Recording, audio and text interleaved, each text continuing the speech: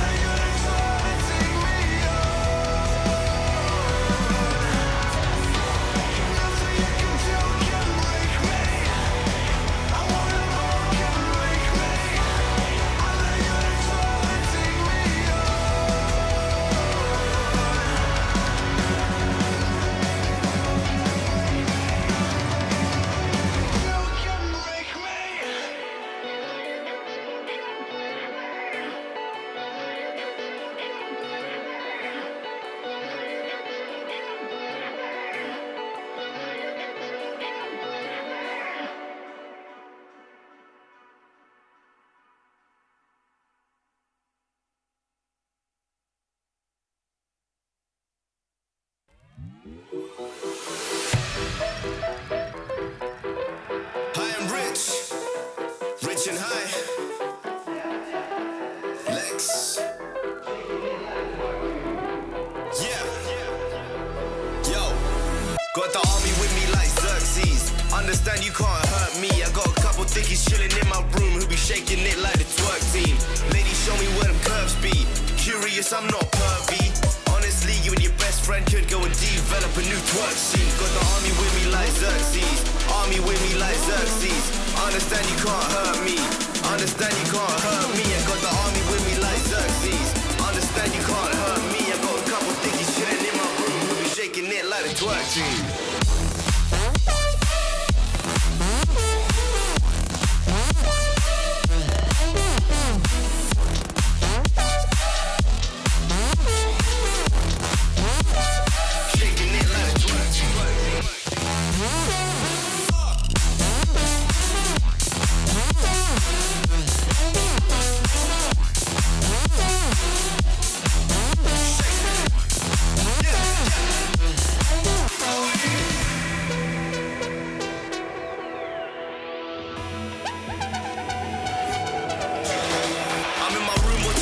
Surrounded by wet chicks, passing that sticky, we smoking that Vestis.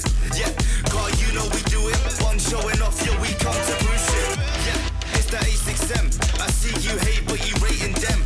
Don't make sense like paying with card. Who do you know that's slaying this hard? Beats be banging, we making this God. Have your girlfriend run straight to my yard and have her up in my bed. Yup, 20 minutes, I'm dead. I tell her, okay, leave. No Snapchat or back chat, please. What color is your backpack? Yep, green. Tell your boyfriend he's a whack twat G. Shake it.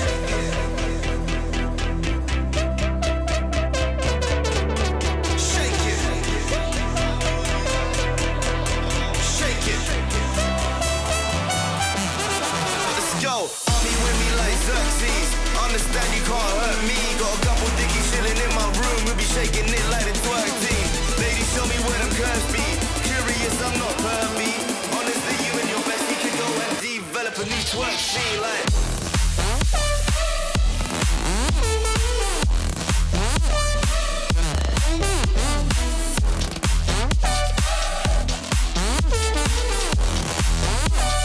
Shaking it like a twerk team. Shake it.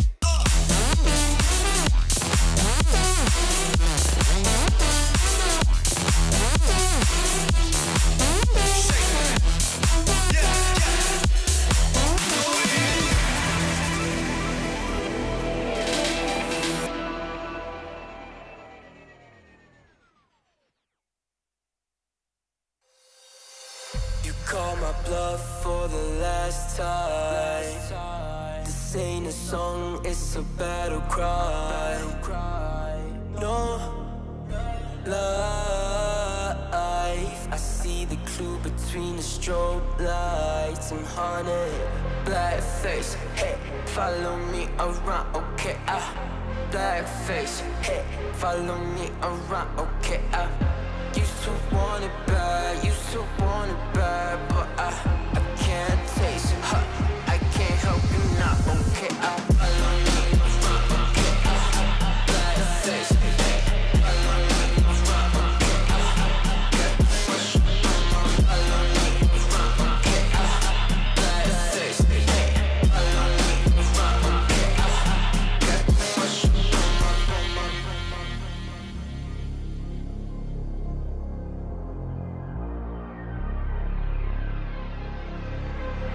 Got too much up on my plate, now I can't think.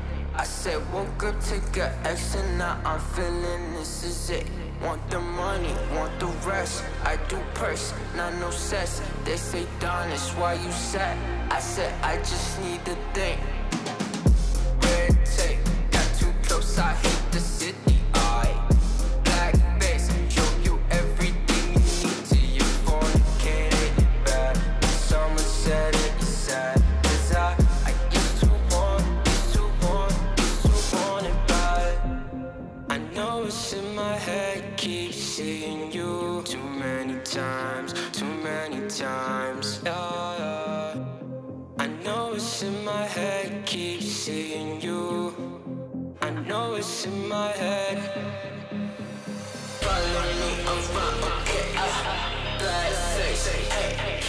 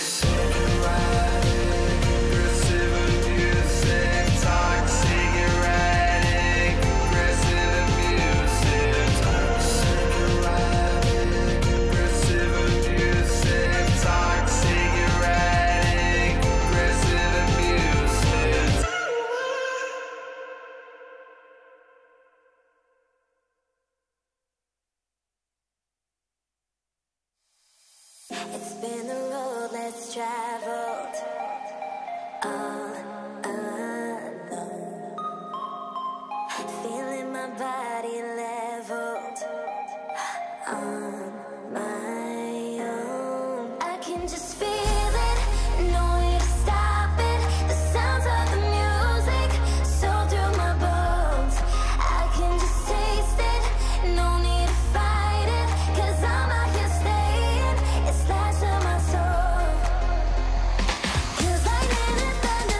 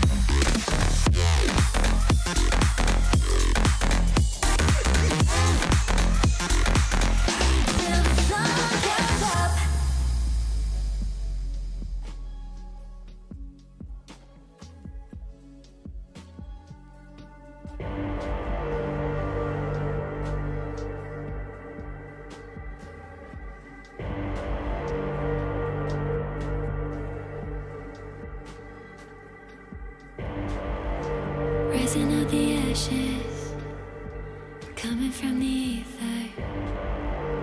All I hear is static. Breathe a little deeper. Fallen, broken, a million light years away from home. My eyes opened, and now I've come to claim life.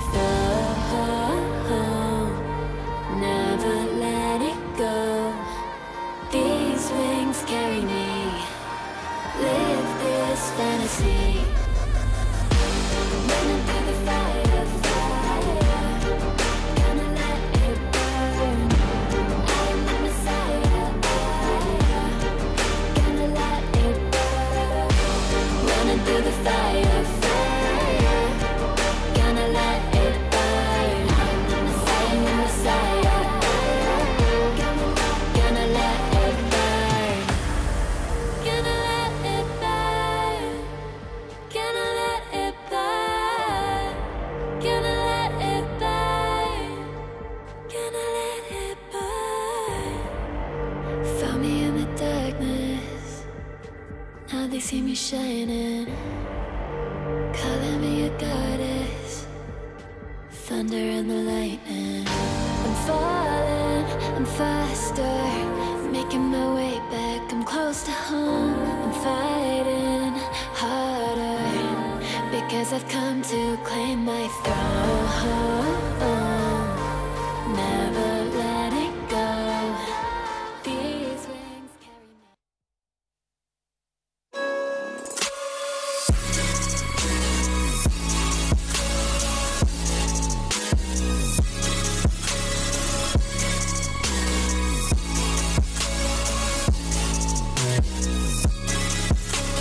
You love it, you wear it. What's your style? Get your merch at shop.eslgaming.com.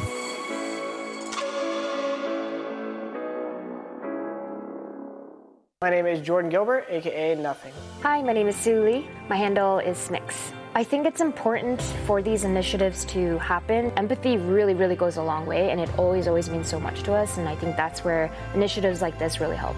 I encourage everyone in the community, anytime they see bullying, anytime they see someone getting called names, I encourage you to step up and say something. Good luck, have fun. Good luck, have fun.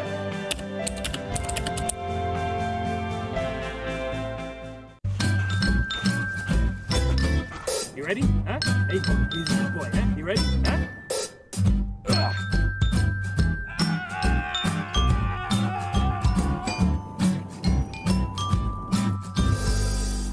Start your esports career now at play.eslgaming.com. ESL One DPC Eastern Europe is brought to you by Intel and DHL.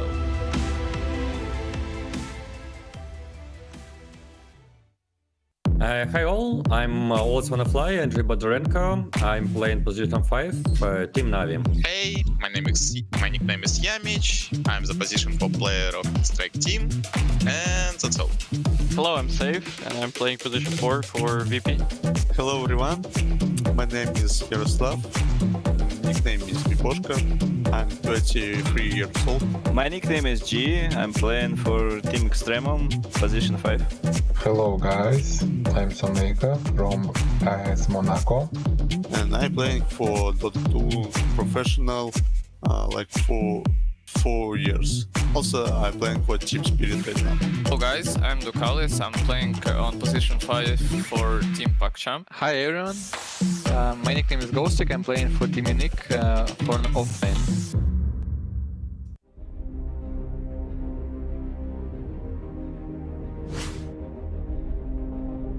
Sure about this. Okay, the jump forward from Sasha, not going to be able to do it quite fast enough. They go and they get the glimpse back. They'll follow up with the RP. There's the Chronosphere as well. And they drop the Static Stone on top of everything else. And they're just trying to beat that over to Melaju, but they don't quite have it. DM, he's also ticking down. He's stuck over on the top of the sword. Nightfall. No, followed up with the Laguna Blade. Can Nightfall walk away? Yes, he's got the time walk here. DPK tossed back up into the air, trying to just burst down Melaju. He'll be able to find it, but now he needs help. He needs so much help here from his team. And Safe does come into clutch here with that blink. They push it out. They have the finger. They won't be able to take him down first time, but now GPK, he's gotten out of here. Sasha gets a nice stomp. They're going to try to follow up. They'll get the kill on Save. They'll get the kill over onto Kingslayer. if they do want to go on him again. Okay, there's the call. Immediately following up. Nice arrow, though, coming out from Mira as they go for the Ravage. And they'll follow up the Luna. He sits out the damage, but Ghostic, he is going to fall. Slayer also falling onto the back lines now. Mira hopping away. Yatoro just beating away over here onto Palantir as they have so much damage as they're just trying to press her down. Good stop, though, coming out from Big Them. Buys just a little bit more time. Can they get the kill onto Collapse? Because they won't be able to with Palantir. Yatoro, he doesn't have much mana at all. The bash has come out, and that is a dead FN. He's just jumping back in. Comes back in, gets off a nice bash immediately. And there's the stomp, though. The RP coming out here from DM will catch on too, but they need to get onto those back lines. There it is. There's the chrono again. They should be able to go and just blow up G over on the other side too. They've got their eyes on the Dazzle. Can they take him out fast enough? G, he walks into that chronosphere. He's got the shallow grave, but he's going to DM buying back again. Wants to be a part of this. The stun's coming out. Can they keep him alive? G, they've had enough of this Dazzle. They get rid of him. Beautiful air spike coming out from Save. They'll be able to take down Nephrit. It's a triple kill. They're looking to make it a quad if they can. The Hex, the slow, everything just being dumped out. Even that flame break cannot save him as the For all intents and purposes, today is your grand finals of the second season of Eastern European DPC. Since their coronation to Virtus Pro, they've only lost 3 individual games to Eastern European teams, and they've never lost a series. It's time now to be able to figure out whether or not that's going to stay true as they face up against the young upstarts of Team Spirit, the most improved team by far in the second season. It's a clash of Eastern European titans here. And it all happens at ESL One, powered by Intel.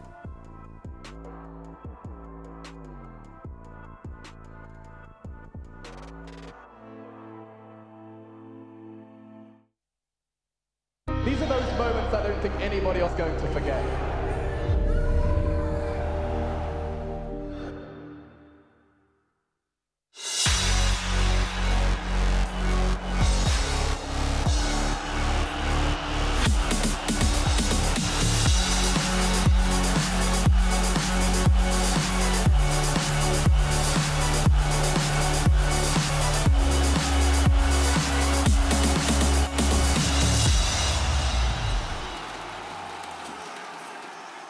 That's right, it's going to be a very hyped day here, Thursday for ESL One.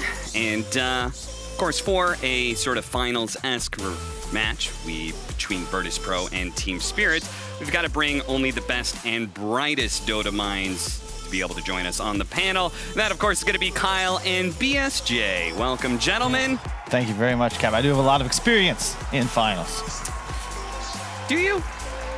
Yeah. I was going to say that we've done every series on Thursday so far, so there's really no reason to have us in particular today. Yeah, well, that's why they planned VP versus Team Spirit on Thursday, because that's when you guys are on hand. That makes sense. Right? Okay. Absolutely. I'm on the same page now. To be able to set the stage of this finals, we should talk a little bit about what's happened so far in this second season. Now, let's talk a little bit about what has been successful when it comes to Eastern Europe, because maybe VP hasn't been successful when they went to the major, but they've been super dominant here against other Eastern European teams. Yeah, for the most part, it's the laning stage momentum. Even last series they played in the interview, they said, yeah, we purposely drafted ourselves a tough laning scenario, so we have to play team fight, comeback Dota, that they're like, we need to challenge ourselves. The map's been ours all these games, and it's been convincing for both teams that we're going to see today. Yeah, they've really just not been challenged. Spirit, I think Cap eloquently put during the intro, the young upstarts. It's the right way to put it. They, I believe, are the only team to take a game off of VP last season.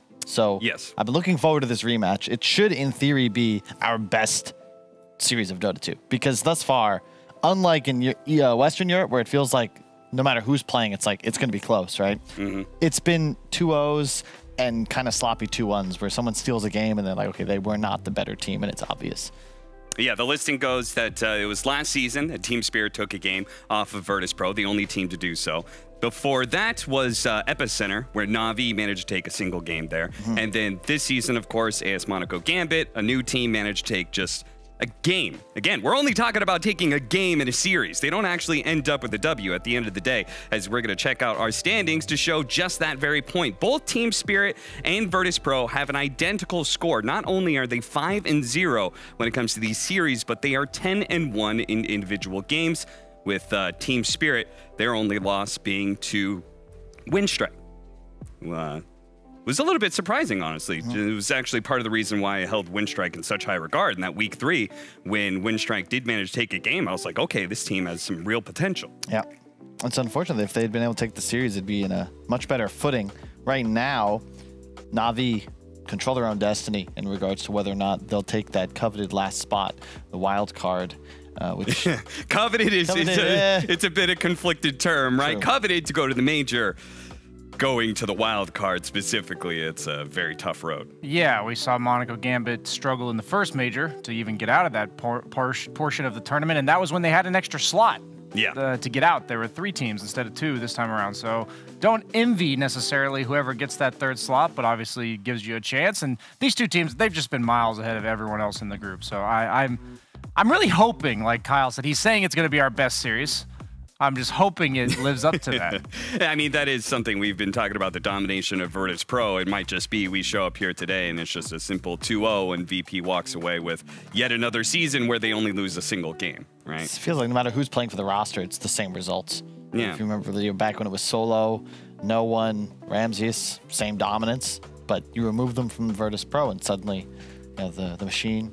Even the intermediary roster of VP, before this one was here, they were VP Prodigy, right? And there was a Virtus Pro squad, and that one had No One, Zayats, like some names that you kind of would recognize, and they managed to go to, what, finals, I think, of Epicenter, match up against Team Liquid. Like, they were doing okay.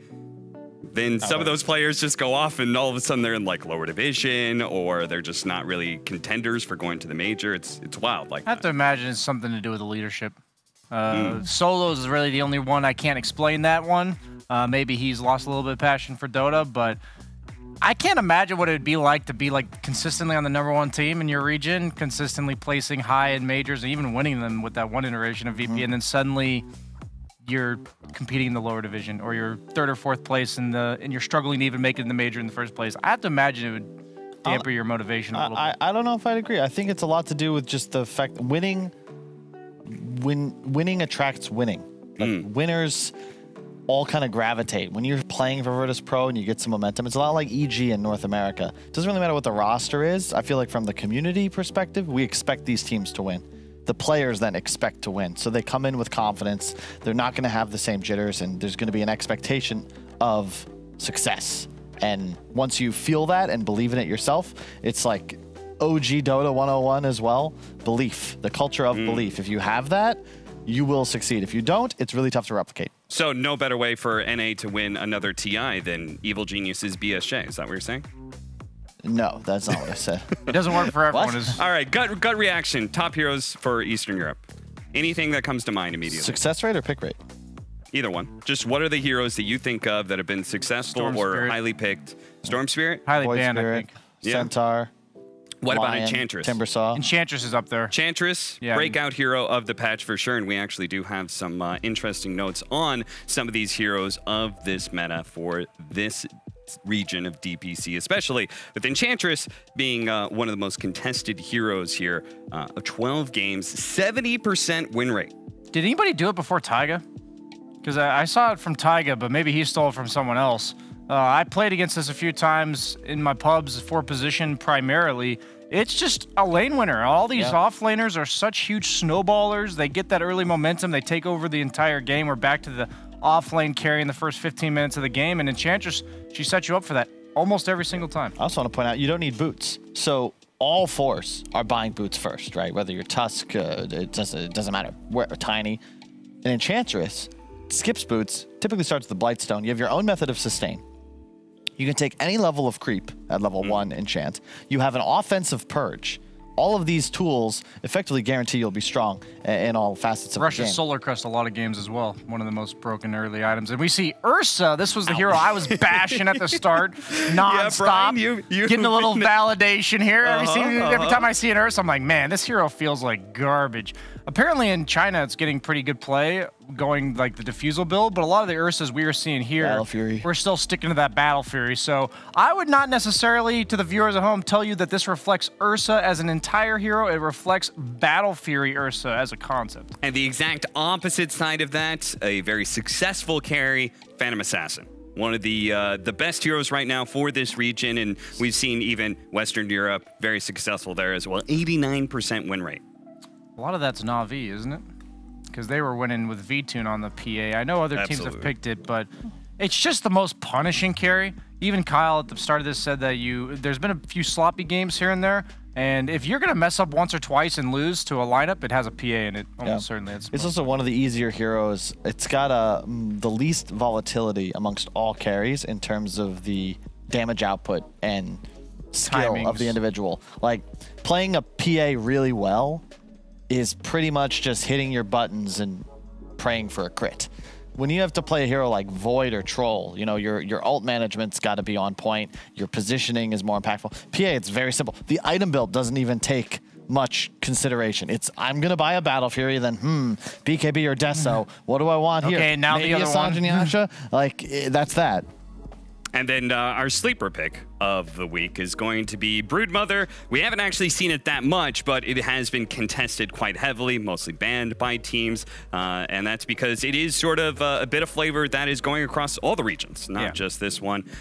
Starting out mostly in China and then quickly made its way west because of what happened in the major, right? Everyone's looking at China a lot more closely than they were last season. Yeah, it's predominantly how well does the team play around the Brood. Yes, Brood seems like a hero that does its own thing, but the teams that eventually gravitate towards the Brood right around that like 12 to 15 minute power spike, take that early tier 2, those are the ones that have been having success, and I think a lot of teams are banning it because they're just not ready to play against it. They don't know.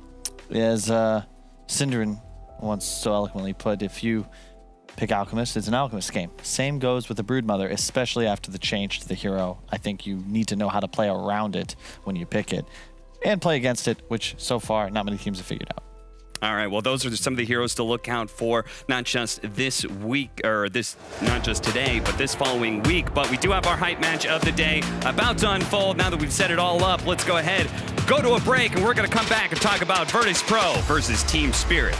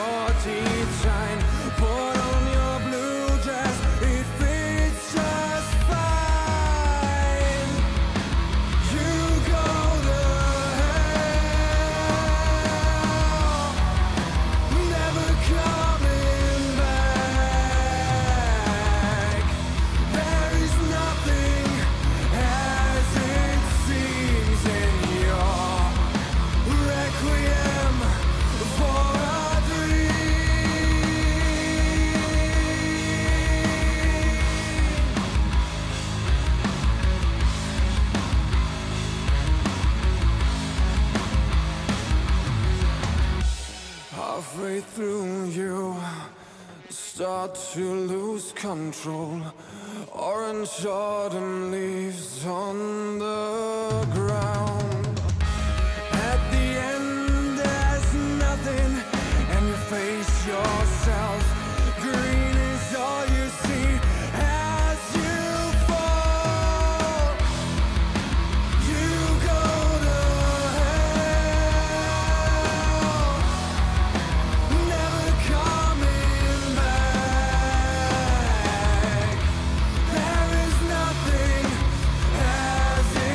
seems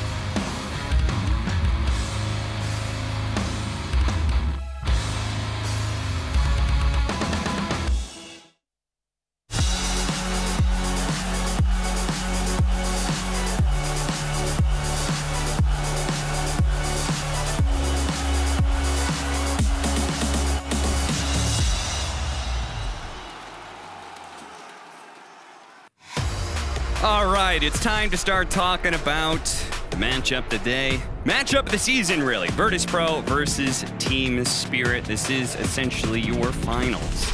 See who's going to be going to playoffs for the major and who will be relegated to the group stage. One of these two teams, both undefeated, both looking very hot right now. Virtus Pro, start with them, right? VP, they're the big dogs, right?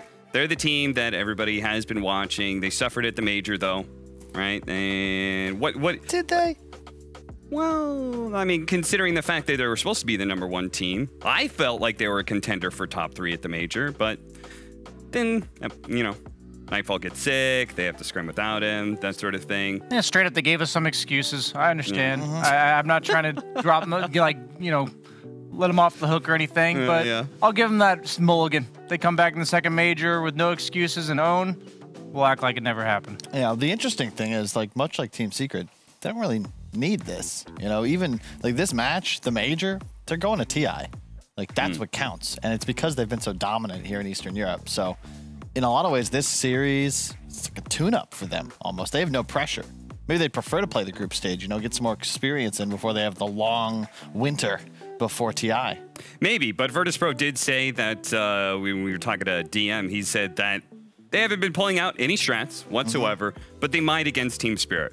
Does that tell you that Team Spirit they actually view as a credible threat to being able to take first place? I mean, I imagine even though Kyle says they don't need this, I think there's a lot of pride on the line. Yeah. And as well as, like, to say, hey, we're #1, 2 seasons running. We're going to show up at the major. We're going to show up at TI. It sounds different if you show up second place That's true. this time around. And VP, there's a legacy to protect, right? These are the new guys carrying the banner. They don't want to, you know, you look at the... Bless you. I panicked. I was going to hit mute. I'm like, I've never seen that one. I was like, man, that was a dramatic pause right there. I was like, wow. Kyle's really going to lead into this one pretty hot. Yeah, I just had to sneeze. You good? Yeah, I'm fine. I'm sorry if I got you. I can't tell anymore. We're VP, they're explosive. Okay. Much like that sneeze, Much like you that. know? Yeah. Yeah, they've got to protect the legacy. They're following in the footsteps of people that have dominated Eastern Europe for years. So to lose here would be a bit of an embarrassment. Yeah, Let's be real. There is a bit of responsibility playing for Virtus Pro, and that is something that we actually got a chance to be able to talk to Kingslayer just about that fact, and I believe he says he agrees. There is a little bit of pressure there. Let's see. Playing for Virtus Pro, it's a big responsibility.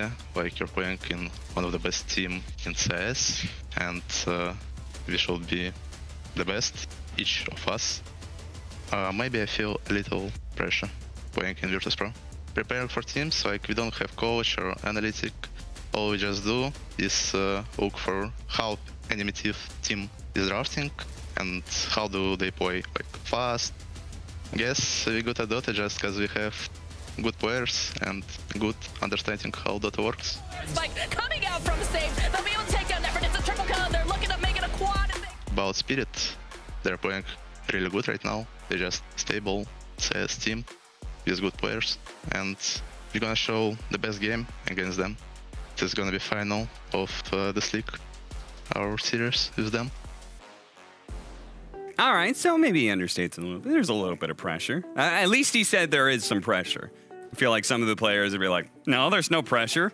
Not at all. My favorite was that he's like, yeah, we're just a team of good players, so that makes us good. Team Spirit, on the other hand, they're stable. That was the exact word he used. Okay. They're just a stable CIS team. So it sounds like, okay, we respect them enough that we might have to whip out the strats, but we're better than them. I feel like 10-1 is more than just stable, right, Kyle? Yeah, it's all right.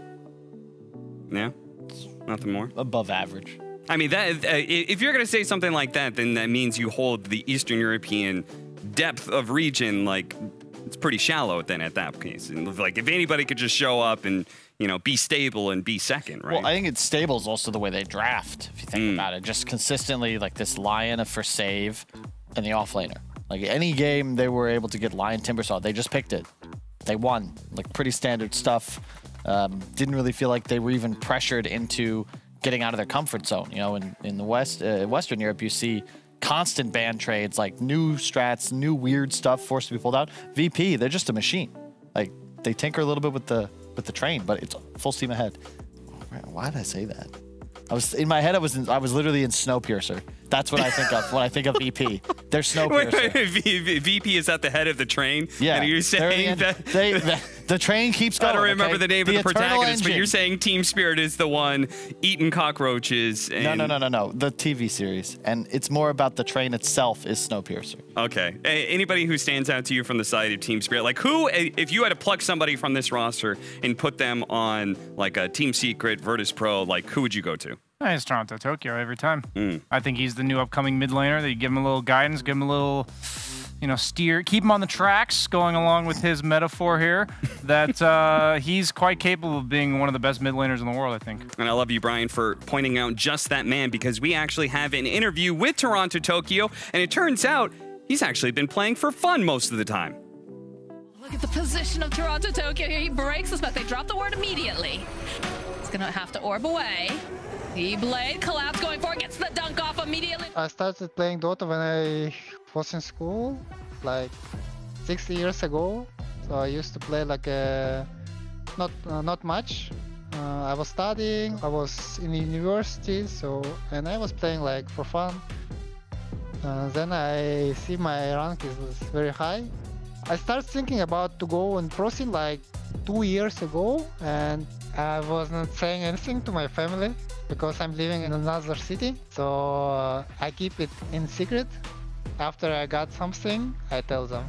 Here as they go for the Ravage, and they'll follow up the Luna. He sits out the damage, but Ghostic, he is going to fall. Slayer also falling onto the back lines now. Mira hopping away, Yatoro just beating away over here onto Palantir. Like 2 months ago, I just told them what do I do, how much I get, and what's my next plans on my life. My mom is watching my games, supporting me. Anyways, I love my family. Family is something you should care about in your life always.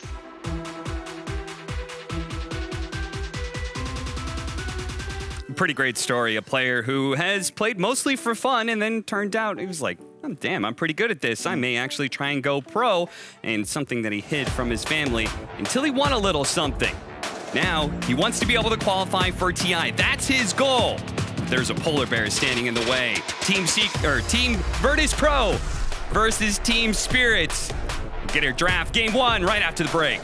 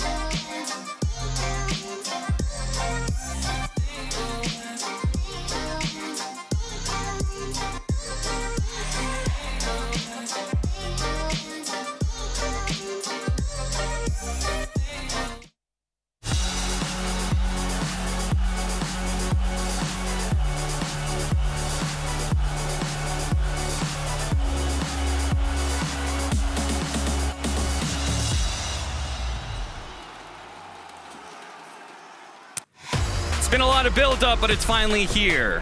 Match between Virtus Pro and Team Spirit starts now. And I've got two gentlemen here to be able to break down a draft for me. You guys have any early predictions as to what we're going to be seeing? I said Storm Spirit, man. I want to see it for Toronto, Tokyo. Same here. And some kind. I would say not Storm Spirit, but Blank Spirit for Toronto, Tokyo. Okay. I think Storm's the best. It is. And do you actually feel like Virtus Pro is going to be pulling out a strategy, whether it's game 1, game 2? I don't think so. Yeah, just unless they lose a game, it's like we don't really need to do much. If they can get Lion Centaur or Lion Timber or Lion Axe or Enchantress, Lion Slardar, Enchantress Slardar, something like that, they're going to pick it. Like, okay. I think that a lot of teams, you see Liquid doing this in their pattern. I think that was unsuccessful. Secret's doing something similar.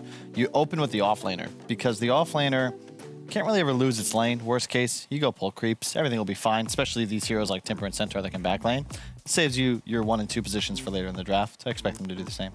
And it feels like there's potential for innovation then on the 5 positions. If you can figure out how to actually stop some of these offlaners and give them a harder time. We've seen some teams experiment a little bit. Secret trying to pick up a Winter Wyvern, not for laning phase, but it worked there. Witch Doctor's been popping up a little bit more. The Willow and the AA are the two that came to mind that you didn't really see very start of the patch. AA more so now.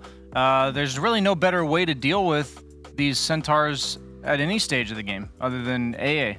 The Eye Splash just makes that ridiculously high effective health pool just dwindle with buffing up everyone else on your team's damage, and then obviously they die if they drop below a certain percentage. Yeah, and I like Willow a lot too, just because you offer such an insane team fight spell in the ultimate. The burst, also from the same ultimate, is quite nice, and Bramble's both good in lane, and then you have just so much control. An escape built in.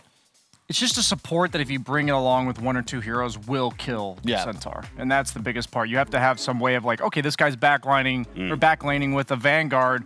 Something has to be done, and we immediately see the Ancient Apparition during the draft.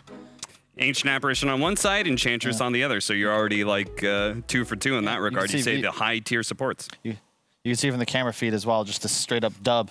The W is all that's needed, and that's actually an old draft. It's not real. Enchantress, Timber, the bans from Team Spirit. I really like that decision, VP. We got to storm the puck. AA, just so we don't. Okay. Phew. Okay. Phew, not quite. I mean, you're basically 2 for 2. It got banned, but Enchantress, that is. Banned means it's even more important. Indeed. Means they did all the prep and they were like, yeah, you know what? Let's just get rid of it entirely. I think save on these active 4 is just way too good. Lion AA is like an old school support combination, but we don't really see it too much anymore, but it was devastating to deal with back in the day. Every, was the old school LGD? That sounds about right. If I'm thinking as a core player, like 2 supports I don't want to play against, Lion AA, probably top of the charts there.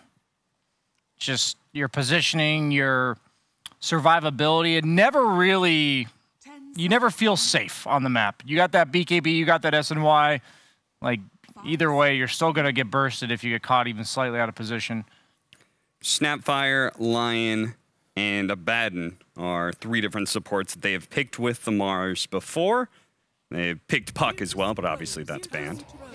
They instead go for a new flavor of Shadow Demon, which I actually like probably the most since we're talking about percentage-based damage. Yep. Shadow Demon not only is a decent setup for the spear in lane, but it's also the combo breaker against the AA, which you desperately need somewhere in your draft. Yeah, it's a very quick and confident Tiny from VP. I expect, based on the speed, that they were going to pick it no matter what once they saw the Mars. Why Tiny into Mars, you think? I'm not sure. I was wondering the same. I mean, you got a lot of magical burst. Mars, typically not a Vanguard or Hood buyer. You can, but it doesn't really fit with the hero's kit. Perhaps just because it's a flex. They could play this 1, 2, or 4. I wouldn't be surprised by a casual Hood by the Mars. Goes well with the Soul Ring. Seen some Mars do that as long as they feel like they can buy some phase boots and participate in fights in a meaningful way without the Blink Dagger. Or the Yules. He's already got decent setup with the Shadow Demon. Will they draft him a little bit more ease of execution? If so, it'll enable him to go the more greedy defensive items. But yeah, you don't feel good about it. It doesn't. The reason why it's different on Mars than it is on Axe and Centaur, I find myself getting asked this question a lot, is because Axe and Centaur, they tank creeps and they farm. Mars actually needs mana items. He needs right-click items to buff up the God's Rebuke. You don't accelerate yourself as a Mars by buying a hood. You only make yourself able to be more durable. Yeah. Centaur, you don't need anything other than double-edge spam to farm, and hood allows you to do that more efficiently. Mars, you need damage. I think that a lot of players actually lose out on opportunities to have better performances because they don't go for the greedy, but I think cost-effective items like Desolator on Mars. Like if you just have Blink Deso, you are an insane threat all game. I actually did the Desolator build on Mars against an Enchantress because I was so annoyed with it. I'm like, this guy just walks into me and I can't kill him with an arena. And I think Tiny's kind of similar, where it feels really bad as Mars if there's a really beefy guy showing in lane and you can't feel fully confident they're going to get bursted by your arena. The Deso really does solve that. It buffs up the damage from your entire team, but the God's Rebuke freaking hurts, man. Yep.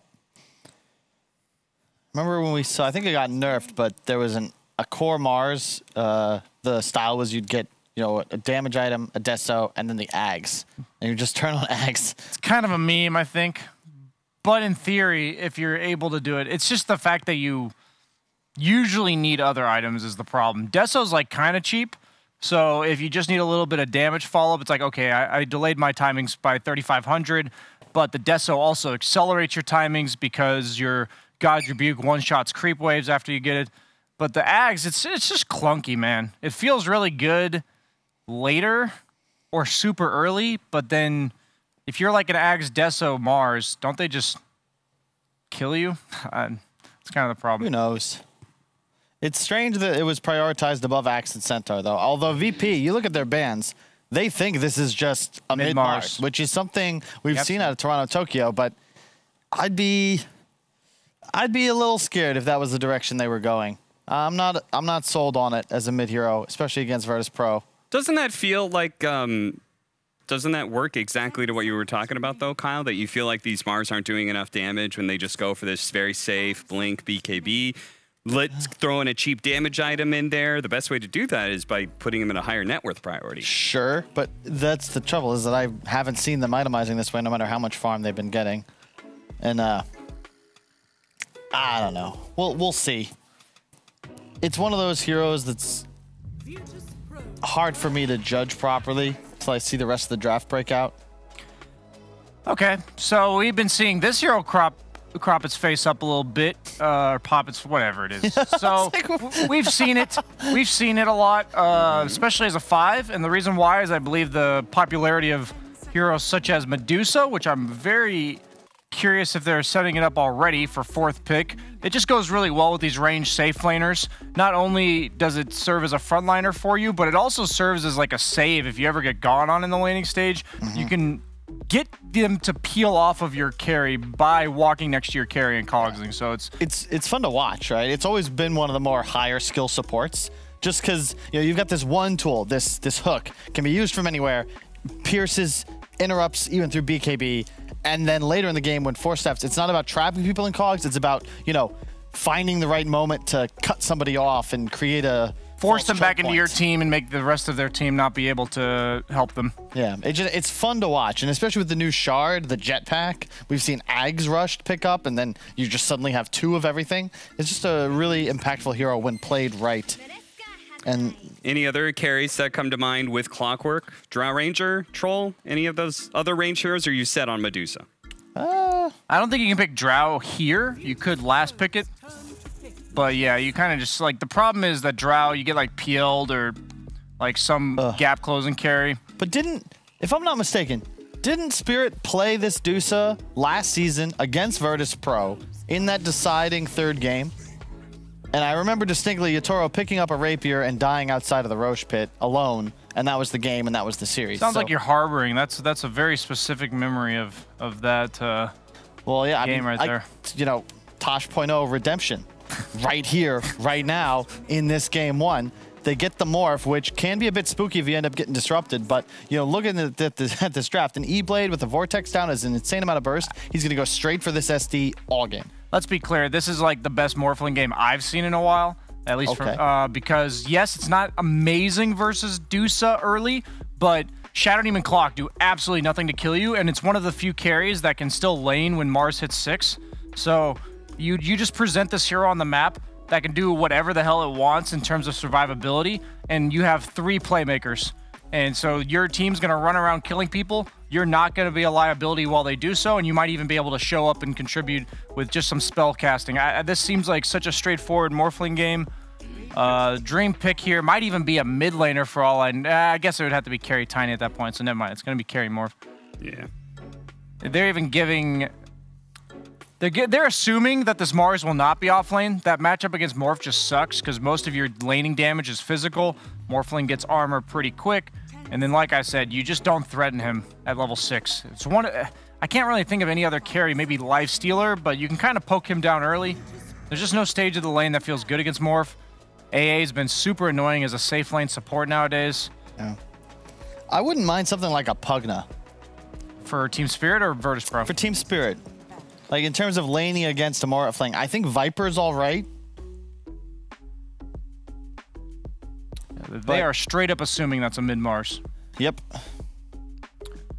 I see a lot of teams employing this idea where if that's an off-lane Mars and they pick a mid laner, we've got a great matchup. So we'll just assume that that's a mid-Mars. Yep. Yeah. And they'll pick accordingly. It's for Virtus Pro's side, you're likely looking at an off-laner. You think it's a Medusa. I mean, you could pick a Viper yourself, but I think I overrate that hero. Probably some tower damage would be best. Not a terrible Death Prophet game. Maybe you'd like. I was thinking. I should have said it. I should have said it. Yeah. The damage reduction on a hero that abuses attacking multiple heroes. It's always going to be pretty solid. You can even go Crimson. It's usually not a very exciting item, but against Medusa for the majority of the early stages, she usually goes for second item Ag, so your right-click damage is pretty limited for a while, and they don't have amazing damage output on Team Spirit already, making Underlord... Underlord's not good at making a lot of damage turn into little. He's good at making damage issues become irrecoverable. And that's so a damage-dealing offlaner that also can help the Deuce out in some way? What about like Beastmaster or something? Is that hero an offlaner? Like, I actually don't know. I wouldn't mind it. I think that's solid. I'd go for a casual Beastmaster. Oh, what? No, everyone assumed it was going to be mid-Mars, mid-Mars, mid-Mars. Nope, Team Spirit. They're going to swerve it out. They go for the Invoker, and it looks like a good Invoker game to me. It's a lot of damage. I think that's what they're going for. They have decent setup. I actually would like to see him go Exort in this game with how much disruption, cogs, Mars Spear, and just lack of mid-game damage you have. But the problem is then you might be running too greedy, and at that point, if you go Quas Wex, you might have some serious issues bringing down all 3 of these cores for VP. I just like what VP's got. I think the Morphling pick might have just been too good. All right, too good of a Morphling game. Kyle, your last thoughts from over there? I don't know. I'll tell you my thoughts. Okay. You have my thoughts. All right. You got this. I mean, I have to like the Invoker, right? Are we going to be, we're going to see like a Quaswex Invoker, right? Go Spirit Vessel against a Morphling. Like, you said it yourself. If anybody's going to be carrying this team, it's going to be Toronto Tokyo, yeah, if they get past like the 25-minute mark on even footing, I think they got this, the Medusa Morphling, or the Medusa Invoker lineup. But I know the pace that VP's been setting. We talked about their lane dominance so far.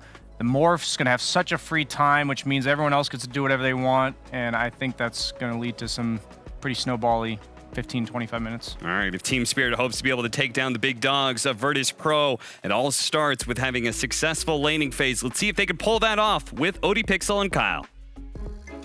Thank you very much, Cap. Yes, an exciting series here, of course. VP versus Team Spirit, the top 2 right now in the league. And Carl, what do you make of this? We are seeing a GPK morph come through, and overall, it does look like a pretty nice morph game. Indeed it does. Indeed it does. And he should have a pretty nice matchup, too, against an Invoker. You've got a 15 base damage advantage to start the laning phase.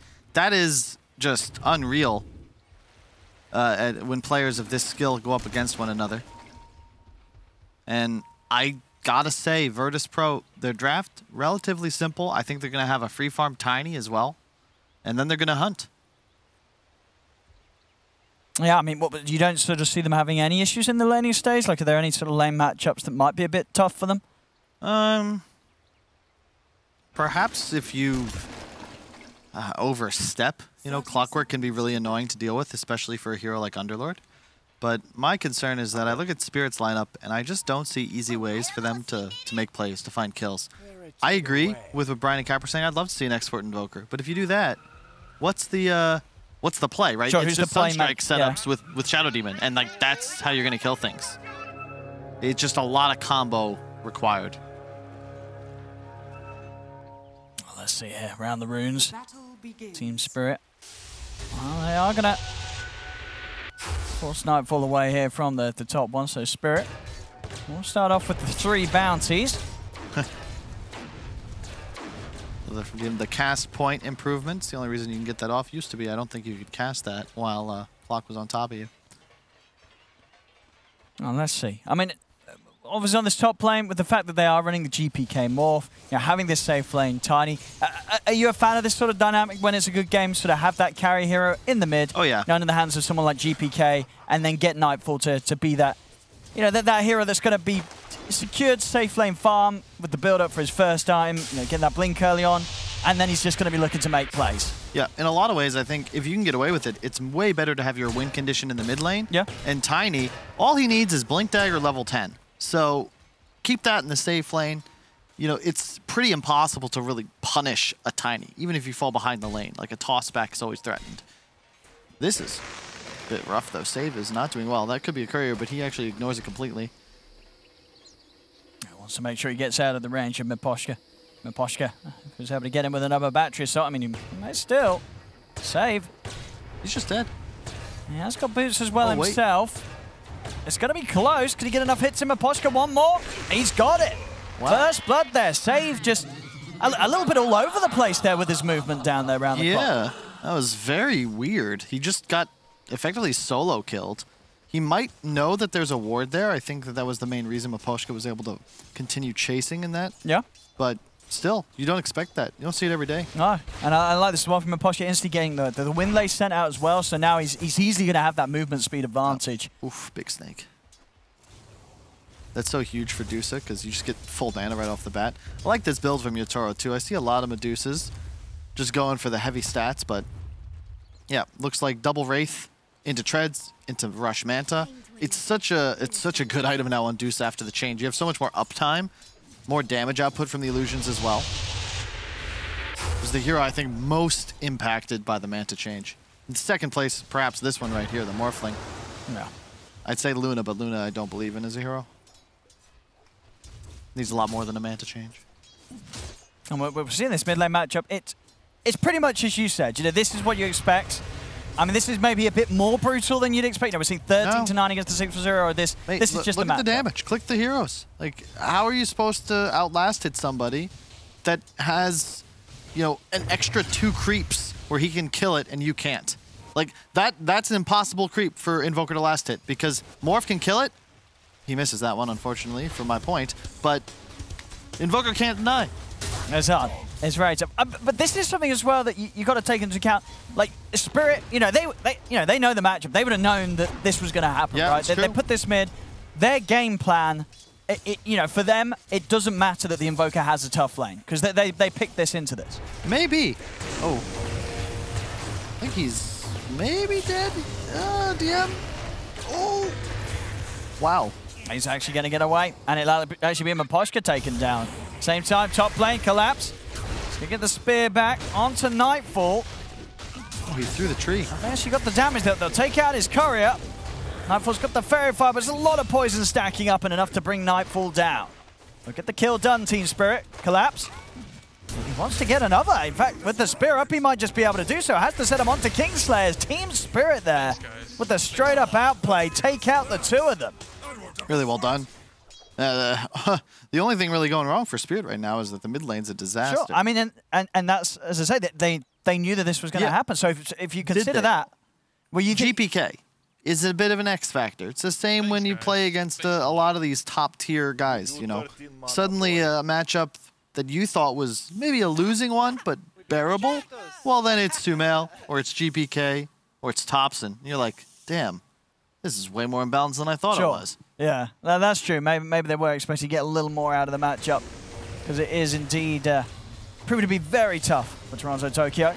You see again down bottom, very close to bringing down DM.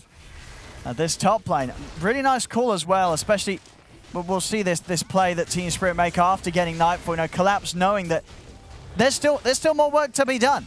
He may be sitting around on sub 100 HP, but he knows with a wraparound and a good spear, there's another kill to be had. Yep. Really nice play. 1000 HP level 4 with the bracer. Nice stuff. We'll see here around the mid, Maposhka. This is really nice.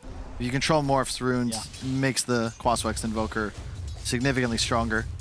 You're always hitting the Tornado EMP. We'll see, you know, I think we will see Toronto Tokyo now starting to catch up a little bit now that the levels are coming in. He's got a bit more to play with in the lane. We'll see how much of the gap he can close whilst it still remains in this 1v1 mid. You know, so far, all 3 lanes going VP's way. Even though they are a bit down in kills, CS is on point. And the concern I have is that it's one of those games where VP have no incentive to mix up the lanes until they have, you know, items online. Support's level 6, Tiny with a blink. I don't know if Spirit can afford to let them do that, but at the same time, how are you going to make rotations? It's going to have to be the Invoker TPing to a side lane. Sure. You're not going to make a play on Morphling in this game. You just don't have the stuns.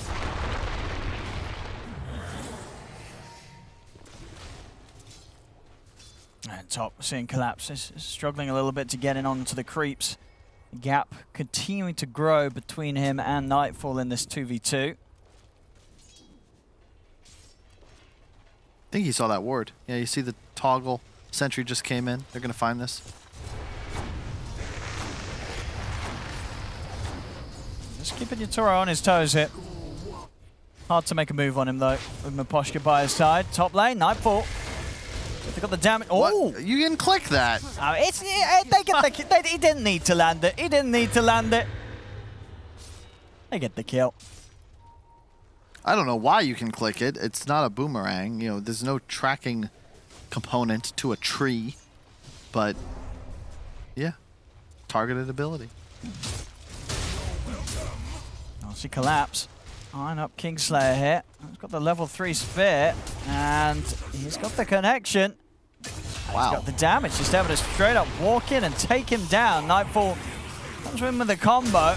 And now he's going to end up taking a lot of damage as well himself. With the poison upon him, Nightfall has to back off. It's in both teams just sort of finding opportunities to just walk down these poor supports. Yeah. Surprised he allowed that to happen. Nice job. I think Mira will get that stack. Did not. You see in mid. Going in aggressively here to try and play around the EMP. But honestly, with things said and done, this mid lane, you see on the net worth, you know, Toronto Tokyo, he catches up. You know, this is why they picked this Invoker.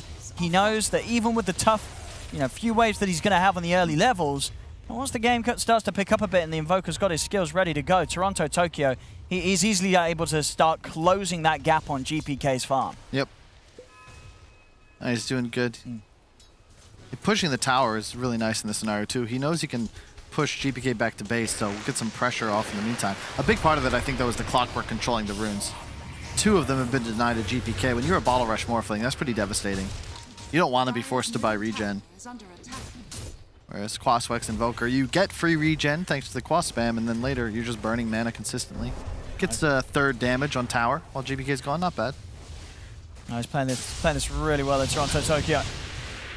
GPK, he's going to try and get in aggressive, but Toronto Tokyo more than okay. Bottle charges and Verify ready to go. Save does come across, but unlikely to get in on this. It's just going to be around these 8-minute rune spawns. See what's there to be found, and it is down bottom. So again, Team Spirit with the superior rune control. Ooh. I didn't realize it was a Bottle Invoker. We don't see that very often at all. Right? No, for sure. No, it is something a bit different. I guess this is or just down to the fact that they know, as you said, they're going to prioritize just stopping the Morph getting his runes so much that, you know, why not play with the benefit of using that regen for yourself? That's true, and you don't have any other heroes in your team that are buying bottle. Maybe the clock would, but definitely want to have at least one core with it. Such a valuable item. Oh, very solid stuff from Team Spirit around this mid. The typical passivity we've come to expect from the Eastern European region, though. You know, very methodical game on both sides. This is the first time we've really seen anybody switch lanes, and it's just for some pokes from the Willow. Doesn't need to help his Underlord too much anymore. DM is actually enormous. Early Hood, Arcanes, skipped the Soul Ring. He had such a good time. He'll have a Hood finish momentarily, and then he just straight up doesn't die. Yeah. It's not like he's pressuring the Medusa. Look at the amount. You know? Getting with the setup onto Toronto Tokyo. Not going to be able to take him down, and Poshko to push back the Dark Willow here with the Cogs. They've got the Cold Snap and the MP down onto GPK. GPK, he's out of mana. They're running him down. Kingslayer and Safe trying to help out. He will not be able to turn around with that final bit of burst of mana, but still keeps the distance. Doesn't want to get in onto Mirror. Save. Actually taking a lot of damage here from the neutrals as well. Save's gone. Tries to dive in to push them back, but ends up losing his life in. Time's been brought now for Collapse to swing across from the top lane. Kingslayer, he's not getting out either. As Team Spirit, they've got the numbers. They're able to turn things around, set Toronto Tokyo up for a double kill, as this mid lane is just going better to better. I mean, well, why did they stick around, Owen? That was wild. Like, you had 3 heroes, VP, or Spirit rather, like they brought 4. And not just that, you're trying to like dive with a Willow and an AA. Like, Morphling doesn't have the damage to close kills here, and Invoker Clock alone provide more than enough damage and disruption. Very odd maneuver there, but it does buy some space. You know, top lane was pushed in by Nightfall. Now he TPs, and they'll probably get a free tier 1 out of this. Just stand behind DM, let him hit it. Has the Hood. He's not really a target for anybody anymore. But Dusa will do the same. Yep. The old switcheroo. Straight up to the top half. And so far, a 6-2 1K lead. You are looking at this mid area. They're playing around their Evoker very nicely. You know, as you sort of saying on the panel, it's this game for Spirit. It's a lot on how much Toronto Tokyo can do. And so far, these early signs looking pretty strong and solid for their idea of what they're going to achieve around him. Yeah, and all's well that ends well. You've got a Medusa Invoker top the net worth charts. No pressure at all on Yatoro. This is fine with me if you're Spirit. Trading Tiny Farm for Medusa, you'll do that all day. They're not quite able to get in range there for a setup. As VP play it safe. Nice sentry. Fresh ward taken out. Really well done by Mamposhka. Lovely little item, of course, found here for VP. The Trinket. Happily stay in the hands of either GPK or Nightfall. 6 wards destroyed already. Yeah, he got the one bottom in the lane as well earlier on, which used to just be like, oh, that's cute, but now as a support, it's so rewarding. Not just the psychological factors, the limitation of the vision, but the golden XP, man. And here's the Shadow Demon effect. Yeah, talk about golden XP, Yatoro. He's got a lot to clean up here. Very nice for him. And with the lack of vision as Spirit being able to have that wall control, very hard for VP to make any sort of aggressive move into the triangle as Spirit, so not even as we're seeing a huge rush to take down the stack. Yatoro can take him as he wishes. See, the top wave was pinged out by Toronto Tokyo. Not sure why. Nice movement from the Willow here, just to scout the stack, see what's going on. No, but what can they do about it? I see that it's happening, but can VP really put something together over it? I don't think they can right now. It's more about the threat. So many heroes aren't showing that. And they got a hook shot. Save. Gonna be able to get himself into the Shadow Realm. Put to hold him back. The Tornado, oh, not quite catching him. So Save will manage to get out of there. I'll turn their attention over towards DM, but DM's got the Rift going. They won't have the damage to take DM out before he's able to get safely out of it. I think you take that, though. There's nothing being done on the map from VP, right? Bottom lane's just sitting there. So they had 4 or 5 heroes in the vicinity, but they're forced to just run away. The Dusa finishes the stack, almost. They're just going to stack it one more time, so that works. They'll get 2 free waves in the meantime. So much farm there for Yatoro, prepared perfectly. Full Vessel now done onto Toronto Tokyo, so stepping up the ability to make these moves, make these plays. VP, they're still trying to find that hit here. Yeah, blink on Tiny, right? Yeah, this is going to be their first move. But who do you jump? The setup here, they'll go for the backlines, go for the supports, they'll be able to blow up Mirror. Arena's down.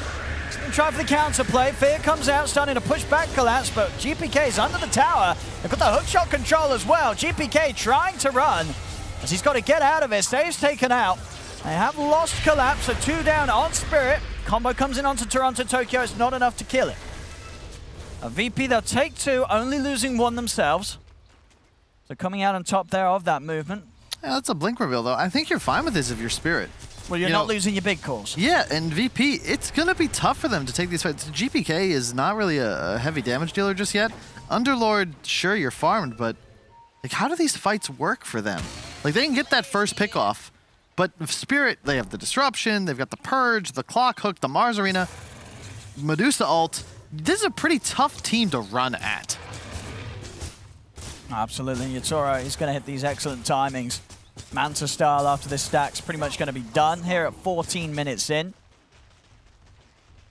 Ridiculously fast farm here from Yatoro's Deuce this game. You say ridiculously? Ridiculously. Ridiculously fast. No, you do have a point. And the one danger is that, as we've discussed, if you check out the Mars, he's got, I believe, a Soul Ring.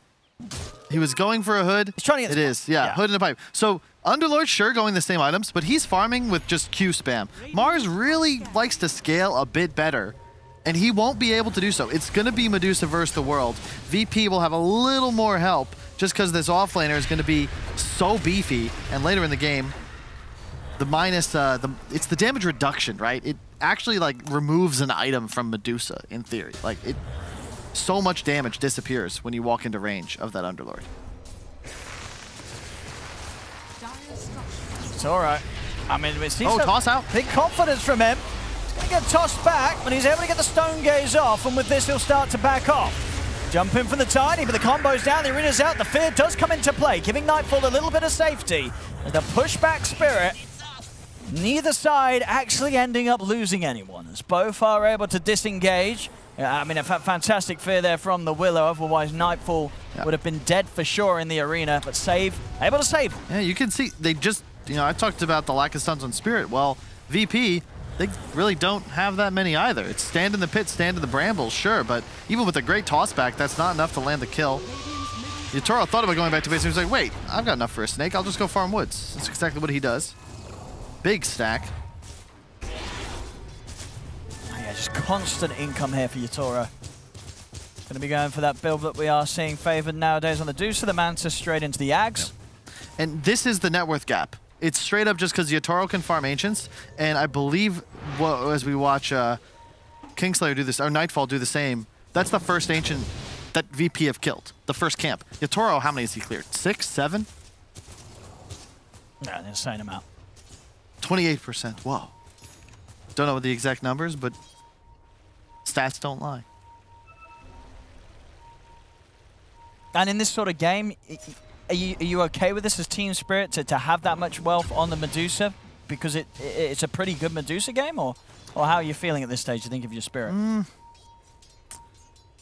Hard to say, really. It's going to come down to execution. I don't think either side has a massive draft or team fight advantage. It's just going to come down to how well you click your buttons. The area control from Spirit is better, but VP have significantly more burst and raw spell damage.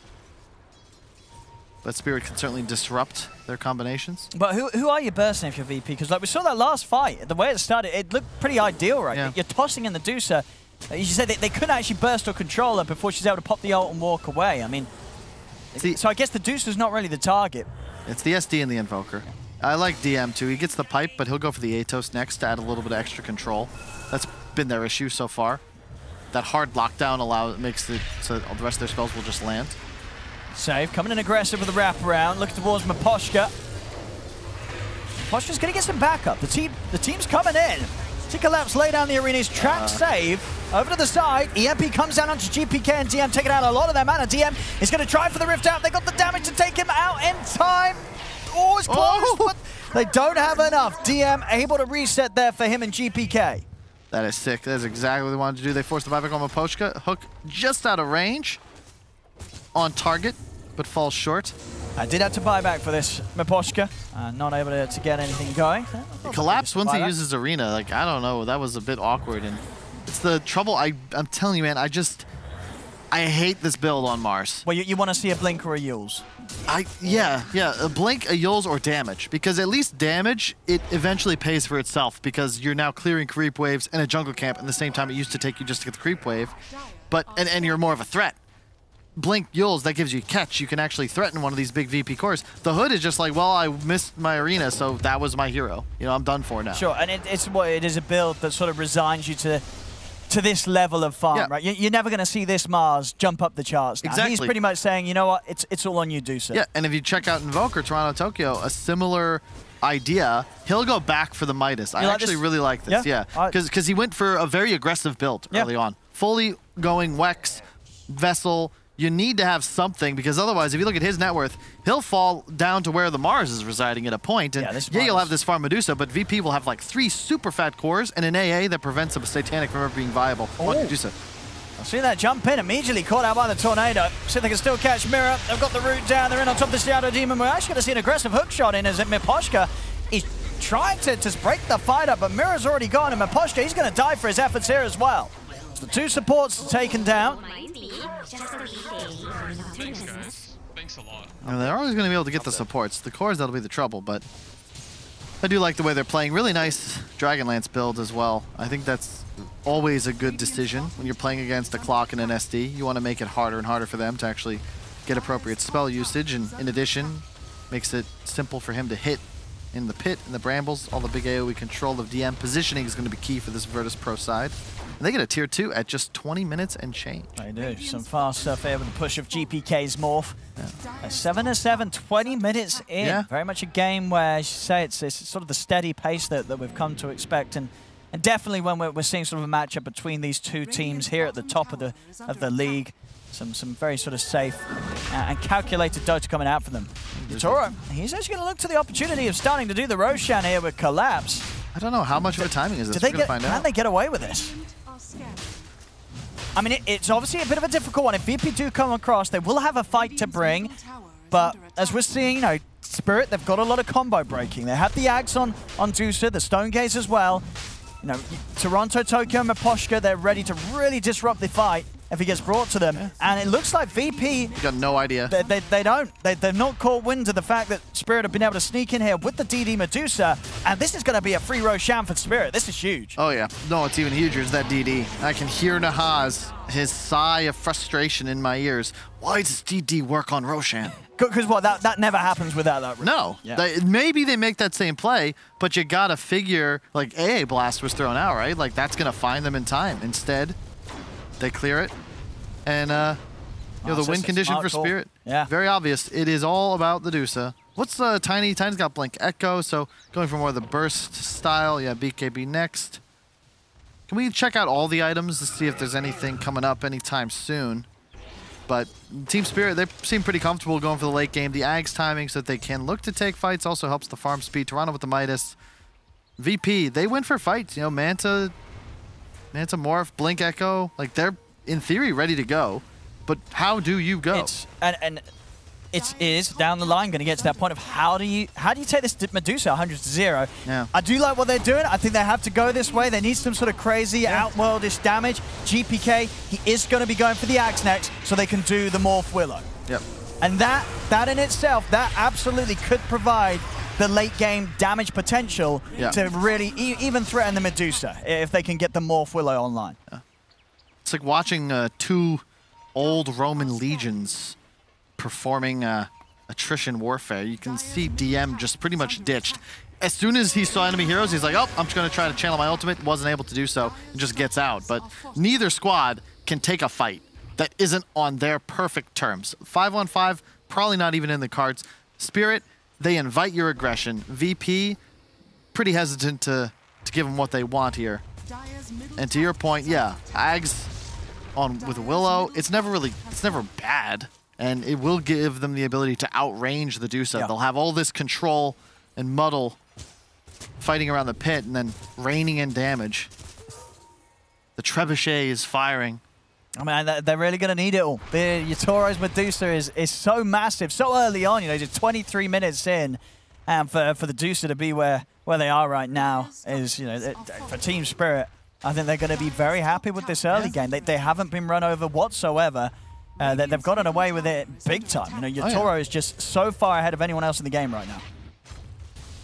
I think you're pretty satisfied.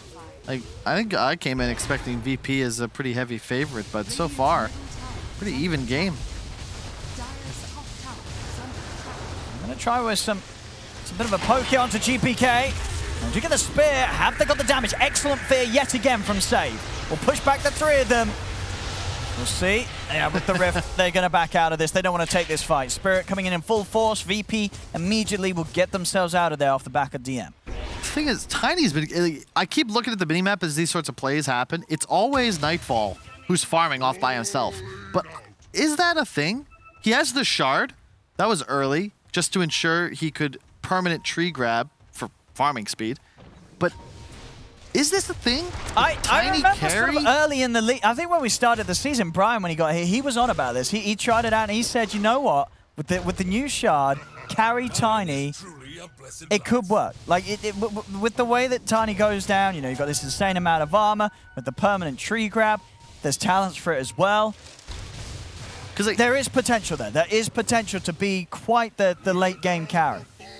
Well, we're going to find... I mean, he's been the one farming Ancients. Yeah. He's the one split pushing, and he's in spitting distance of GPK on the Morphling. So definitely going to end up as one of this like 3-core versus 1-core setups. But again, then that Midas on Invoker, I'm telling you, it's going to pay dividends. This game is not ending anytime soon. No, this is what we want to see. We're going to see this really scale up. And if anything, you know, it's sure it's a 1K lead for VP. I think that the biggest challenge is definitely on the shoulders of VP to see whether they can, you know, weather the fights against this Medusa. And so far, it's just, they've had to just call a cab. They're not willing to engage in any sort of bar fight. They're getting out well before last call. I like the build, yeah. You going for Lotus next. Just beefing up. Actually, what's the Lotus for? Do they have a 4-staff on somebody? Well, I think you just... No. You're looking to just Lotus GPK. Sure, right? but... You want to protect this morph. You don't have BKB, oh, and you have no 4-staff. So Clockwork of Maposhka, yeah, he might be a 5 position, but he's effectively an auto kill if he catches the Underlord or a support. See Kingslayer working towards this. Somebody's the responsible one. Yeah. I mean, there's so many items that feel good on DM. You know, as an Underlord, you don't really want a 4-staff as one of your 6. But as you say, definitely.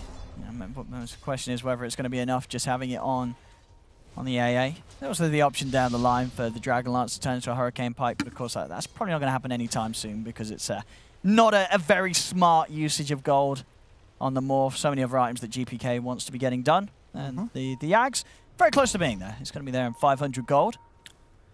Just crazy how, you know, one of the cooler things about the DPC and the format, they think this is real, but they're going to find out. Nope. How the regional metas and gameplay sort of take on their own unique identities. Eastern Europe is so much slower than Western Europe, and I don't mean that in a negative way. It's just far more methodical. These teams are not... They're playing mistake-free when possible. Yeah. You know, you compare that to the OG, Nigma, Liquid playstyle. That's chaos. Quite a nice one here for Yatoro. I think that's one of the ones he'd love to find. He gets the Paladin Sword. So now for Yatoro's now got the Paladin Sword. He's now got the full Skadi. It's just looking scarier and scarier. We'll see. VP, like, they've actually eked out a little bit of a net worth lead. This is my big concern. I like the Solar Crest as a pickup, but Mars with just a pipe is really going to be a negligible source of damage later on in this game. It's going to be Yatoro versus the world. They'll have a Solar, pop that on him, the Alacrity. He's going to have a lot of buffs. Make illusions of him with the Shadow Demon. You can even see Mira playing with the illusion as if it's a hero, just continuing to pressure this top lane.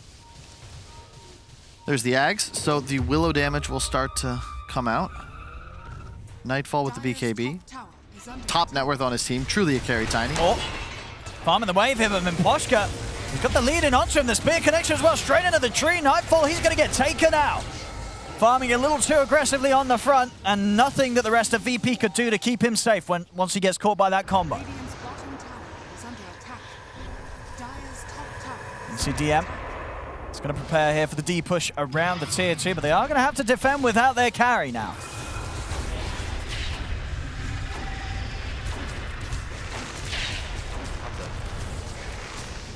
See them coming in with the wraparound. Toronto, Tokyo, and Yutoro. Maybe see if they can set something up behind. Collapse has got the arena. He's going to start stepping in. He has the ult already. If he sees the chance to lock him down, TM. He's taking full damage here from Yutoro. The fear will push him back, but the BKB's out for Toronto, Tokyo. As they continue to focus in onto DM, DM will get the pit off, but DM will fall. Yutoro takes down another. So an aggressive zip in from GPK, looking for the waveform over towards Collapse. The arena's down. Collapse will fall. Yutoro continue to pummel into both GPK and Save. The freeze as well for the Stonegaze, GPK's got to be careful. As they've lost Save, GPK having to reset and get his way back to the fountain. We are seeing just the struggles of trying to do anything and trying to fight anywhere near Yutoro. And you got to be really careful as well as GPK. He's playing against Vessel and Scotty. That's a lot of regen reduction. So the unkillable factor of this Morphling not really existing. You don't do enough damage yet. It's this dire side. Yutoro is just... I mean, how does this even happen? Collapse just runs in. That's the initiation. There's a BKB to Invoker, and even though DM is incredibly tanky, you know, nobody can survive when they're just locked in place for this long. No, we see GPK trying to go to work with the damage, but the BKB is out from Toronto, Tokyo, and at this stage, he doesn't really pose that physical threat that's going to be able to tear down these BKB'd heroes. As we see here, just no chance fighting against Yutoro here. They have to back off, they have to escape. They are going to need some sort of perfect execution, really, VP. It's a perfect team fight to ever threaten the Medusa. I don't know how they do it. You and me both, Owen. And Maposhka's played a great game, too. This Clockwork, you know, it's underpicked, perhaps, the way we've seen it played in this TPC. Every hook seems to lead to a kill. Always there with the cogs. Doesn't matter which hero on VP you find. If they're isolated for long enough and Yutoro's able to beat into them, that's going to be a kill. Miroslav always trying to get the defensive disrupts off. They're actually more valuable. You know, they kind of invite aggression onto the Dusa, because if you can disrupt Save, you just give him a free manta. More than a manta, actually, of damage. Those illusions hurt.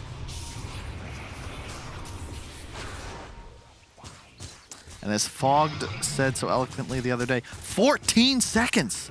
They last for 14 seconds. He's very shocked. This is, well, making sure that Yutoro is also the one getting the gold for some of the ward taken down. So just continuing to do everything to propel the Deuce's farm at all costs. I mean, a few hundred away from having a full Daedalus. VP, they need a big hit. They need a big move. Nightfall, he's in with the combo. Gets the jumping onto the Shadow Demon, but actually able to get the self-disruption off. So they won't even be able to kill him off straight away. Mira is still alive, and now VP, after that initial burst, they've got to back off, but the arena's out. CTM starting to take him out again. They have to run, they have to get out of it, but they're getting split apart. Cancelled. He did. He stopped it. They want to try and take this fight. They will bring down Collapse. GPK getting it aggressive onto Yutoro. Yutoro starting to run low on the mana. He's able to get another snake off, but Yutoro, he's got enough mana here with the mana shield. Miposhka trying to get in to help out. The supports are falling. Can they bring down Yutoro? He's getting low. They'll do it. They'll take down the Medusa. VP with a big brain call to stick around and push on as they'll get on top of this team fight, and they're not done yet. The pit's out to control Toronto Tokyo, waveform in. Toronto Tokyo is out with the Ghost Walk, but Mira will be left behind.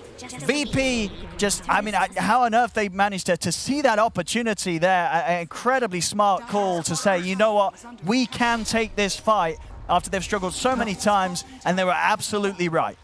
So I don't know how that interacted, but somehow Nightfall got out of the Mars Arena with that offensive Yules from somebody on the side of Spirit.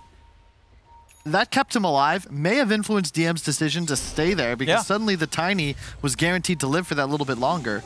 But really, I think Spirit overcommitting on the defensive abilities. They popped Dusa ulti and Arena. The Dusa wasn't really able to be used. They'd already disengaged. You got to be closer and more in danger. And now all of a sudden, into the pit. Away they go. They've got a hook shot. They can look for some aggressive sort of disruption here to try and stop VP. Hey. Let's see, collapse. Trying to get in on this. DM. Not going to get caught by the Sunstrike. Roshan's down. They'll be able to pick it all up here. VP and already looking for action. Save. He's on top of Mirror. Mirror going to be protected by the pipe. Marina down. Save. He'll die for this. And the space was made. VP able to take everything away from Roshan this time round. Hook coming in. Maposhka? He's looking pretty dead. Very GPK, dead. he's not going to go down anytime soon with both the Aegis and the Cheese on him. Also close to having the money for the BKB. Who's taking the shard? Morphling? Maybe? He's thinking about it. He's holding on. Should I be generous? Yeah, he'll take it. He's going to buff up his game to the maximum. It's pretty good. Especially in a game like this. You can expect longer fights, so more adaptives, more damage, longer stun. Oh, that's cool. Wait, he doesn't have it. He's thinking about it. Might go the Daedalus. I actually think that... He's changing, because he got the Chrysalis and he said, you know what, I need a BKB. I don't remember who... Yeah? We were talking to somebody, weren't we? Was it BSJ? Was it Owie? Like, this cold-blooded shard for Dusa is just OP in some people's eyes. Because you get the free snake, but it's also an ag snake. So it'll turn people to stone, interrupt, give back tons of mana, and it's a massive amount of damage. And there's so much single target, you can almost guarantee that it's going to proc a couple times in a fight. Goes to the BKB. I was going to say, and do you think that is necessary this game? You know, you're playing as the Medusa. You know, normally as a Medusa, you don't really want to have to buy the BKB, but this game, he feels it is necessary. I'm honestly not a huge fan. I think that while the magic damage threat is pretty high, you need to deal more damage. Like, that's going to be your issue. Not how long can I survive, but am I actually enough to kill this Underlord and Tiny? And without a Daedalus, I'm not sure he's right for that. We'll see. There's a lot of damage amplification on his side, the Solar, the Alacrity. Perhaps that'll be enough. But they're going for even more healing reduction. Now with the Shivas, this is a tough game. I think you want to target Morphling when possible. The Aegis is frustrating, but you have so much anti-regen that the Morph doesn't really have Morph available. Team Spirit's trying to take a fight into this Aegis and Cheat. Yutoro stepping up. Toronto Tokyo trying to get out with the BKB. He's got to run. GPK being fully focused here by the Skadi Dusa. GPK, can he keep out of reach? He can. They've got the stun control to hold back the Medusa into the fear as well. Pushing back Toronto Tokyo. Defensive destruction will come out in time to break the combo from VP. GPK will fall the want.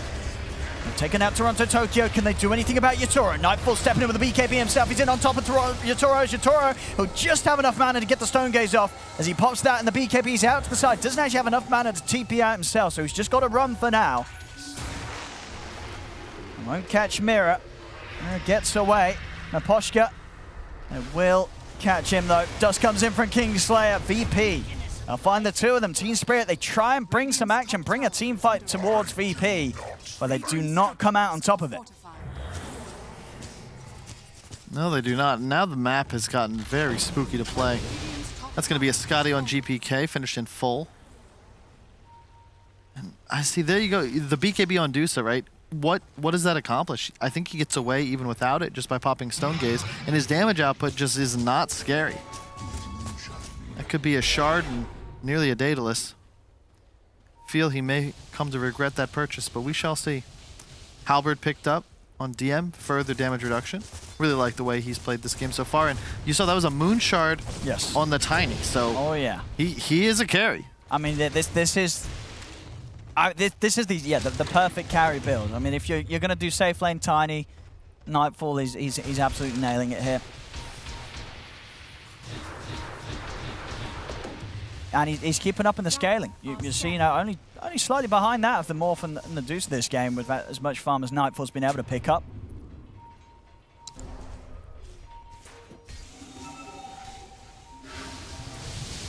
Poshka. Going to be able to break the combo with a Glimmer, but Toronto Tokyo, he gets jumped off to the side. Again. That's what the BKB and run there, nearly getting taken out instead there. And they've done a really good job, mostly from Nightfall, just finding Invoker at the start of every fight. If he isn't able to... Oh, wait, they what? find him, save! He's caught him, that's Toronto Tokyo dead! No buyback. Getting caught outside of the base. 70 seconds, no Invoker. 500 or so gold short of a buyback. Spirit, they're going to have to try and hold us for. I don't know if you can. I mean, you have a Deucer. You got the Deucer. Oh, they've got the hook shot, in fact, getting aggressive. Sabrina to follow up as well. They're looking to try and burst GPK. The BKB is out. Yatoro, can he do enough damage? They're trying to keep him far enough away from DM. GPK is able to zip over in time. With the waveform, GPK will get taken out. Save will be left behind. Things would catch up with me. The rest of VP will be able to back off. Successful defense, though, of course, from Spirit. A few casualties here and there on the supports, but they'll push back VP. We're very close to catching GPK there. We saw the Stone Gaze be a bit of a nuisance for DM, stopping him from really being able to close in onto the range of the Morph to take GPK out. But of course, as it was, GPK able to get that waveform off in time to get back into the embrace of DM. I don't think they're going to have any plans on leaving enemy side. You can watch this engagement. Another really good hook from Aposhka, you can see. Tries to get the cogs, but he doesn't even have a shot. Looks like he got chain stunned down, but forces Morph into that bad position. But DM, that's what, the 5th, 6th time we've seen him hop in, be the getaway driver. I mean, yeah, his riffs have been pretty much perfect. Yeah. He's either taken them out, of course, in that one situation, knowing to sort of cancel the ride and stick around. Yeah, that was very actually good read of yeah, Dogs. good point. That was a great play in retrospect. Like, the fact that they won that fight, this is only cancel, has a really good eye on, or a feel for the way these fights are going. Anytime it looks like the risk is going to outweigh the potential reward, just immediately, whoop. Absolutely. I don't think, I can't sort of remember the last time I've seen an Underlord just get it right every single time. We're never seeing him cast it unnecessarily. Yeah. It's always absolutely when they need it or when he knows that there's a chance to turn around. He will put a stop to it. So some top stuff here from DM. You don't see good cancels very often at all. Because it reveals that the team is like thinking about backing, and they're like, no, we're gonna fight. That typically doesn't work out. But hang on, Tokyo is getting jumped. He's just out of time in the Ice Blast, but it doesn't matter. The physical damage is there with the tree. Another time here where Toronto Tokyo getting jumped by Nightfall. Now with the zip over towards Collapse, waveform in. Collapse trying to run. They've got the control. Spirit, they've got to bail on him. They've got to leave Collapse behind. As we are absolutely seeing, Nightfall, he's absolutely doing his part every time, getting this jump onto the Invoker. Just catching Toronto Tokyo by surprise multiple times here in this mid to late game. Now as a leveler, he's going to shred these buildings. No glyph. Yatoro?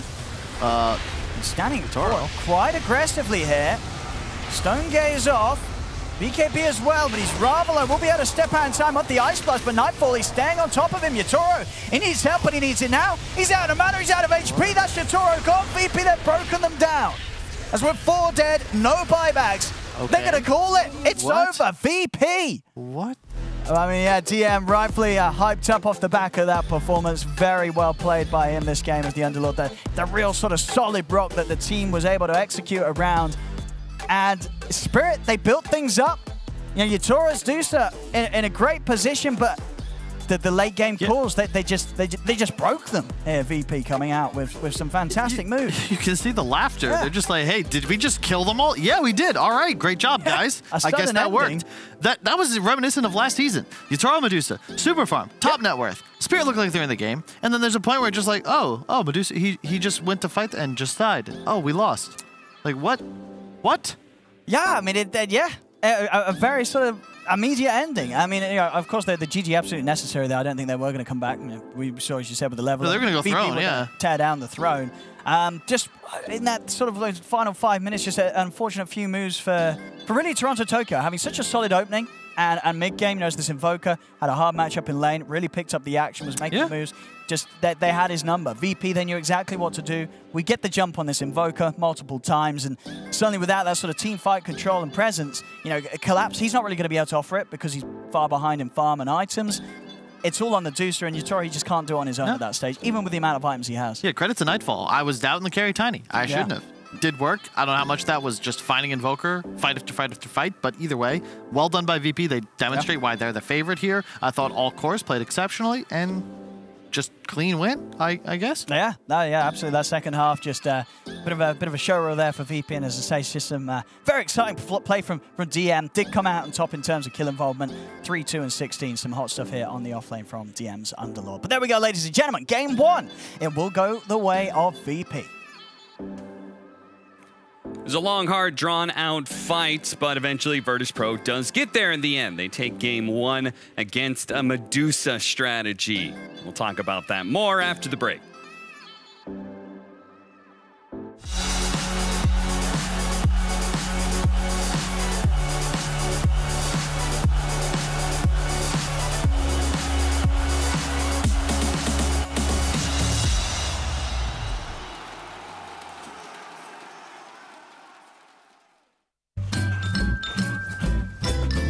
You ready? Huh? Hey, easy boy, huh? You ready? Huh?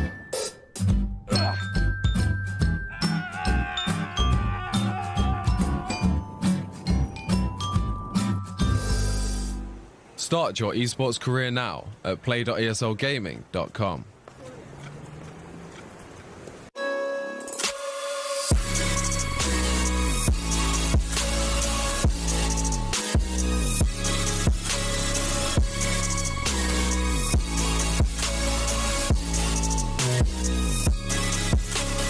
You love it, you wear it.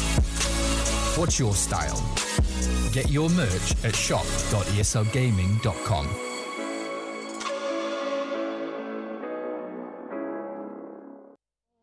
An opening in the clouds, and I'll take it. Yeah, reminding myself to just let go. Don't wonder how far I can fall. Don't look down, never fade out. And I just wanna be someone and never fall behind again. Just keep on moving on. Never look down, never fade out. Never fade out.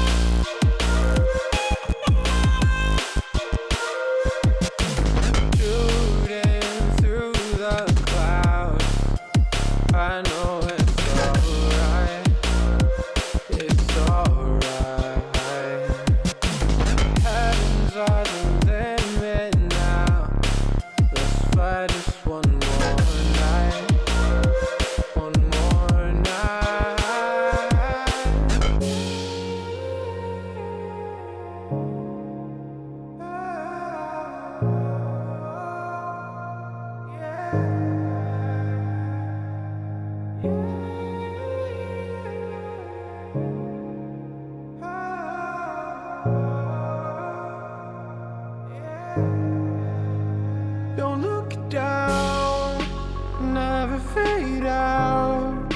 And I just wanna be someone and never fall behind again. Just keep on moving on.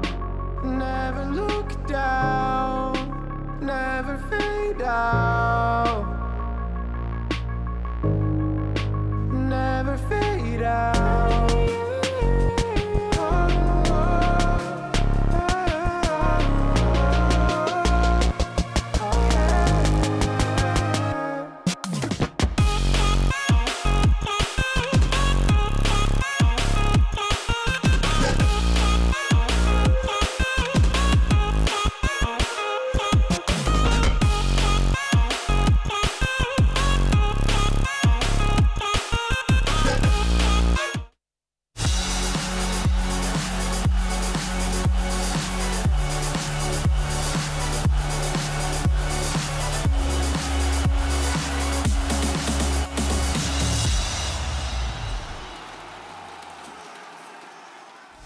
Not a whole lot of kills in this game, as we can see, 29 at 38 minutes, but this is where the game was beginning to really break, as Team Spirit Toronto Tokyo just caught out 2 or 3 times in a row.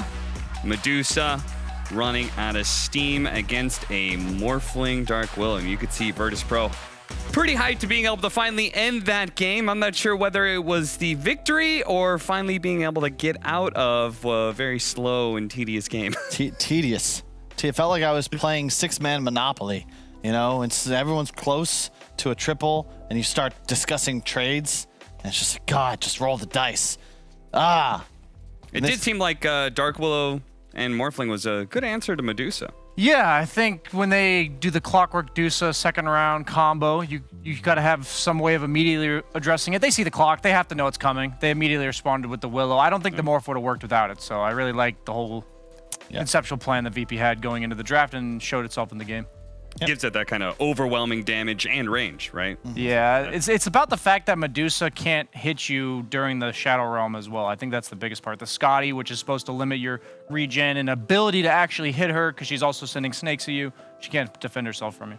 Was there a moment, anytime there, Kyle, where you really felt like Team Spirit had a chance to be able to win the game? I mean, I know the net worth was even, but it felt like... First Aegis. Yeah, first Aegis. What was it used for? And then later on, BKB pickup. I think that when we see Dusa win, you're strongest, you stay strongest. At some point, you take a fight, you win the game. But BKB just seems like a game-losing item in that spot, especially because Toronto Tokyo, like, I think he went Shivas before it. And just died, started every fight. If Invoker isn't there for the alacrity and the control, Dusa definitely doesn't have the damage, and you felt that in the fights. Yeah, and we can feel a little bit more as Brian is going to break down Medusa for us. That is what I'm going to do, yes.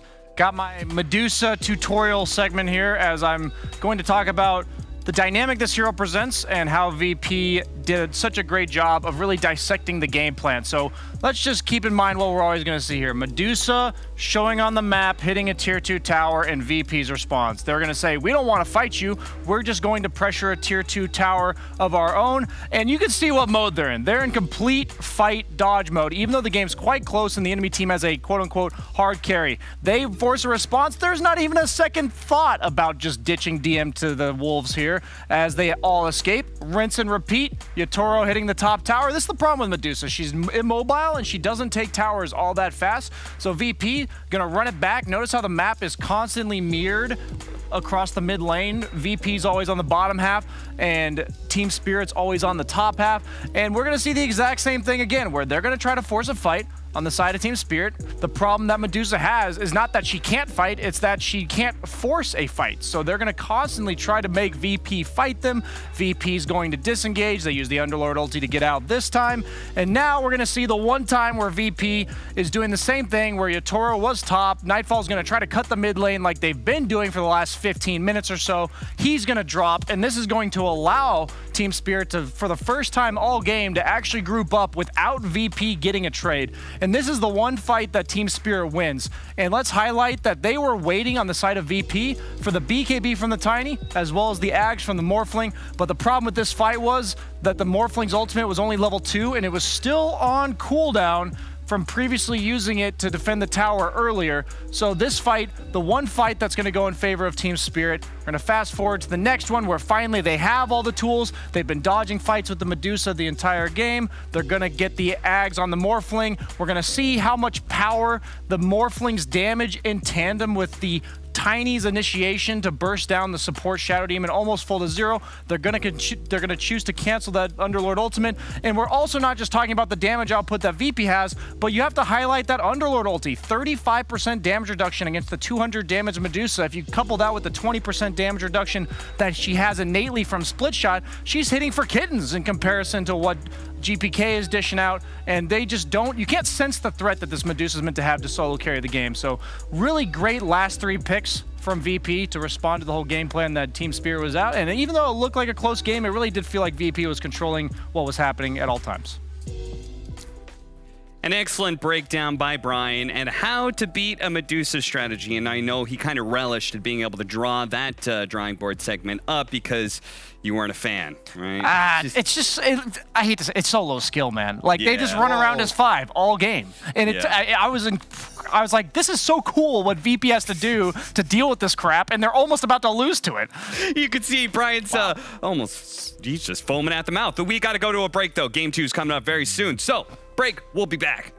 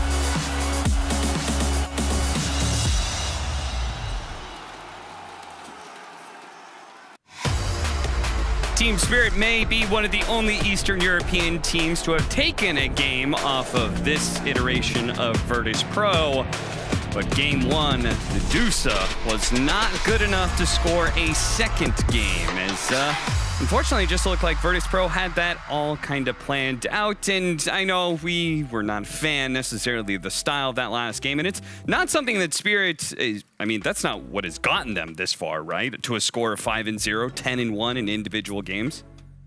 Went back for Mars first pick, man. I just don't know about this. Yeah? I don't know about this. I mean, it was at least they did have the swerve. I mean, Virtus Pro was buying into it being a mid. I think the biggest thing about last game is that what Team Spirit did was their game plan was quite good. Like, it looked hard to play against. Like, if you were watching from VP's perspective, but that's something that will work against Dark Willow. Oh, okay.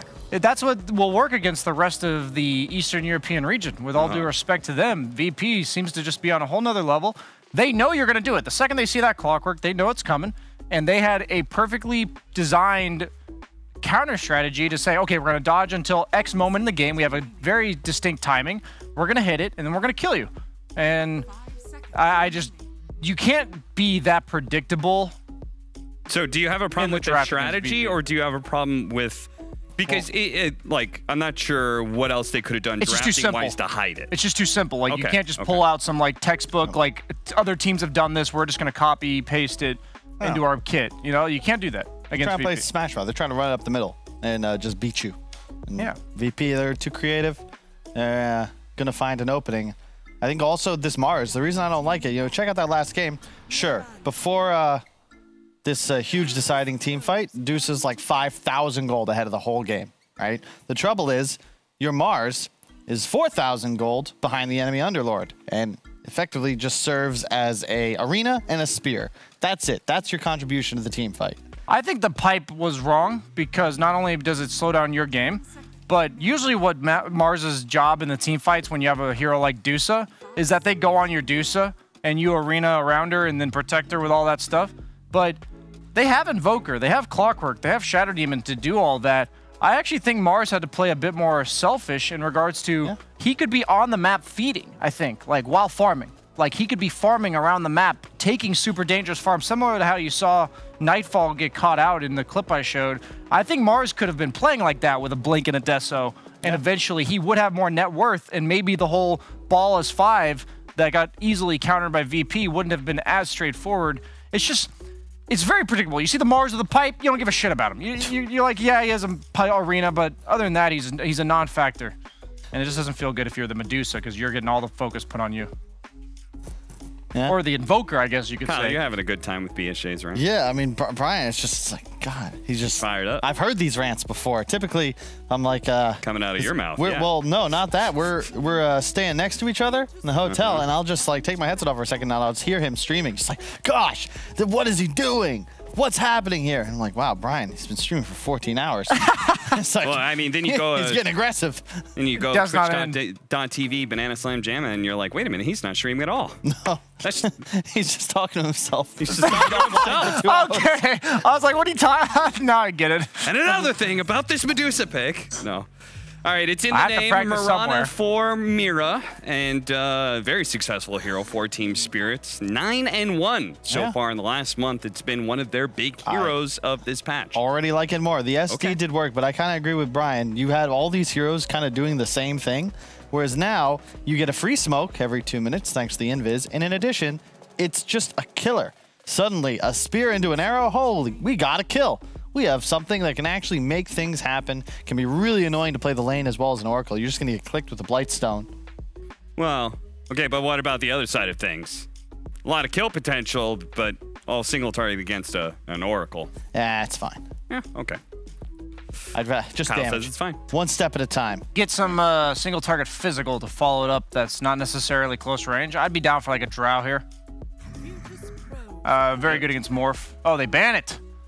I promise I didn't see that. I was not looking for the brief second I was talking. He was looking. It was, there's a reason why I asked about it last draft, because Team Spirit did draft a Clockwork Drow recently. You can't blind pick Drow with the enemy carry not being seen as the problem. So, like, this game, the difference is they've already revealed the Morphling. Yeah, GPK played it last game, but it inevitably was the carry. It was a one-position Tiny from the safe lane, but it was actually a one-position Morphling. And Drow matches up very nice against Morph. It's like if they had picked Clock Drow, they wouldn't have picked Morph. Last game for VP. All right, how do you beat an Axe in this patch? Witch Doctor, who's actually really bad against Morph, so maybe not. I think Warlock's good. Yeah. Yule's heroes. Death Prophet always looks great in this sort of spot. I think it's just underutilized, but Spirit is a 4th pick. Would love it. Here you go for a 5. I agree. Warlock all day.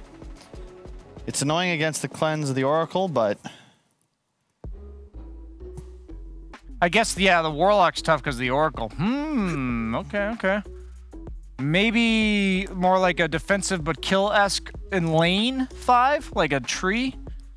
Into Oracle, do you still same purge deal. living armor? Yeah. Okay. I think so. Yeah, Pretty sure. that ability's been changed a bunch. It's probably still dispellable. If not, I think we'd see more tree, to be quite honest. I'm dead. Yeah, probably because of the Enchantress plus Oracle being so prevalent. You did say Death Prophet. It's the pick, and now I was thinking about it, like, wait, you could just take it here, because there's a flex to 5. That is a possibility. Now, is there any chance this is a GPK Wind Ranger? Pretty high chance, I'd say. Oh, wait, no, it's Save Zero. Save Zero for sure, 100%. That'd be pretty cool, though. Wind Ranger Axe. You can't pick Wind Ranger mid, I don't think, against Mars. Just the fact that he's in the game. And I know he's been watching Crit, he's been watching Yapzor. Save considers himself on that same level. He wants to demonstrate his Wind Rangers up to snuff. Team Spirit opting for the Wraith King. Not the best in lane versus Axe. We saw it struggle early game, but it does do well once you are talking about the Blink Axe burst you down portion of the game. But they do have Morph Wind Ranger. Don't really mind like chewing through that second life, especially if he goes for even just 1 damage item on the Wind Ranger. You focus fire, it remains on the Wraith King when he comes back. He also struggles in lane against Wind Ranger, right? High amount of physical damage, can't Goes actually go on Blightstone that usually. hero. Yeah. You're a low armor strength hero. So they are assuming it's the GPK Morphling again, banning out mana burners. I don't think you want to pick Anti-Mage. Anti-Mage Oracle Morphling sounds pretty trash. Dude, trash. Brian's just savage today. He's been hanging out with Shiva for too long. Yeah, the Shiva. She rubs off on you, man. She's really nice on panel. I know. And then the camera goes off, and suddenly it's like, oh my god, just oof. Shiva is the most savage of all of us here. Yeah. Let's see. VP, and we'll have overall last pick. So we're gonna have to see if the Death Prophet is a 5 or a 2. I think knowing Toronto Tokyo, that's just going mid, and maybe last pick something. You know what? Shadow Demon again wouldn't be terrible. I don't think, even as a 5 in this game. I think you need a stronger laner. True. That's a good point. That's a bit of a concern for me. Yeah, you have a Wraith King. It's a very good point. What is there though? We were talking about Witch Doctor being bad versus Morph, Warlock being bad versus Oracle.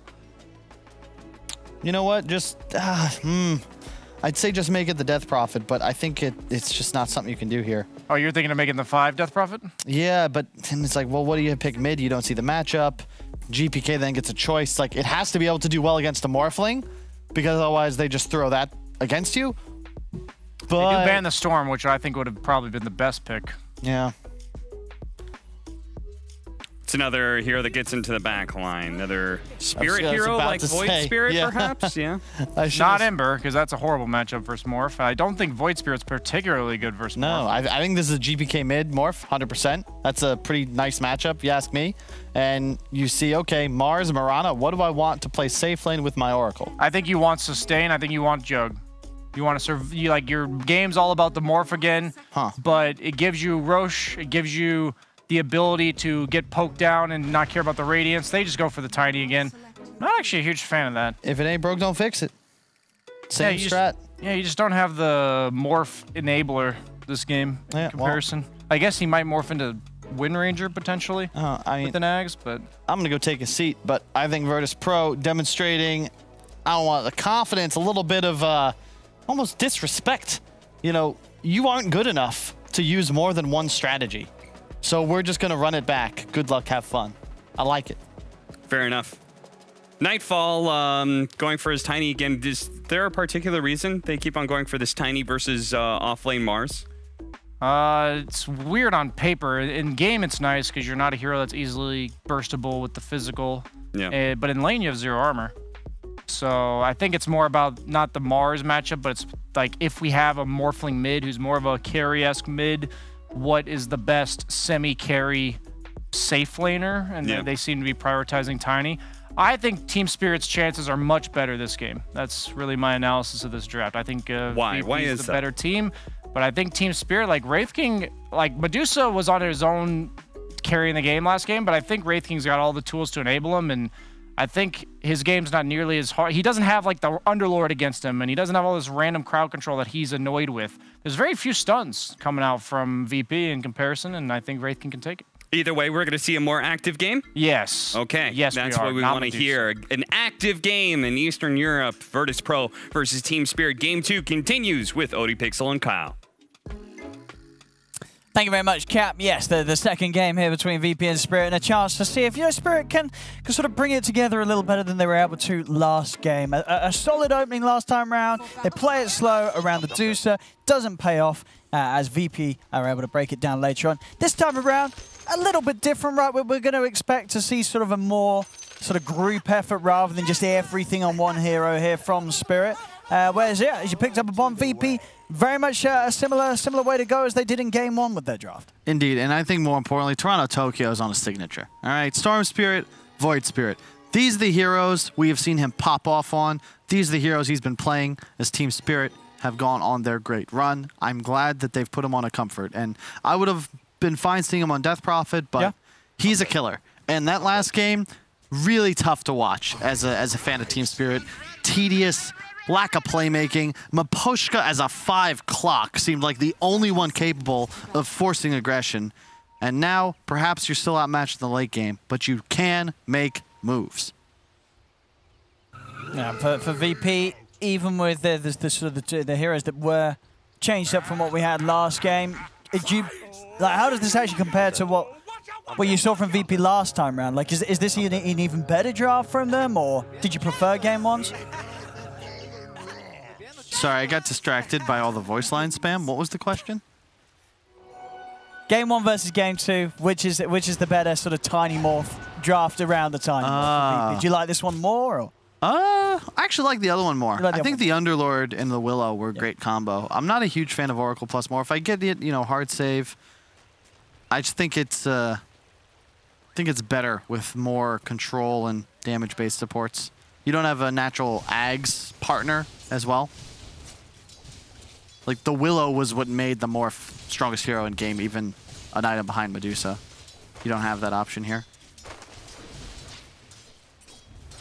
We'll see how this mid matchup goes. I mean, what do you expect from this? Is it another one where the Morph does come out on top, or? Yeah, you have a pretty big base damage advantage. It should be better than the Invoker fared. Sure. I think Toronto Tokyo is also just a much better Void Spirit in the laning phase. And did Mirana or Wind Ranger go for a Blightstone start? No, they didn't. Interesting. They're both going for the Wraith and the Null. Okay. Interesting. I really like Mirana with the Blightstone, especially against the Tiny. Like we were talking about, it's a 0 armor hero. Surprised that they skip it. Oracle as well, I think 1 base armor.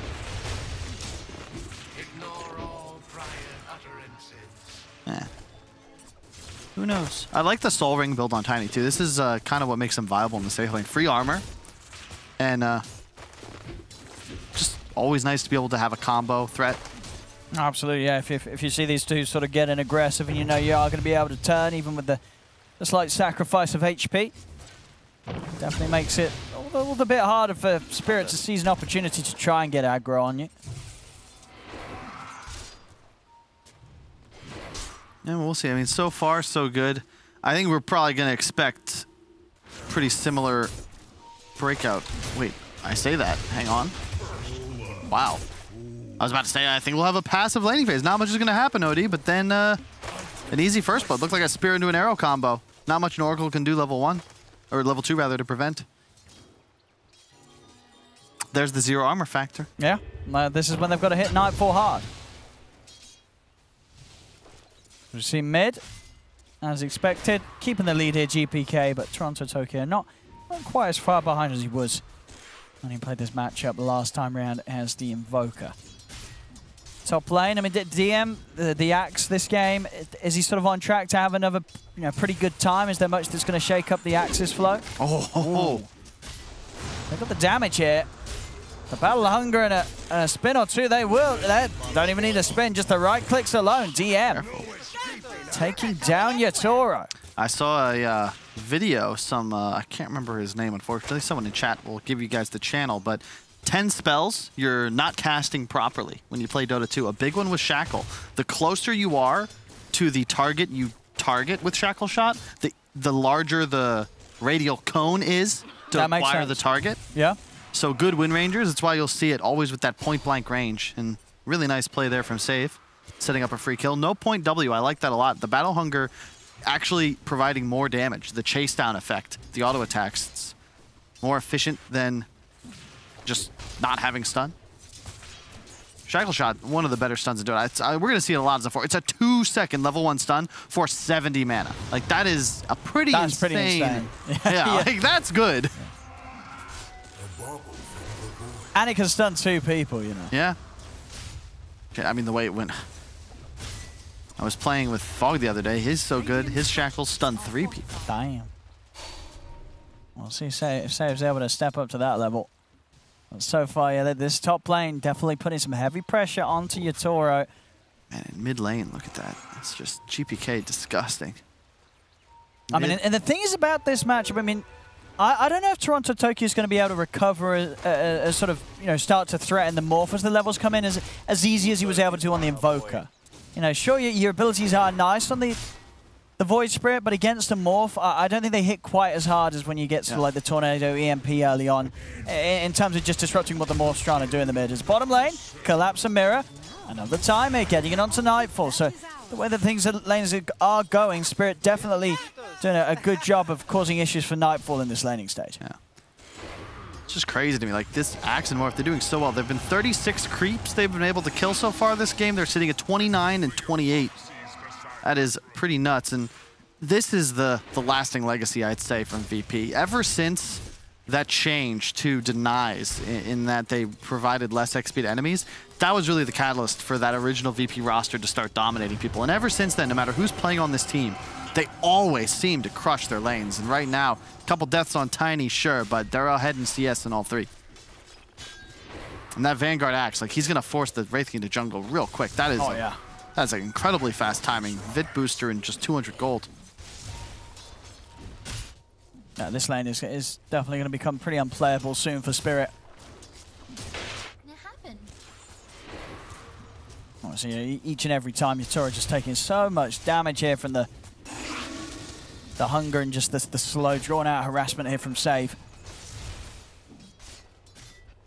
Death Prophet 5 not seeming nearly strong enough against enemy Wind Ranger.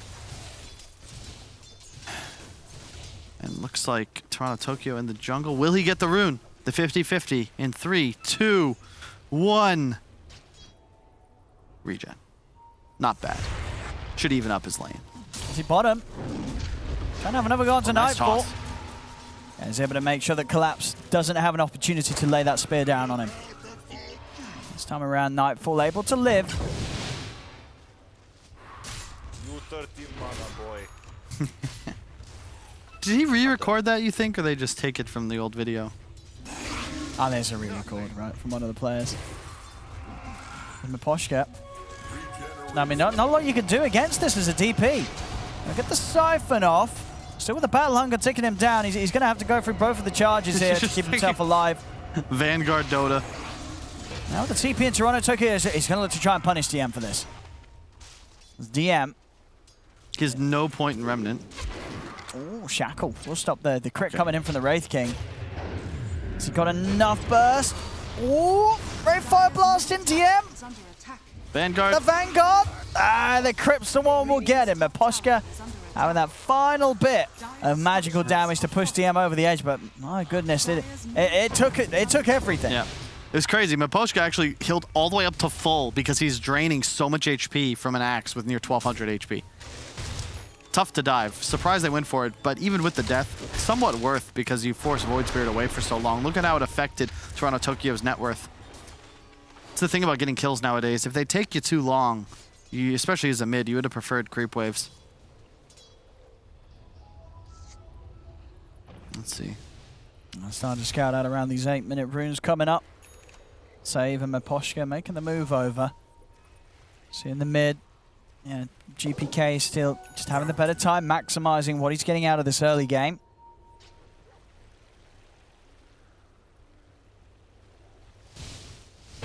Toronto. He's in. The rune's going to be at the top, and Toronto's got to get out. He'll be fine. Of course, once this move's been making around mid, that leaves Nightfall open to be jumped upon by the two of them, and we collapse and Mirror. This is what, sort of the third time they've taken down Nightfall in this bottom lane. But Nightfall having a much more punished beginning to this one. Farm's still not looking too bad for him, but we're seeing a lot of sort of XP and gold being picked up by this Mars. A much stronger start to the game.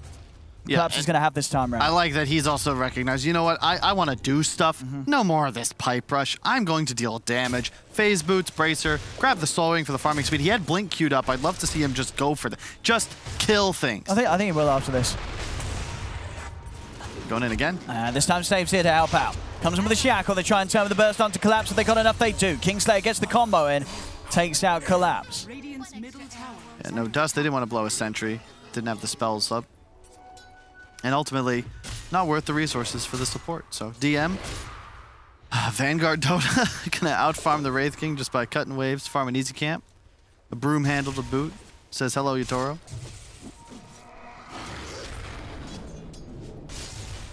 Yeah, it's alright.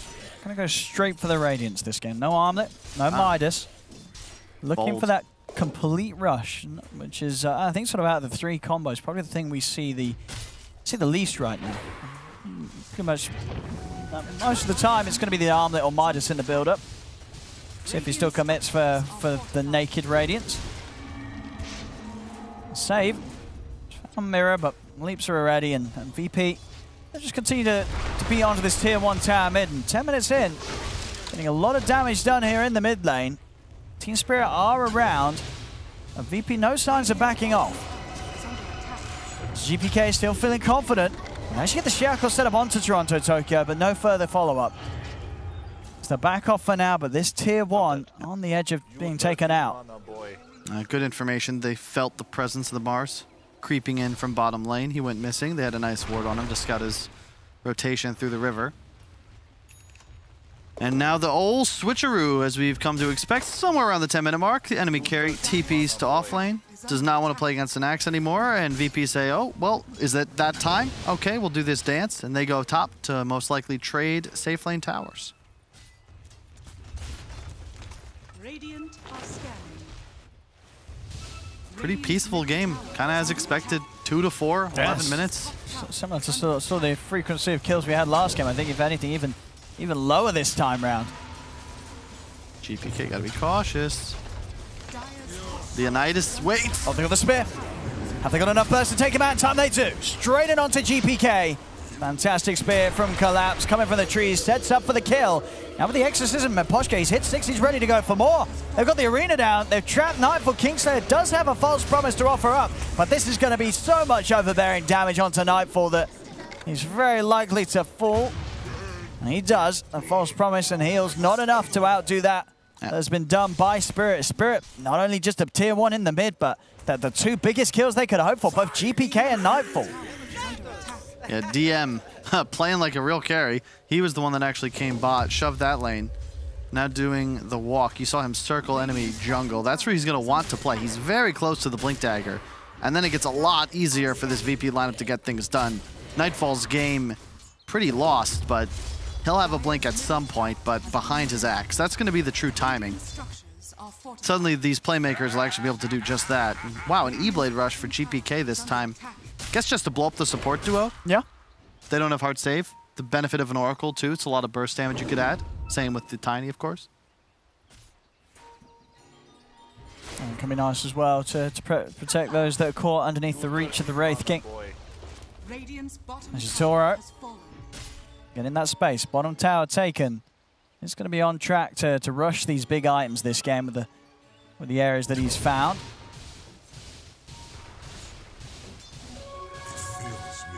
Collapse. Hovering around GPK. And I've got Toronto Tokyo coming over as well. GPK.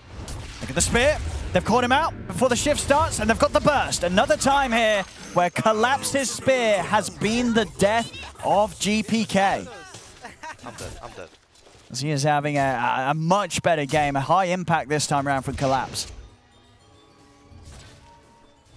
Yeah, it's killing items. I'm telling you, he's feeling himself now. This is the way he's meant to play. Good initiation. They've dust. Right, Sentry's down. The dunk. They will manage to punish Collapse, and a good time to do, as we see, trying to get the build up on the Blink Dagger. Had about 1,700 gold, so able to postpone that a little bit with moves like this. VP definitely wanted to be a little more careful. Oh, wow. Hold up, that was a bots. That's a bots on the Void Spirit.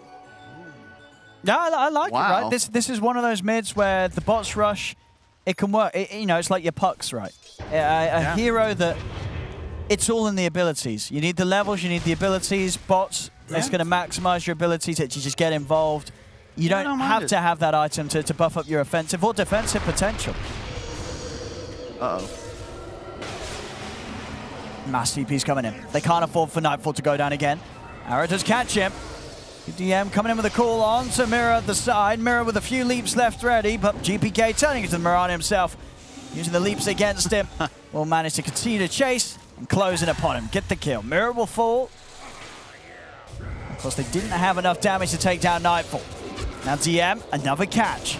He's in onto the Prophet, and the two back-to-back plays there. DM setting up for the action. A pretty much ideal Blink Dagger showing that. This is how VP are meant to play it. Now with the double blink, they can actually get aggressive on map. Wraith King survives. No risk. He's closing in on the Radiance. And that'll certainly accelerate his farming speed. You know, they're going greedy on Team Spirit. They don't really fear going late this time. Yeah. Do you think that's the correct call this game? Do you look at this and feel that they will have some superiority in the later stages? Oh, they got to kill Oracle, but that's a lot easier with the Void Spirit. So I think that they're certainly going to be in better shape. Is there a blink on Collapse? What did he end up going for? He was saving up for it still. I don't think he's quite got them. Oh, yes, yeah. Okay, he just had enough. So you've had this big initiation advantage on the side of VP. It's why they've picked up the last 3 kills on map. But now, Equalizer, Arena, Spear combo, you're going to pick off pretty much anybody. So be very careful, GPK. Oh, they've caught him 2 times in a row. Can they get him a third? See, he's already backing off and does have Save by his side. Save's going to actually head in. Smoke will be dispelled on Toronto Tokyo, so a little harder now for Spirit to get the jump. Still in the shadows, though. Toronto Tokyo to show mid. They want him. DM. Oh! Pass fingers. And actually, they're going to make the aggression play onto DM. Save. The Shaka will disrupt the setup from Collapse, but Collapse actually still able to find it. The Arena enough to catch DM as DM tries to step away. They get the kill done. Yeah, Oracle, 2 seconds on the ultimate. Wouldn't have been in range to save him anyway. But just kind of reminiscent of the last game. Both teams just playing conservatively. Playing as 5. But this time, Team Spirit, I think, in a much more comfortable position. And firmly in control of both positions on top of the net worth chart. And it's going to be like this Void Spirit build is going to pay dividends because you're just going to cut these waves. Bottom in the tier 2, so now you go cover top. He's going to be very farmed, top net worth. And the Kaya next is like this is pretty much just the ideal, even with the farming skill build. So this will be a very fat Void Spirit. And it's going to be an incredibly difficult game for Kingslayer specifically. Him and Save can't really afford to itemize defensively here. There's items you must get. You're going to save your team. You want that Javelin to Maelstrom Rush on the Wind Ranger, but you are very susceptible to just being killed off any jump. Yeah, it's going to be all on VP's cause to capitalize on any moves that Spirit make onto the supports. I don't know about this E-Blade, man. Well, you feel that you just don't like the sort of the burst of the Morph this game. You'd rather see him go sort of the same build as last time round, just the sort of Manta Skadi right-click build-up. I don't mind E-Blade, but I think rushing it is tough nowadays. Like, it's not an item that's just going to straight up win you the game, right? And it's a lot of gold to carry before you're able to actually spend it. That's my concern with it, is that for the last 6 or 7 minutes, he's had 0 gold, improving his farming speed, his gameplay. Now it's like, okay, we've got E-Blade, let's make it happen. That's why TP is based. They're going to smoke. They're going to push wave and go for it right now. I mean, they have got a lot of burst. They get in with the E-Blade combo and the follow-up of the Tiny. It's going to be a kill pretty much on anyone on Spirit's side. DM. Gonna get the catch on Yatoro. In with the burst. That's going to be Yatoro down the ones, but the arena's out. They'll turn their efforts onto DM. False Prime is going to be used here to keep DM alive. Poshka is in onto Kingslayer. Kingslayer trying for the TP out, but Toronto Tokyo's in with the grab. Remnant down. They'll be able to take out the two of them. Nothing of any value lost here from Spirit, just a reincarnation, but they don't care. Two heroes out on VP. Spirit can now head into the pit. Baited. Straight up baited. Well played, Spirit. You kill the hero with the built-in Aegis, and then the rest of the team is like, oh, okay, we'll just pop our ults then, thank you very much. Procced an AoE slow on your entire team. Forced the buyback. Now you can't Roche, but you'll take that as Spirit. Your late game is secured so long as you don't get owned in some huge engagement. With no ults up, relax. Everything is chill. Absolutely, we're seeing it, the gold of Toronto, Tokyo, and Yatoro staying a fair bit ahead now. Oh, the mid and the carry of VP. A big lead being grown. VP can't afford any more moves like that. Otherwise, they're really going to feel it in the network. And we're seeing, you know, even with the way the last things are going, they're keeping their foot on the pedal. Immediate smoke up once again from VP. But this is such a tough smoke. They're going to get vision up, I believe, which is nice. But yeah, you can't hunt the Void Spirit. Toronto Tokyo playing real well, just sort of hiding, shoving side lanes, playing trees. This ward is quite nice, but you need more than that as VP. You'd love a kill into a sneaky Roche, though it would take you some time. Like it to scout it, all right.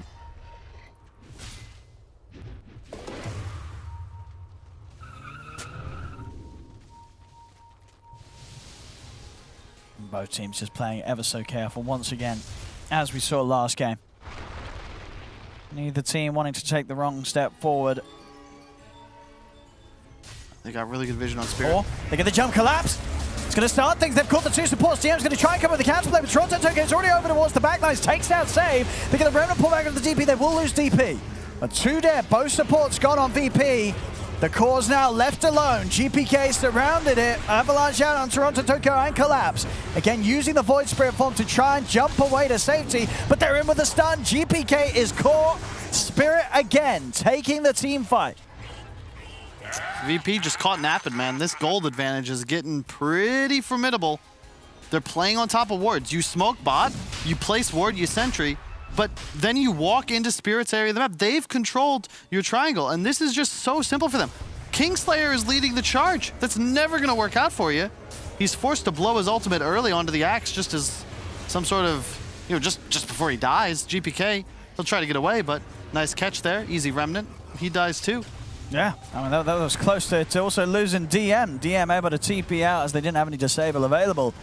But another fight where they're having to bail on some of these bad moves, and maybe sort of one of these scenarios where we're seeing sort of the fact that, you know, VP last game, how important that Underlord was. You know, last time round, DM, he's TPing out on his own. Last game, he was able to take the squad out when things started to look bad. They don't have that luxury this time round. Third smoke. This is the trademark VP do something smoke.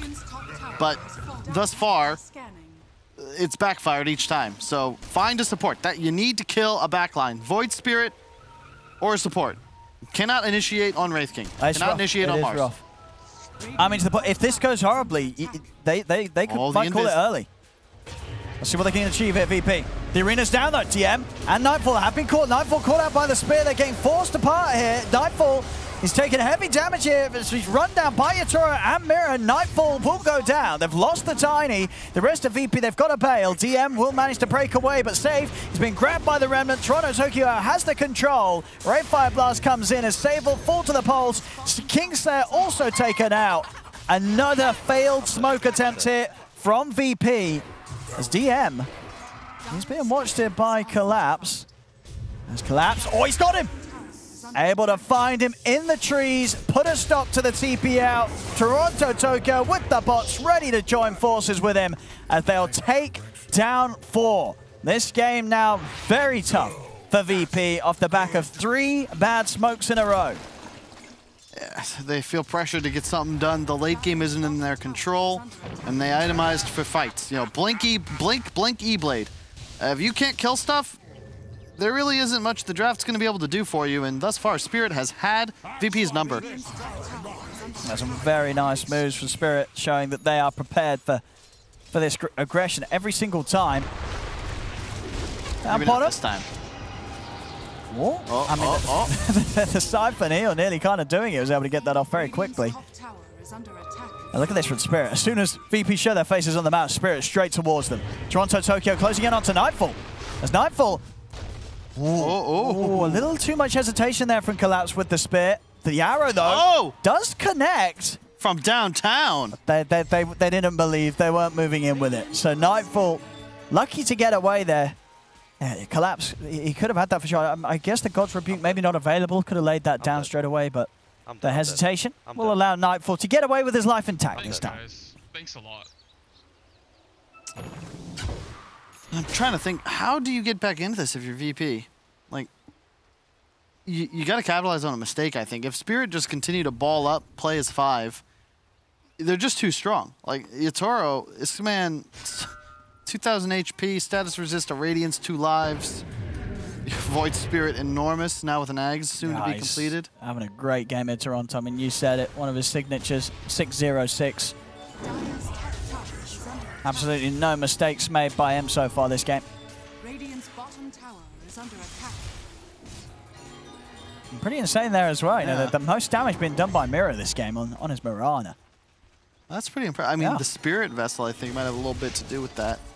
But definitely an underrated 4 position, it feels like, from what we've seen so far in both halves of the European DPC. I mean, can VP just... They can't play the farm game. They have to fight. You can try to... at this point, fighting is a no-go. It's just not going to work out for you running into Team Spirit. You're going to have to try and stall it out. Take an advantageous team fight. Really, you need Spirit to make a mistake. Right now, Spirit are one huge gamble ahead. So just chill. You can take a little loss here and there. Maybe somebody gets picked off. No big deal. You're playing for the next stages. Well, the first stages, right? Yeah, I'm surprised we haven't actually. They didn't finish it off. They didn't finish it off the first time. Yeah, it's still there. Well, they're waiting for the Ags. Yeah. Now they smoke. Yep, Ags on Yatoro. Here it comes. Or Toronto. Yeah, big timing. Now we go. I like it. Collapse should have his BKB. There it is. That's a. I mean, talk about a timing. There you go. Yeah, this is. I mean, this sort of BKB, Mars, Ags, Void Spirit. This is going to be a nightmare to fight into for VP. They don't have the BKBs yet on their cores. You know, GPK, Nightfall are going to be massively vulnerable to this sort of move. There he is, bottom. They got him. I mean, he's got nothing to protect himself, as I say. He's just a few hundred gold away from the BKB. Spirit just finding the perfect time to strike. And up top, Nightfall, he's got Blink up. He's out. And he is away. Nothing else to catch him there. Nightfall will manage to escape. But GPK, yet again, I mean, they're just catching him so many times here. Spirit, you know, they might not have been prepared to fully punish him last game, but this time round, they're really slowing down GPK's game. And I really point once again to the way VP thought they could play it. The way they itemized was that, oh, we're going to be ahead. We're going to hunt these guys all over the map. No stat items, no strength to speak of on the morph. And sort of first 20 minutes. Compared to last, what do you think it is that they're missing the most this time around with their draft VP compared to last game? I think the bottom lane going so much worse certainly hurt them. Instead of being the pacemaker, Nightfall sort of just fell off, felt somewhat useless, really. No one able to make plays. Basher on Yatoro, and they're feeling themselves on Spirit. Like, at this point, you're just cruising. And notice how that smoke succeeds. They had a huge item spike. VP's 3 smokes were kind of just like, hey, we got to get something done. Now the wraparound invis, the free smoke. Dire's structures are fortified. Still holding on to the tier 1 tower down in this bottom lane. Toronto Tokyo is going to start things a little slow with the Remnant though. Double. Won't catch save. Or maybe with just the damage from the Astral Steps and the Dissimulate alone, they do. Yeah, it doesn't matter. The Remnant misses. It doesn't matter. Toronto Tokyo having more than enough damage here with the Resonant Pulses and Chase down. Surprised, you know, that was a potential fight for VP to turn it around, but they'd already ditched. Great warding from Spirit. They have so much information. High ground ward, yeah, we scouted out right there. Another one in this top lane. So easy to control map. Whenever you see Radiant heroes underneath, the gameplay becomes just incredibly easy. They're going to find Mira. Oh! Or will they? They will not. Mira. He's more than fine. In fact, he's got a lot of backup coming in. The arena's down. They've caught GPK and DM. False Promise will allow GPK to break away, but DM left behind and surrounded by Team Spirit is relatively tanky, but probably not taking enough. Nightfall's also been caught off to the side by Toronto Tokyo. Arrows in. DM still alive, and Maposka got enough. No, the pipe will come out. DM does live, but we saw over towards the mid-boss. That chase was happening. Nightfall gets caught by the tower. Yet again, Toronto Tokyo able to just dive in. And with the False Promise already used in that earlier attempt to get GPK out that does succeed, there's nothing left to protect the carry. And now the pause. If I'm in the booth, I'd probably say something along the lines of, guys, we've won the game. Just chill. No more fights if we're not 5. We see the solo kill. Ags reveal. Just insane burst damage. Thanks, guys. Thanks a lot. That feels so good. I mean, this is Toronto Tokyo. Yeah. This is what he should be playing. No, none of this Invoker. No offense. Not a bad player, but any hero buying a Midas, probably not suited for the young, soon-to-be superstar. Just all queuing up these BKBs here, VP. They cannot do anything, really, against the jump of this forward Spirit now. As here we have it. Back in action. 15k lead here for Team Spirit. Having a completely solid hold of this game too. It's not looking to get any easier for VP. They don't have any sort of crazy core hero that's going to step up to new levels as the game goes on. You know, one of the downsides of having this carry, Tiny, that we've seen from Nightfall, he's died quite a bit this game right yet. 0, 6, and 4. It's not been an easy one at all here for the carry, Tiny, in game 2.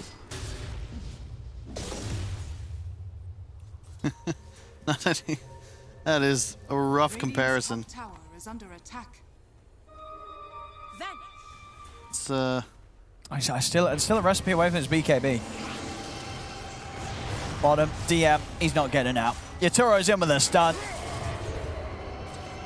I just take him whatever they want here, Team Spirit. Let's see Collapse, by the looks of it, trying to get the catch onto one of the other two. 2 supports this time. Out just in time. Dire are scanning. It's just so easy for them to play the game now. So long as they play together, VP can't take a team fight, so they're going to lose somebody. Top. Nightfall. Arcane Rune. He's still got his BKB. He's still trying to get it done here with the recipe. The arrow hits. He needs help, and he will get it. GPK is here, so Toronto Tokyo backing off momentarily, but he's actually able to get back in with the Remnant and the Dissimulate. Nightfall is going to be protected. This time around, VP able to not lose their carry, and they will get the kill onto Toronto. That was pretty sick, actually. That was a really nice shackle from Save. It might be their answer, you know, just a couple of 2-man shackles. But you saw, like, they needed so much damage just to take out a Void Spirit totally by himself.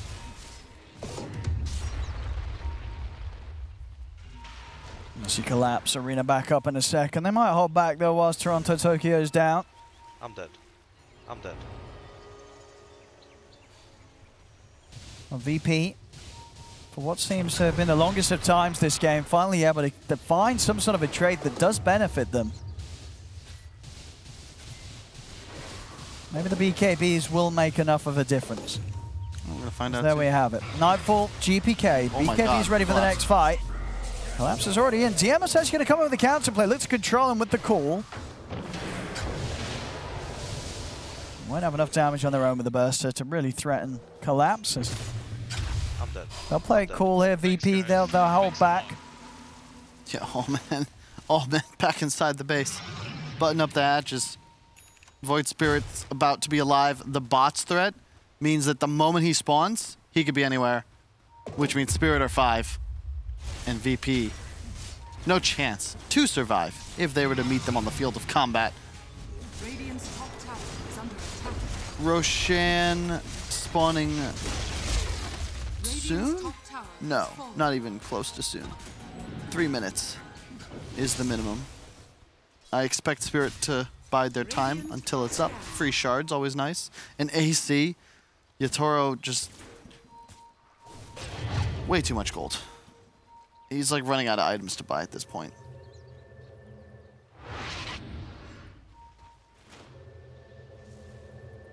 I mean, if VP do manage to make a comeback here, this will be definitely one of, and if not the biggest one we've seen in quite some time here in this league, in this division.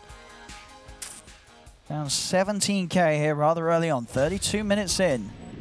Team Spirit looking to have complete control with how much farm and in XP. You know, Yatoro, he's pretty much got all the items. It's getting very close to the point that 1 foot placed in the wrong place from VP could lead to an immediate end of the game.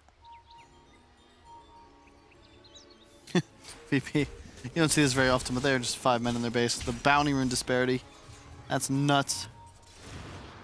It's a huge edge Spirit's way. It's just, again, a very chill, very passive game. I like Spirit though. Like they've allowed them to. Oh, hang on. Collapse. It's going to get a good start to the fight here. Gets the jump on Kingslayer. There's both supports. Easy pickings here for Spirit each time. Not a lot the VP can do to save one another. Now Nightfall. They have to come in with the buybacks. They've got to protect their carry. Nightfall will manage to get the BKB off. Can he actually do anything aggressive with it? He can't. Limits out to Collapse. Collapses away. Both supports buying back there because of the threat of losing their Tiny. I'm dead. And nothing to be found other than just making sure that Spirit didn't dive any further in as they push themselves further behind here in the net worth. Feels like VP, they're playing for imaginary reinforcements to come in. DM, not even there. He was shoving out bottom, cut the wave to ensure the push couldn't come in from Spirit, but then they double buyback, and you're like, wait, well, what was that for?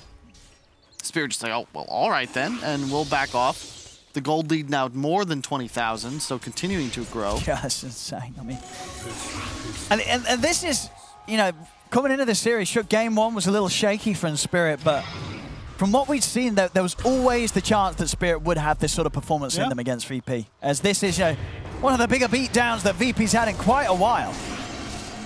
As they're just getting bullied all over the place. It's just completely falling apart. A 21k lead at 34 minutes in.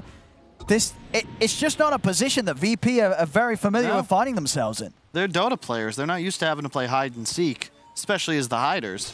And right now, their only sanctuary is within the confines of their base. Spirit as well, bear in mind, they've got a lot more to play for here. VP effectively guaranteed to qualify for TI on points alone, whether they're first or second, doesn't matter. Spirit, if you get first place, that's a huge deal. It's massive. Suddenly, you have a pretty damn good chance of going to TI on points, regardless of how you play at the major.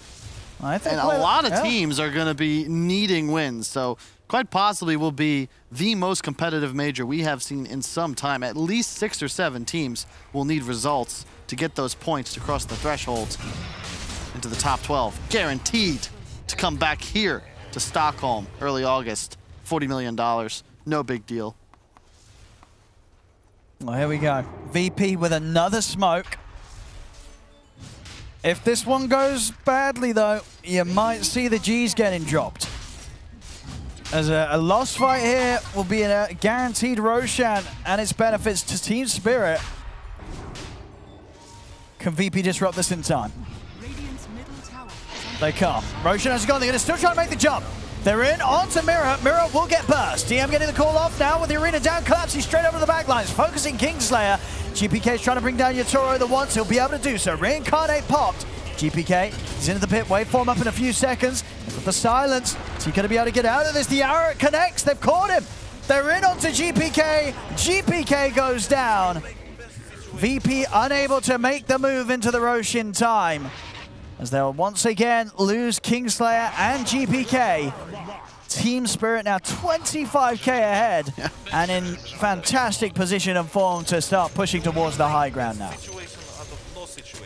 I just don't see how VP get into this Owen. It's not like they've been, well, I would say they haven't been playing poorly, but they haven't really been playing Dota for 15 minutes. Just trying their best to hold on. Spirit finally have enough of an item advantage. They're just walking into the base. There's the Moon Shard for Kingslayer. For Nightfall. Why do I keep calling him Kingslayer? Oh, save. Then with the jump save, trying to get out to the side. They've got the control onto DM. DM needs help and he needs it now. GPK having to use the buyback. Trying to save his axe here as DM. He'll still go down. Nightfall's in with the combo on Collapse, but the BKB's popped by Collapse. Another attempt for DM to come in with the call, but Nightfall getting fully focused. Pots the BKB. It won't save him. Nightfall's gone. 2 heroes on VP down without buyback. As DM is jumped. GPK returning to the Void Spree. He's able to dissimulate, but with 3 dead, they'll call it GG from VP as this game 2's Team Spirit. They hit back, as I said, with the sort of the most ferocity we've seen ever against VP. VP, you know, they've been used to sort of waltzing through the league, getting the easy wins, but this game 2, Team Spirit really putting them in their place. Yeah, they smashed them. Like, that wasn't close. That was utter domination. 20 straight minutes of Spirit. Yeah, just, like, the game felt like if VP were maybe in a different mood, they would have GG'd out 20 minutes previous. Because it felt hopeless the whole time. Yeah. They got the heroes they wanted, obviously, 2 games in a row. But this time, Spirit, they actually have aggression. They get kills. They have stuns, and it's glorious. No more Medusa. Slay. Yeah, and from VP, it was, you know, maybe they were taking a bit of a chance here with going for sort of similar 2 cores, well, the same 2 cores, right? The Morph and this carry Tiny. But as you said, it just was sort of a worse sort of supporting cast around it. You know, they were doing the same thing, but just not as good as game 1. And already, if you're doing the same thing straight up against a team like Spirit, who has absolutely shown, you know, plays at the same level of VP, Spirit's probably going to have a better approach to it in the second game. Definitely, and I think that they've found the right choices. Mira's Mirana likely going to get banned out because that I felt like that was instrumental. So many smokes into kills, or Mirana ultis that is, and the arrows, tracking missiles. Absolutely. Well, there we go, ladies and gentlemen. Team Spirit here with this victory. They're definitely going to be going into this deciding game 3 with a lot of momentum as they've just managed to absolutely do it against VP in this game 2 as they completely smash them. It's 1-1 now between Spirit and VP. And that makes Team Spirit the first Eastern European team to be able to take a second game against Virtus Pro. We're going to go to a break and talk about exactly what happened in that second game and the difference. Be right back.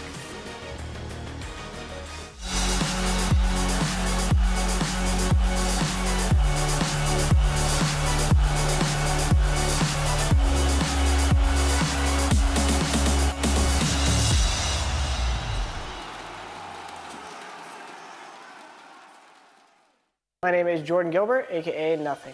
Hi, my name is Sue Lee. My handle is Smix. I think it's important for these initiatives to happen. Empathy really, really goes a long way, and it always means so much to us, and I think that's where initiatives like this really help.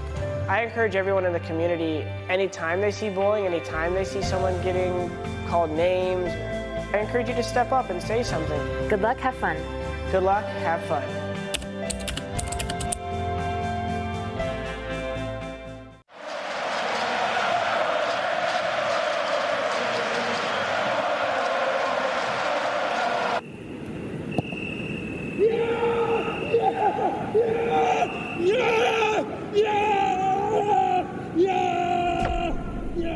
Start your esports career now at play.eslgaming.com.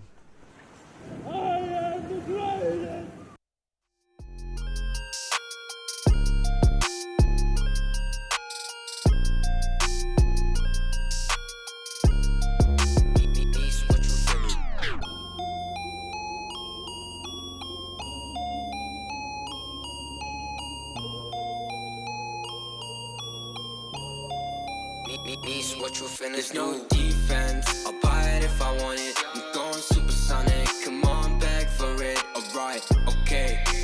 Running out of luck, too much in my club. Nishi, run it up. Why you always tripping like you top? Cause you not my team pop. Shawty, I know. Why you always tripping like you top? Cause team Bob. Who really got the block? Sipping to rock in a cop car. They say they wanna party with us 12 as and how much be that boofy, it's a la. My feature price bigger than your bank account. You talk about it, but don't show us that about. These boys only flexing with that allowance. We swimming in the shower. I'm only f***ing you if your toes cute.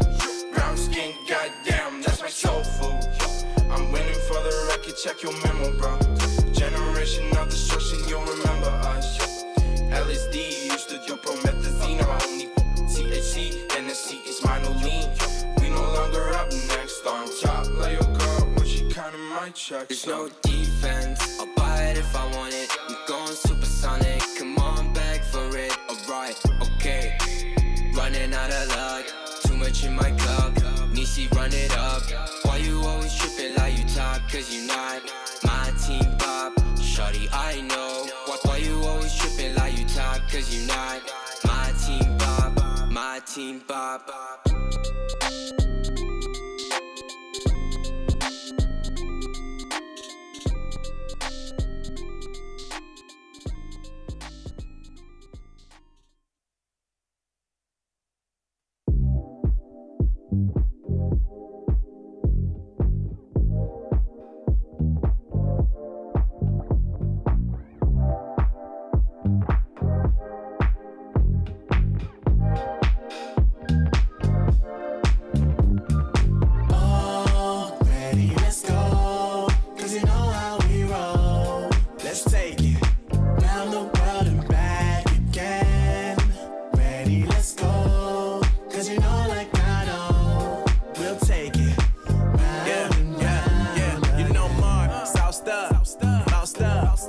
Never let you double cross them. Moving through the city like it's Gotham. They told me get one, so I got one. Stop saying you're a boss.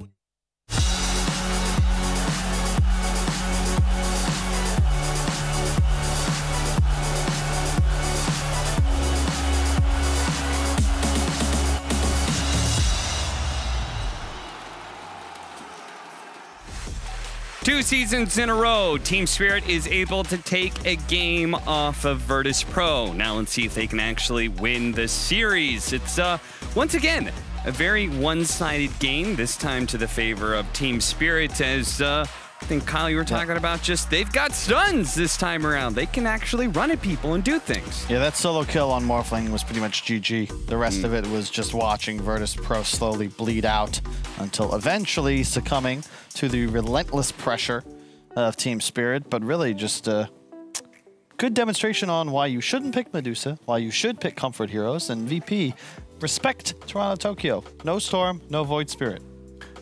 Yeah, I think the disrespect from VP was palpable in the draft. That last pick, Tiny, was just straight up, we did this last game, we'll beat you with it again. I think it had no place in this game. Like, he didn't win his lane. You didn't feel the impact of him as a one position. The problem with the hero is that him plus Morphling plus Axe, you have absolutely no team fight. Yeah. And you're against Death Prophet, Mars, and a Wraith King. So you don't have the best pick off because they're super beefy, and they have a Void Spirit who's hard to pick off in the first place, and then you can't fight them. So once the Morph died a couple times early on, it seems like all map momentum went against VP there. Zero armor hero into heavy physical damage off lane. Dies 3 times. Completely unexpected. No one saw that coming. Well then, we hear Kyle's thoughts, but maybe we can get more of Brian's thoughts with his drawing board segment. I've been a little harsh on the teams today. I don't know why. I'm just in that spicy mood, but I'm going to be complimentary to Toronto Tokyo for this game. I am really happy with the vision that he had of the game, and I was impressed with his overall mapping out of the timings for Team Spirit. So we're going to see something not too common from a mid-Void Spirit, and that is going to be that he rushes the Boots of Travel as his first major item. So you see on the map that both the Tier 1 towers for VP, they took the 2 Tier 1 towers, and then now that Wraith King's taking bottom tier 1 tower, all the tier 1 towers that are usually taken in the early game are gone. So there isn't too much need for early rotations. So he's going to elect to go for the Boots of Travel. So we're going to see here that even though he has Boots of Travel, that he's going to still be able to participate. That's the most important thing. You're lacking damage in the early game, but because they have that dire ward that we see mapping out with the area that it sees with the blue, they're going to be able to pick off the Morphling. That's the second time he's died this game, and that's going to lead to a lot of map control in tandem with the fact that he now has Boots of Travel. So, shortly after, you're going to see a part of the map that most times nobody on the side of Team Spirit would be able to farm. But because of these Boots of Travel and the fact that his Wraith King is farming a Radiance, as well as his Mars farming a Blink Dagger, Toronto Tokyo is going to find himself space to navigate, to get net worth of his own. Because last game, what we saw happen was that the Medusa was the only one at the top of the net worth charts, which allowed VP to solely itemize against just the Medusa. So we see the Wraith King finally gets his Radiance 17 minutes in the game. Mars has his Blink Dagger, but let's emphasize the net worths, people. Toronto Tokyo is actually the #1 net worth at this point in the game, which is usually the Wraith King. So now all their timings are going to align. They're going to force a fight around the Roche Pit, invading the triangle of VP, up by 3k at just 18 minutes in the game. And it's just beautiful because all of their timings have aligned. And he goes for the Boots of Travel, and afterwards he goes for the Sanj and Kaya, which makes it even more difficult to pick him off. And that's really the only way back in the game for VP, since they had such single target pickoff oriented lineup. So he knows his job is not necessarily to start team fights. All he has to do is show up to them. He's splitting the map constantly, and just a great vision of the game, and made it look easy for Team Spirit.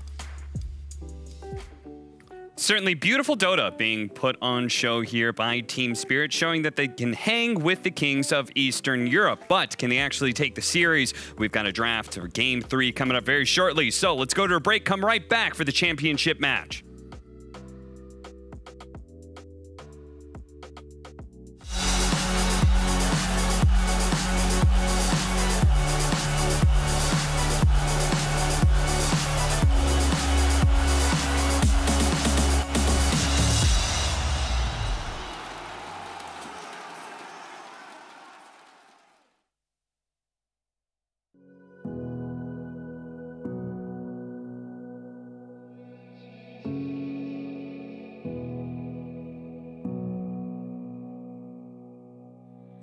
Sitting on a bench, waiting for the time to pass, dreaming of what happens next.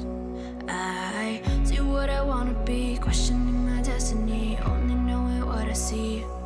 I don't even realize I've already made a path, and I can change it anytime, but can't take it back. I know what I want, but it seems so damn far away. I know I sound crazy to the ones who said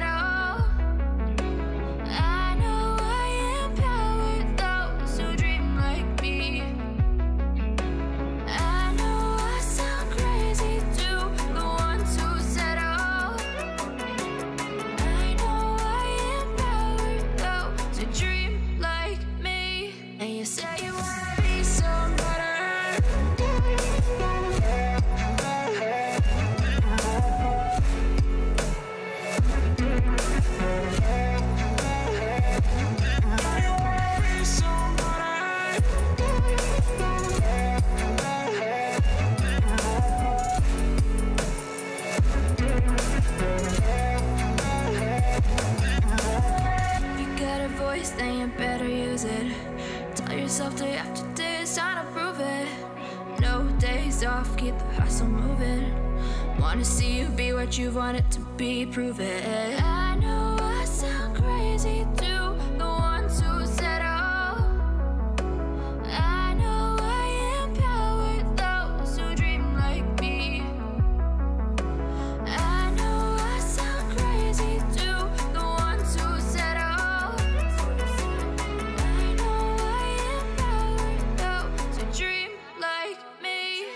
Say you wanna be somebody.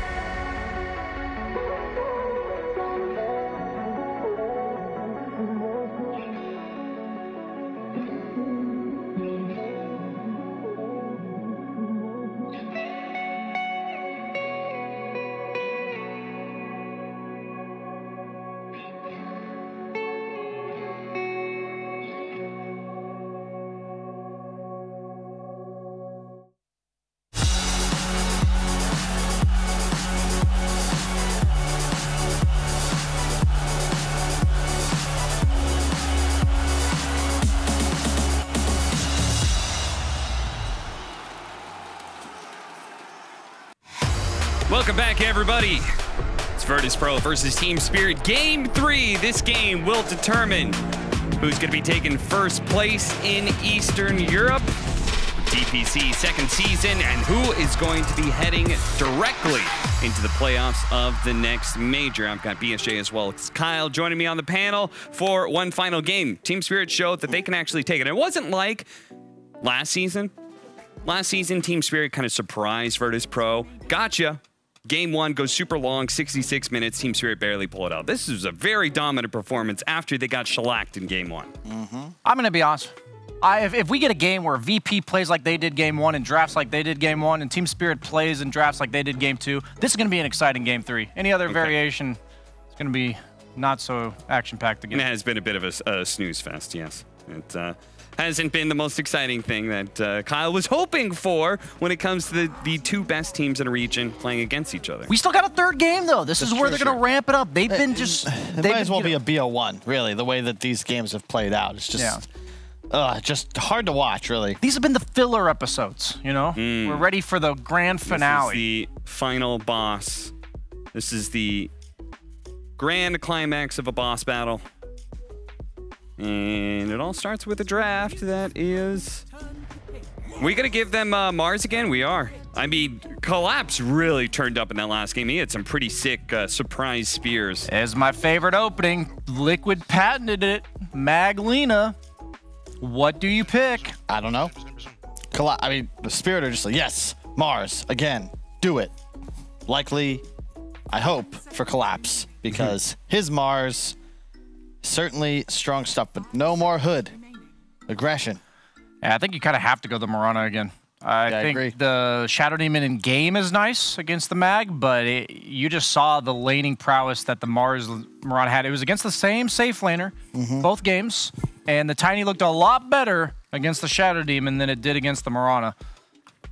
I think that's... You hate it, though, when teams draft the exact same thing that they just kind of... Yeah, absolutely hate it. It's a little different when it's just a strong lane. Like, it's similar to the Lion Timber, Lion Centaur of VP. Okay. It's that lane combo can be then put into any kind of draft. It's solid enough, and I just think that Mirana from Mira, he had top damage dealt until like 30 minutes into the game. They're really discussing this pickup right now. They're going deep into their reserve time. Is it going to be Mirana? Is it going to be Snapfire? Is it going to be Shadow Demon? I mean, is there anything about Lina plus Mag? You know there's going to be a Mag partner here. Is there anything about that says maybe a different 4 position would be good?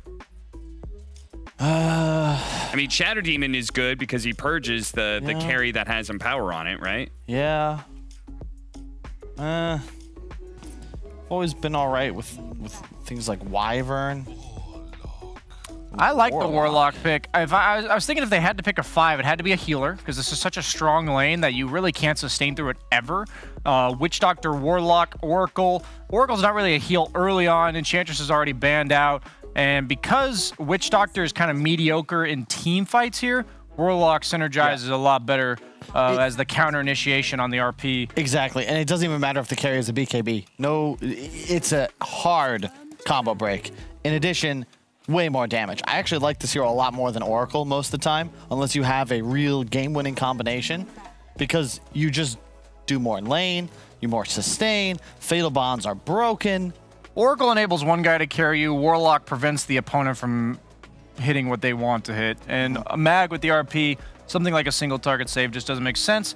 And Oracle has to be paired with the right heroes. You know, we see Liquid, I mentioned them again, just because they utilize this hero so much. With the Leshrac, you know, it's a specific hero. Last game, it's like you save the Axe, you save the Morph, you save the Tiny. None of these heroes take that second chance and turn it into something, as opposed to a hero like the Lesh or the Gyrocopter that's just going to dump out some damage. So Warlock, there is a lot of synergies with it. When it comes to the carry role, I've been a big fan of Gyrocopter. I mentioned it, but any spread damage. I don't like Spectre. I think it's too passive against the Mag.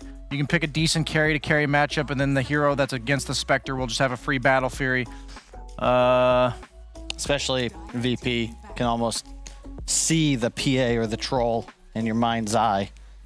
They've already banned the PA. Have to consider banning the Faceless Void, I think, too.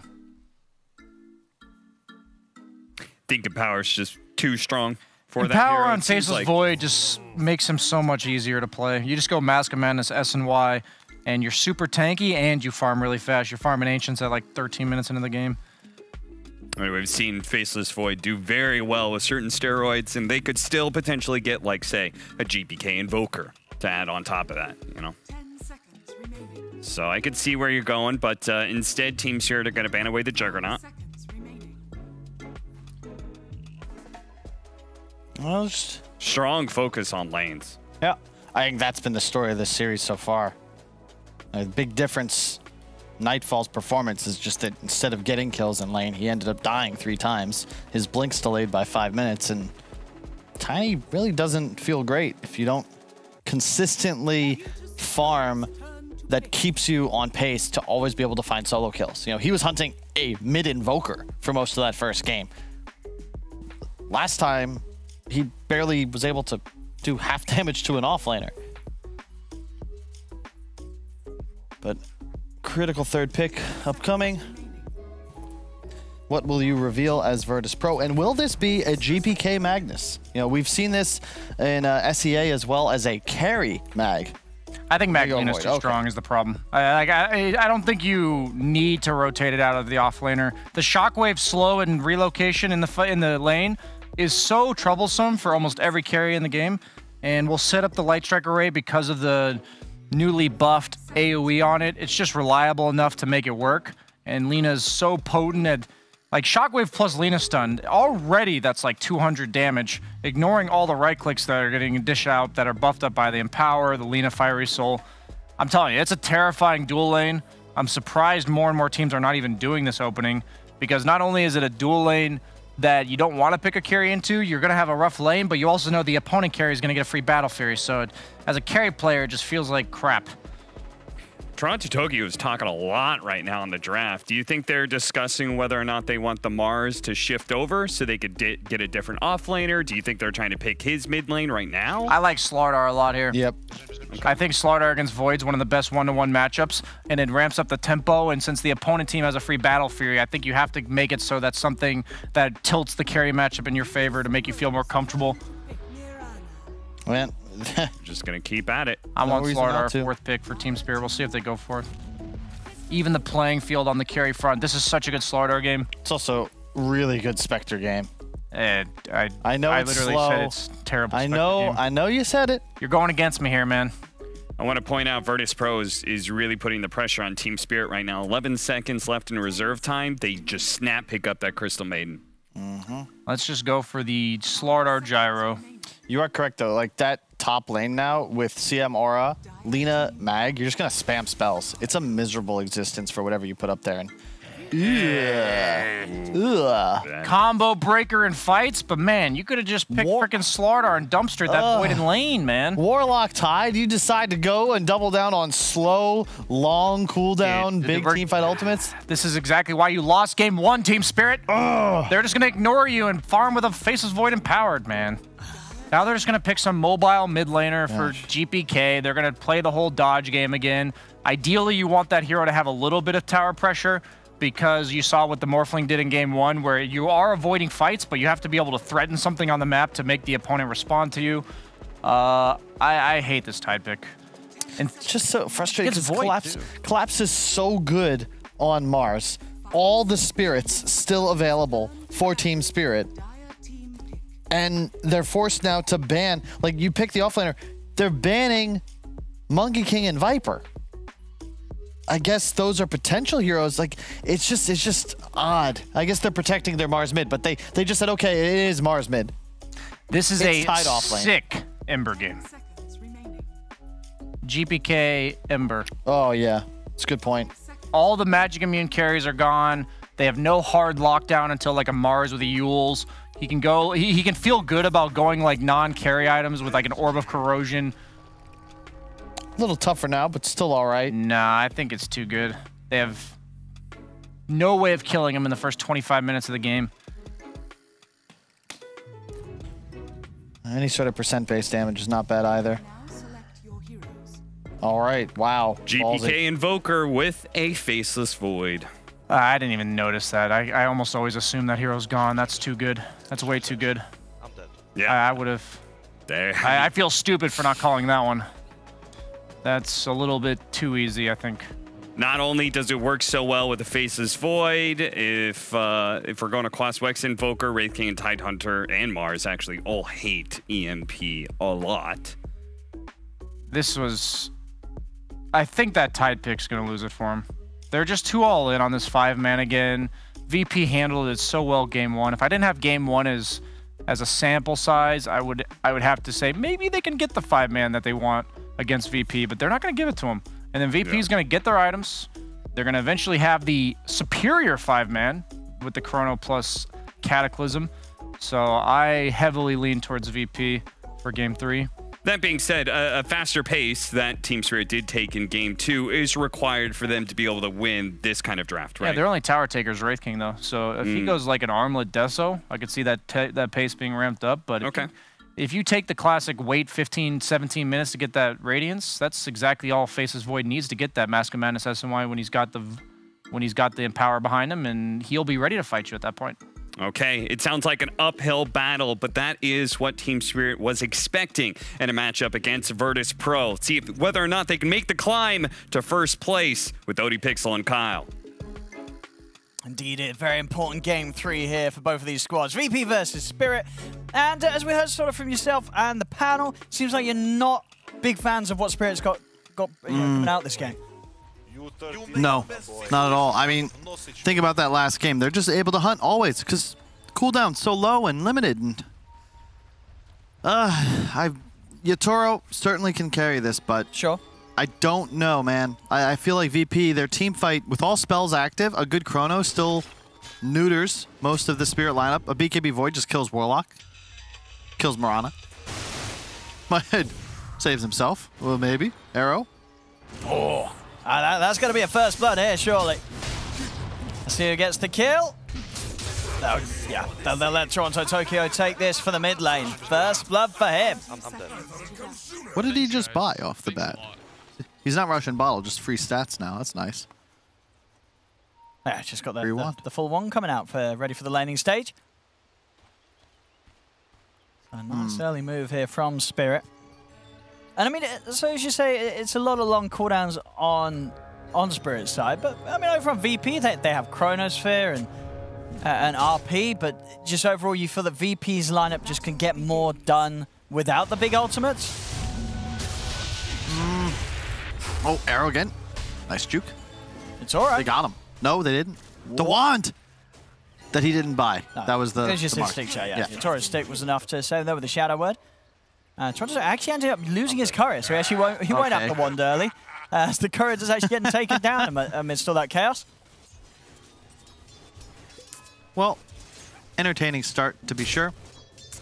And yeah, I think that Spirit, they play best when they don't have to sit on their hands. And in this game, there's going to be moments where they simply can't be active, and then the Empower just negates any sort of farming advantage a Wraith King might have against the Void.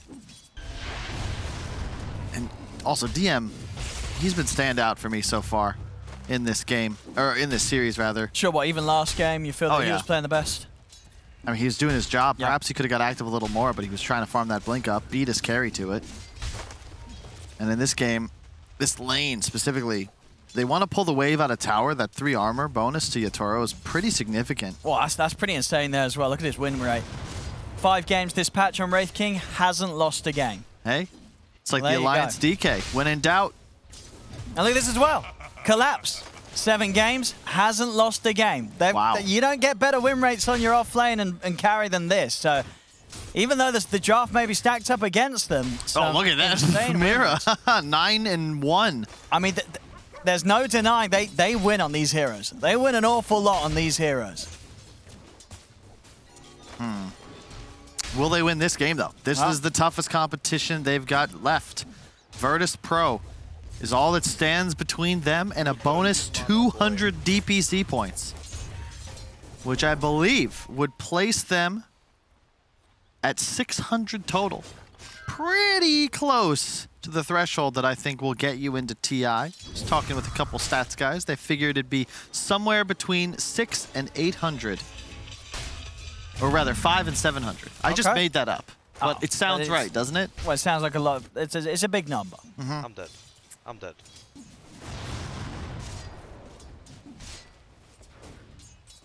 Let's see. Interesting. So DM though going a different build. When we saw Koifa play this, it was a 2-0-1. Yeah. He's going for a totally different style. And I'm surprised by that. They have CM aura, so you'd figure that they'd actually be playing more to cast spells. So bit of an innovation in comparison to what we see in the Western EU division. Saved doing a very good job here of pushing back the two of them on his own. It's the power of the Lina in the lane.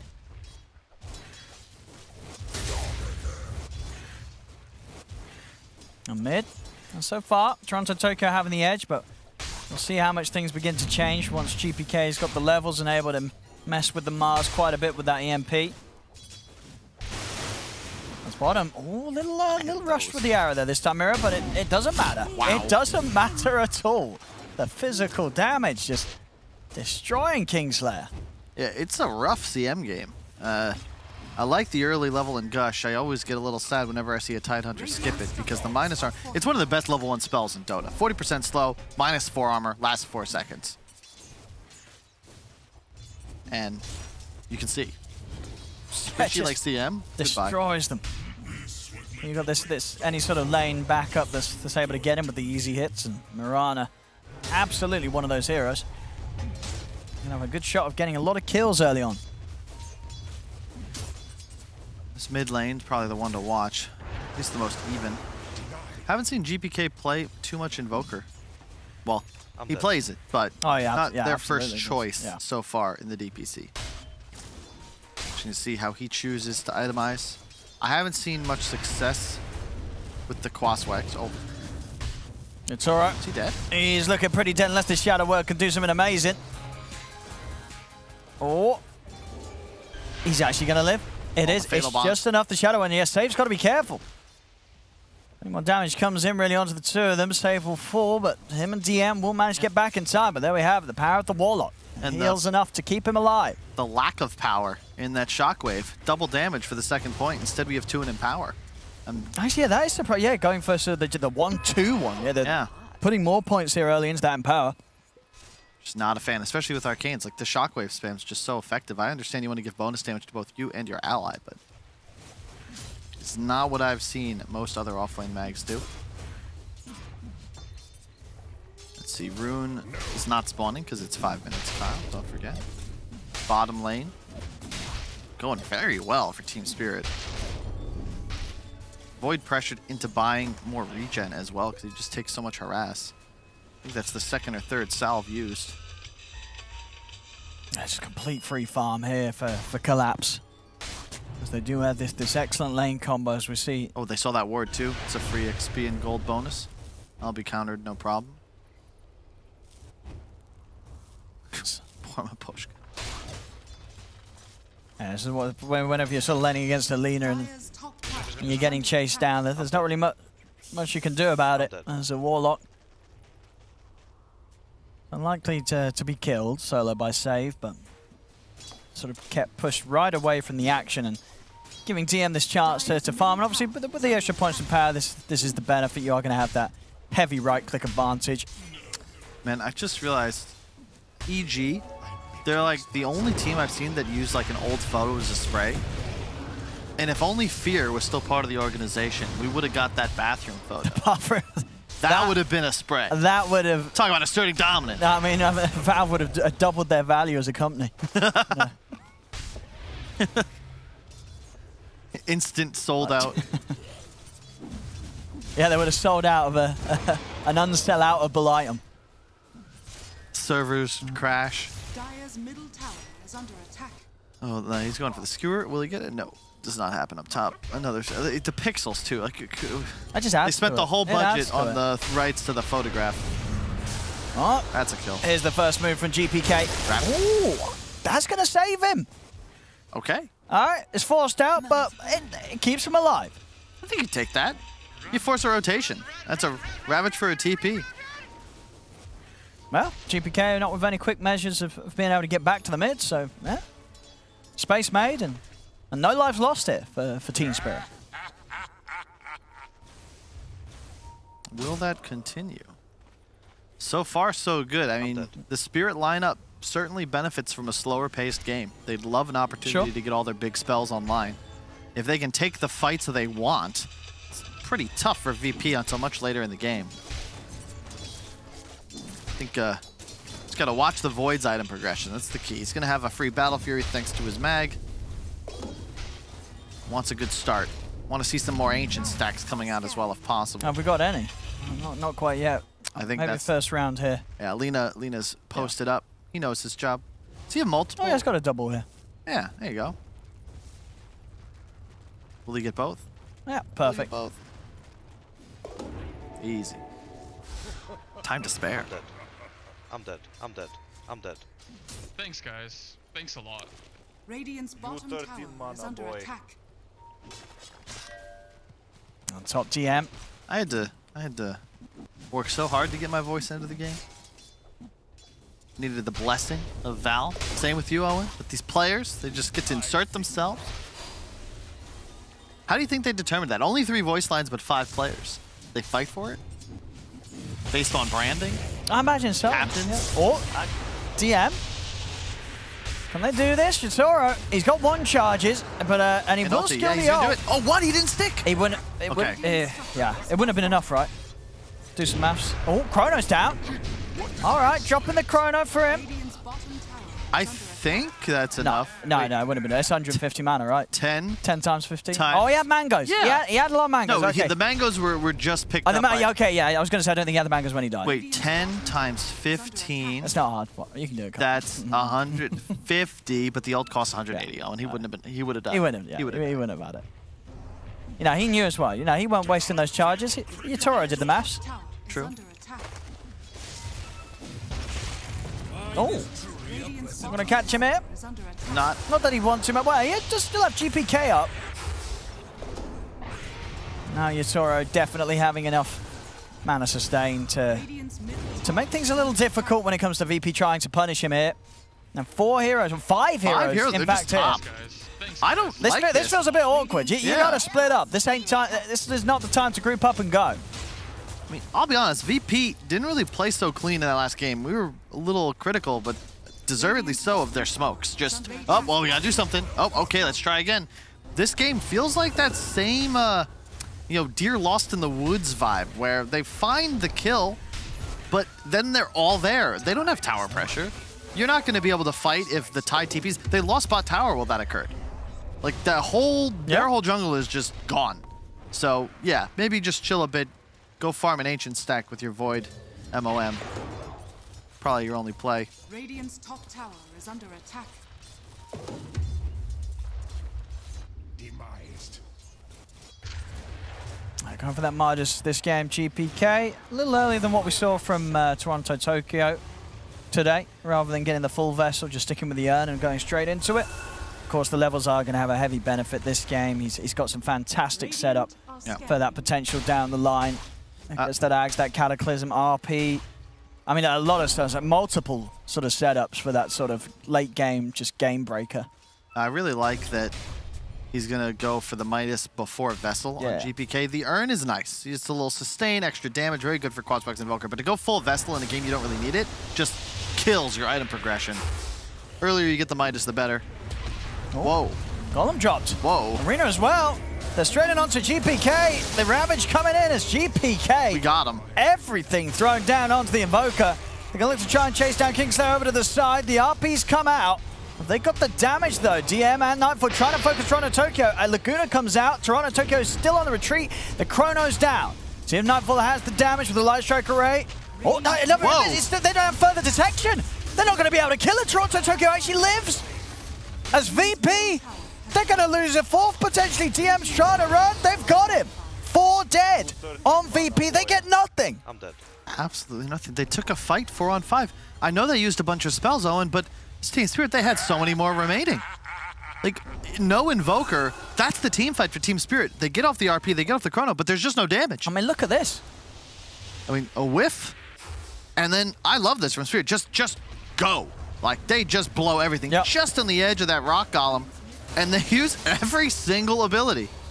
Expected a shorter TP, I think. That would have caught the mag, and perhaps this fight goes even worse. But can it go worse for VP? I'm not even sure. We see the RP, but there's just no damage. It came out to, I believe, just Toronto, Tokyo. And then this man just tanked an RP, tanked a Chrono, yet he still doesn't die. Yeah, that's, I mean, Team Spirit, rep of the city. You know who's rooting for them? Every single team in this region. VP's going to TI. If you're Na'Vi, you're ASM Monaco Gambit, you are just thinking, hell yeah, Spirit, let's go. Because if you get to the major, that's one more team we don't have to compete against. And I already can foresee a final where it's those two teams playing for that one spot. It's kind of weird, but you don't actually want to root for the strongest team in your region in this season, too. You're hoping that next best steps up. Back stroke. Aggressive on a Collapse, but Collapse, he doesn't fear VP right now. In fact, Teepers are coming in. Yatoro is going to land the stun onto Nightfall. Nightfall, this arena for Toronto, Tokyo, though, it's caught GPK. They're on top of the Invoker. Invoker's going to get taken down, and now Nightfall has been left behind. He's got a time walk. And they've got any further catch it. DM's got to come across and try and get some safety for Nightfall. It's going to skewer Yatoro in. A Light Strike Array holding back the Wraith King. Mirror, Collapse. They're still chasing. They're hunting him for DM. They're going to be able to find him in the trees. DM, he's got RP up, but he's not going to want to use it here. He's dead for sure. He'll accept his fate. As again, another move here where Spirit, they're just rolling over VP. This is unbelievable. They're just fighting, and VP is like, okay, let's go for it. But guys, I know you got confidence. You're brawler extraordinaires, but this is not a team you can fight into. They didn't even have Ravage, but the threat of it was there. Yeah. It was coming off cooldown, so you knew buybacking and trying to recommit is not going to pan out. Absolutely. It's Yeah, gonna blink in a moment. They're doing that without the ultimates. You know, the ults are going to be good to go, as you say. Yeah, Blink or Collapse ready to fly out. I mean, we doubted the draft on, but we should, you know, our observer, they showed us the truth. These players, undefeated Wraith King and Tidehunter so far. 9 wins, 1 loss on the Mirana. Hell yeah, you talk about comfort heroes, just pick what you're best with. Rock and roll, this is great stuff from Spirit. And the free smoke. They see it coming. Careful, GPK.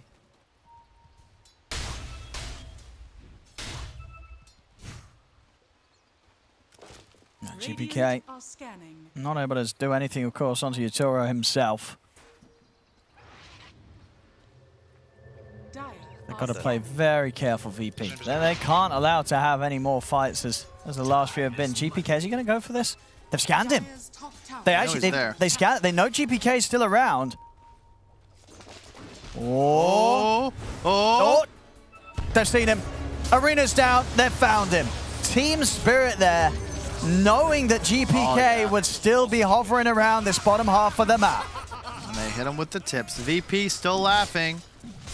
But those that gleeful laughter is turned into a bit of a nervous tick, because I don't think they have an idea of how to fight once again. And VP, when they can't fight, has not seemed like the same team. No. Blink Ravage available, top 3 net worth, all Team Spirit, and their 5 man is just nuts. What's the Wraith King's build? Is he gonna have a Radiant sometime soon? Indeed, he is. I love that he went for the armlet this game though. Keeps them. It's just so cost efficient on a hero like Wraith King. And that Midas is starting to look like it might not be enough to get GPK back into this. That's going to be a slow one. He's had such a rough time off the last few moves that Team Spirit's been able to make against VP. And Team Spirit, they're not stopping. They're going to hit them with the smoke themselves. Oh, they had a great ward, though, placed outside the Roche pit, so they saw that smoke. Oh. Close. Nothing to get in there, though. Collapse. It's found safe over to the side. I'm dead. I think he is. I'm dead. He knows the score. Oh. Some nice jukes. Oh. No. Situation out of no situation. I like the communication you can make now with enough voice lines. He was dead, but the best situation was certainly found, which is to just survive that extra 15 seconds. Time waste. I mean, VP, they've got to do something right. I feel like we're falling into sort of the same boat as last game, where VP just not a whole lot's being done. Spirit 11 for 2, 7K lead and growing with every passing minute. Give me good growth here against VP. VP, of course, they do have a solid combo themselves. Chrono, RP, but not the easiest of teams to find it against. Very unlikely that you're going to catch many of Spirit's members standing on top of one another. You're going to need BKBs plus these initial damage items that are coming out for Virtus Pro before you can actually fight into Team Spirit. They just have way too much AoE control. Expect their next move to be Roshan. And there's that Midas on GPK, but it's looking rough, man. 11-2 the score. Neither support on VP is going to have much survivability. You're continuing to hunt with the arrows. The warding is ideal now. Yatoro controlling the Radiant Ancients. That's key. Whenever you're playing against this mag draft, Collapse putting his body between him and the enemies. You can't target a Tide Hunter. It is not going to end well for you, Virtus Pro. And well, once again, that's smoke into nowhere. And Nightfall's actually just going to break out of it. This team, maybe this explains a bit of their underperformance at the Major. When they aren't in control of the game, they look lost. And I mean, now it's so hard to make a move. Team Spirit are prepared. In fact, there's the jump. Collapse. Is it onto Kingslayer? VP, they still want to try and go for something. They will break the tide away from the rest of them. But in the arena, Nightfall's been caught. Jumps out with the Time Walk. RPE being used on the solo Collapse. The ults come out, but the Ravage is ready. So he can disrupt the time that Nightfall's getting to try and beat down on the heroes. The Golem is up. They drop it on the Void. Nightfall's gone. As again, just Spirit having much greater composure in these team fights as VP are really struggling with these 5v5s. Brought him out of the Sunstrike. Collapse. Run! He's going to blink in a second. Yeah, he will. Ah, they've got him. Hey. So something to be found there at the end of it, but still not really big enough of a kickback against Spirit to get VP in a happier position. They lose the tier 2 top. Money's going to be there for the Relic to be grabbed by Yatoro. Things continue to look up and up here for Team Spirit. You said it yourself, Owen. Like, you know, the Twitch chat, everyone could see that Ravage coming. He's standing there. He's like, okay, you want to do that? Nightfall. Nice. Okay. There was no scenario that was going to work. He chronos. There's a Ravage, interrupts the CM ulti.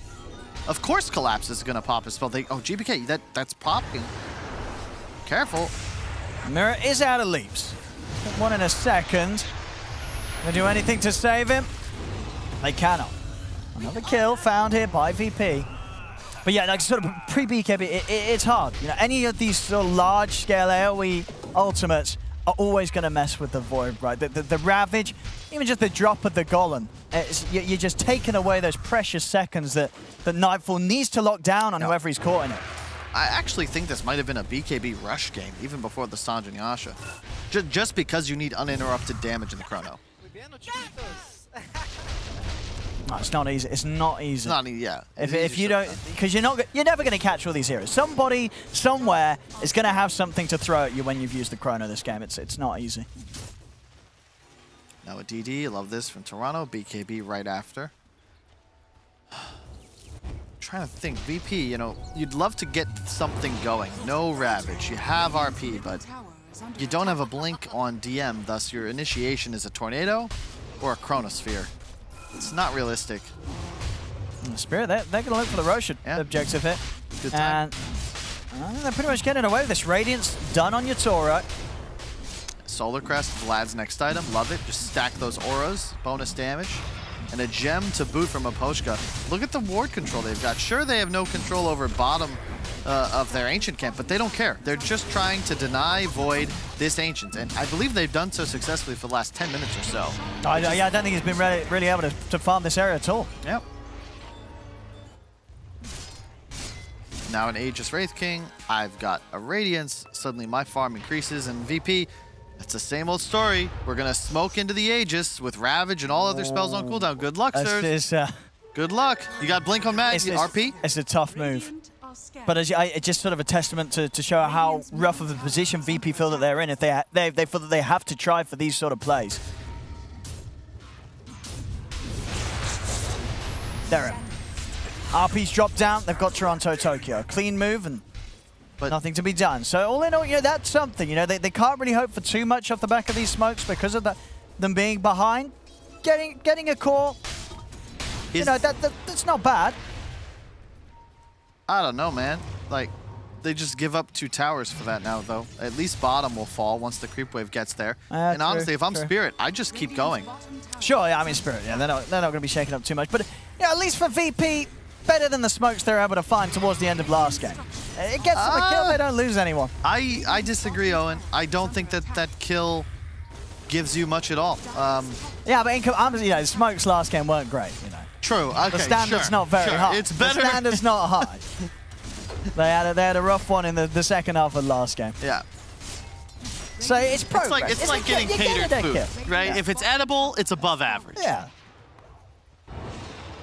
Now he's back alive, and it's time to chase VP back to their side of the river. Oh, careful. DM. Oh, if he had quick cast, maybe he gets that Yules off. They'll get saved instead. So, you get the kill, you push lane, you lose tower, and now Spirit just kick you right back out. And if he gets vision of the high ground with the courier, he's going to grab the 1 ward placed as well. Now on to mid. You've got Aegis. Time to go. I'd like to see Spirit fight. They won't be able to time it before Void has BKB, so the fights get a little more difficult. And they're not out of the... Like, look, making memes of it, but VP, they're still in this. They've got Void. They will have the late game. You can always find multiple man Chronospheres. Talk about making memes. I'm not too sure about the item saves got queued up. What do you reckon about this, Kyle? Was it a Meteor Hammer or something? It's even more kind of strange. So on save, on the Lina. Okay. Does that do much for him this game? Not against Tide. Mars is going to have BKB. Maybe for the supports? I mean, Mirana's got a Yules. The right-click damage?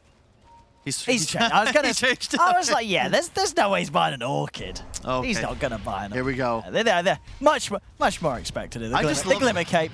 This was so inherited from Solo. It's like, gosh, we can't get out on the map. We're losing. Let's go smoke, guys. We're going to fight him. This move's going to hurt if VP gets caught by this. Forward Spirits got blocked. Oh. Will they venture outside of the base? Have we got the full axe on GPK? We do. We got the full axe. So he's Whoa. Oh. They make the jump. Nightfall is able to get the BKB off. Now maybe they can look to turn. They're in. Onto the 2 of them. They've got the Chrono down. They're focusing. There's the Cataclysm coming into play. Takes out Toronto Tokyo. Brings down Yatoro the ones. Ravage comes out for collapse. Catches the 4 of them. Now T-Spirit's ready to hit back. They're onto DM. And take down the Magnus. Buyback comes out straight away from him. As Yatoro will fall a second time. Ready for a 3rd round, though, of course. Turns towards Nightfall. RP comes out from TM. The Light Striker Ray is there as well. They've taken out the Wraith King. Dead for good now. As Wraith King's gone, VP now ready with a cleanup. Collapse, he might blink out to safety, but Meposhka, he'll get left behind. It's VP able to pull together a solid fight outside the walls of their base. That was sick. Like, big mistake from Spirit there. They all in for this idea they were going to get a stun arrow off. Does not land. And suddenly it's like, oh, okay. Well, collapse, thank you very much. Yep. Use that arena. I'm going to chrono you. You're going to go down. Cataclysm Chronosphere. They just got that timing. It just delivered. Literally, we had the courier flying in. There it is now. What happens to the arrow? So here it comes in, and he just BKB'd. Yeah. I think it hit a creep, actually. Yeah. It doesn't matter. I mean, Collapse just puts himself way out of position. As soon as you get the double chrono, like, this is it. Doesn't matter the rocks there to counter-initiate. It's just kerplow. I mean, this combo is going to hurt. It doesn't matter how far behind you are. Cataclysm, with this sort of setup, yeah, it's going to kill someone. Almost certainly 2. You know, it is going to be something that will be quite the challenge for Team Spirit to fight into, despite the strengths and lead that they have built up. Yeah, love the buyback from DM too. He knew I have RP. Maybe I'm not needed, but secures the kill. They kill Wraith King 3 times. Yeah. They might have just straight up turned this game. Like, might have counted him out too soon, but wait, or have we? That's he has a dieback. Push bot wave, 74 seconds. That's a big window. Big window, no Magnus, no Chrono. Do we have Ravage up soon? About the same as the Chrono here. Same timing. Okay. Mid-tier 2 will likely be a target. You gotta be serious. Spirit, they need better initiation. You also cannot go for a Void in that spot if you're not able to 100 to 0 him, because he'll just leap, now full HP, now BKB, and if all of a sudden there's 3 heroes in melee range, it's the easiest Chrono of your life, and we witnessed there. Cataclysm equals double Sunstrike on all targets chronoed. Radiant are scared. And yeah, see, I like this more than what we saw out of Toronto, Tokyo. You know, he maxed Exort. Like, I think that no matter what, as an Invoker, you never want to see max Wex. It's just not nearly as impactful as getting to hit this crazy Ags max damage Sunstrike Cataclysm combo. This is what the hero is meant to do here. And yeah, that net worth is quite low, but it's deceiving because that's the damage you can do. Yeah, he's a Cataclysm. Yeah. That's his role in a team fight, and it's all on the Chrono. No hard save on the side of Spirit, so they got to be very cautious. VP, oh, to do something smoke. You love it. Cooldown's up. Let's just go, folks. Yep. Can't stay stuck in our base. Chrono and a Cataclysm is going to kill anybody. They don't want Mira. They want something bigger. Ooh, it's He's not got buyback. Not necessarily the big Chrono they were hoping for. Just a Warlock. Outpost bottom is available as well. Oh, they're still going to try for the RP. He's got the two of them, but the counter plays there for Collapse. Comes in with the Ravage, but the BKB's out for Nightfall. This Cataclysm comes in. Toronto Tokyo goes down. Yatoro goes down the once. Buyback's coming out straight away here from Team Spirits. They look to try and turn. Yatoro's in with the jump onto GPK. GPK in with the Ghost Walk, but the Golems drop down. GPK pushing them back with the Deafening Blast as he'll try and run, but the Gush is there. Collapse jumps in, finishes him off. Team Spirit make the call to put all in on this team fight, come in with 2 buybacks, and now they look to try and push the high ground whilst Chrono and Cataclysm are down. Oh, the creeps, do they have a wave? Oh, it's counts. They got credit for, I guess, one of those creeps that had just died out. Oh, wait, no, just kidding, there's an Archer. A lonely Archer is actually going to enable this push. They're jumping in. They're going. Nightfall. He's going to get pinned to his own Ancient. And they got the follow, they got the Gush, they don't have enough damage. Nightfall, he's tanky enough and more than happy to turn. Yatoro, he's dove in for this, he's dead the once. See if they can take him down a second time. The stun is down to Nightfall, but they got the Laguna, the Deafening Blast, push them back. Nightfall's able to get the time walk off. Yatoro dying underneath the tier 4s, under his own play, going to dive in.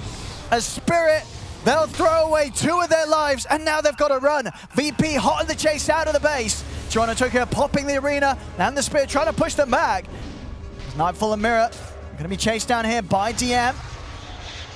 Mirror and Toronto, they will get out of there, but still out.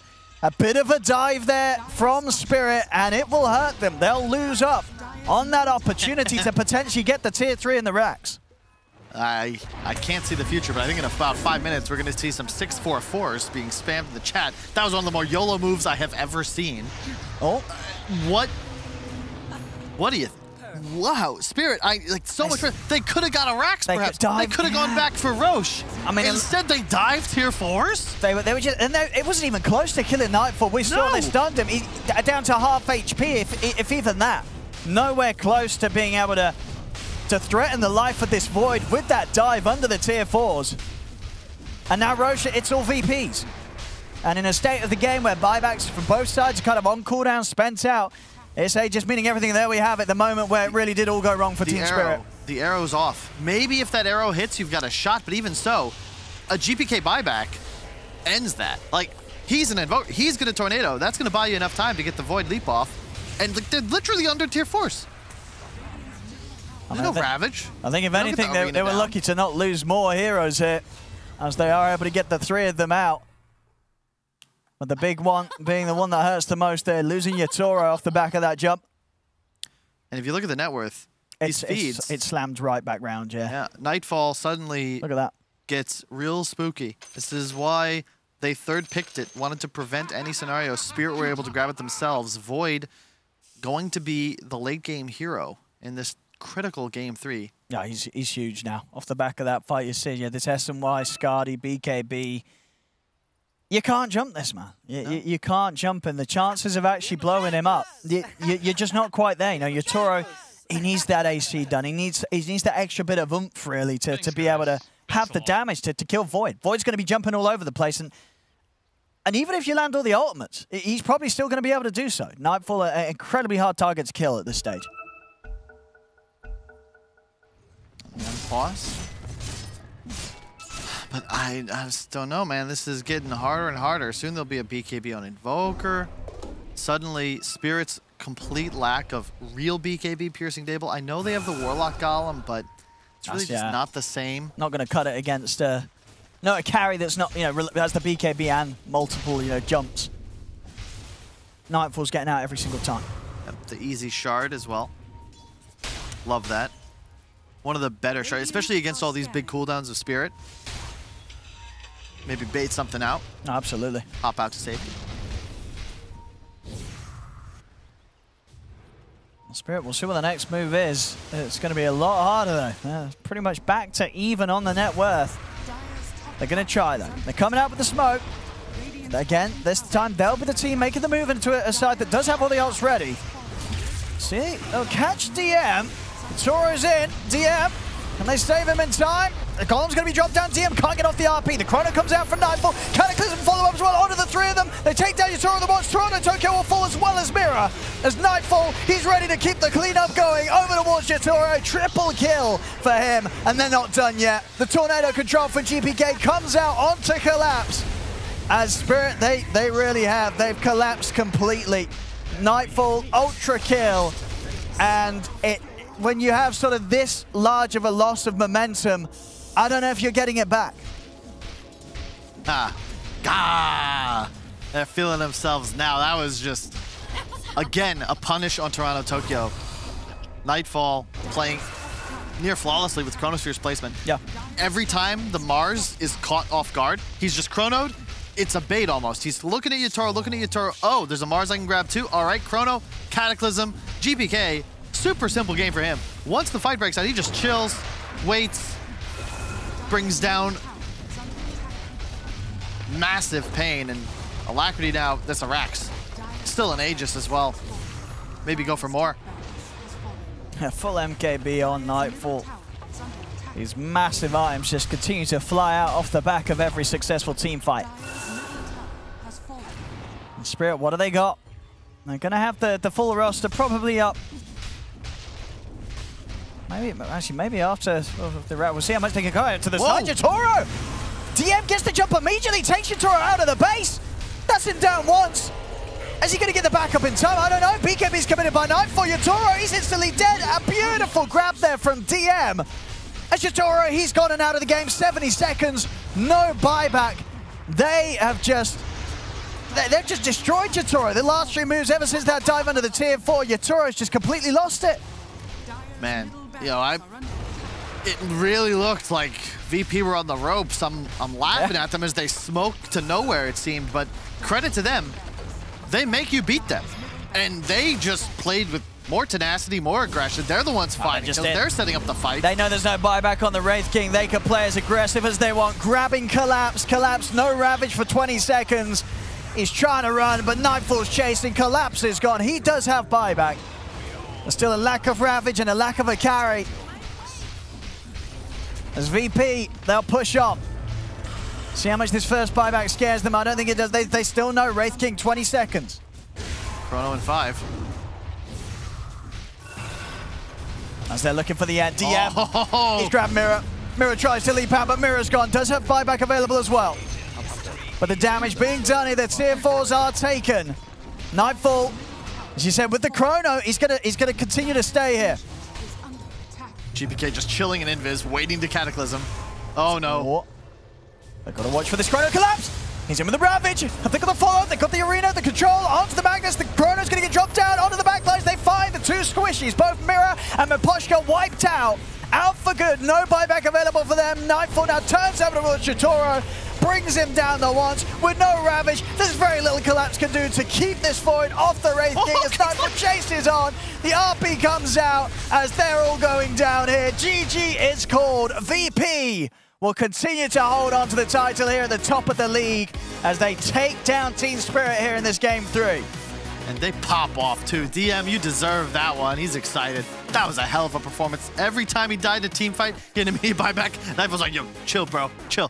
I've been here before, all right? we're going to go undefeated once again. It looks like 6-0 now, VP, near guaranteed first place yet again in DPC Season 2, and crushing Spirit's dreams of a potential automatic TI berth without performing at the major, that they will still. Sure, but I mean, this game as well, VP, been able to pull it back as well from a mid-game that looked like it was all getting lost. It was falling apart, but then sort of the players came in. Some mistakes from Spirit. And, VP, as we've come to see many times, it's just a team you can't make mistakes against. You make a mistake at VP, they're laughing all the way to the victory. I'm looking at your graph. I went 96, 97% win probability. Yeah, it was there for them. But how does that change when you dive tier 4s and then give up critical second Roshan? A little too excited. No, it's got to hurt for sure. But there we have it, VP. I mean, as well as you said, we saw from the emotions they're shown, just if anything, a lot of these wins, VP, they'll win.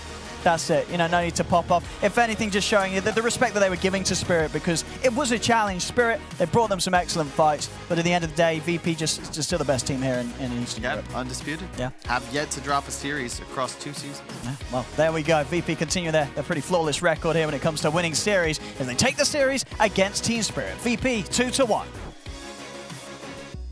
Absolutely heartbreaking for Team Spirit, as you could tell. They almost had it. Get a little too overexcited and end up losing the game against Virtus Pro. VP continue their run here at the second season of the Eastern European DPC. And we're going to talk about all that and more after the break.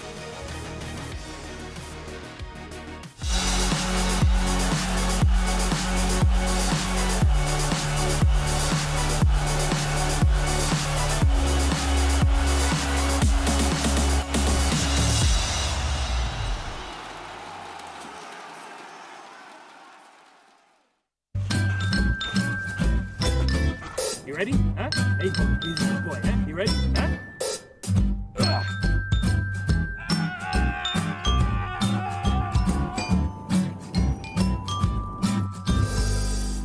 Start your esports career now at play.eslgaming.com.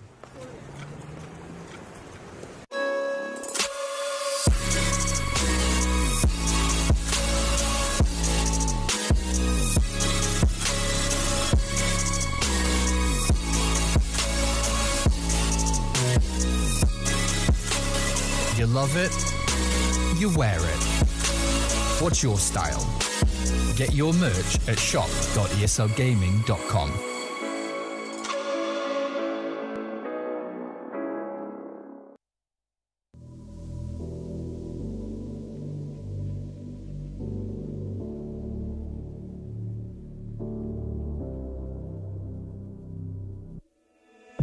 Sarah, I hurt myself today trying to make the pain go away.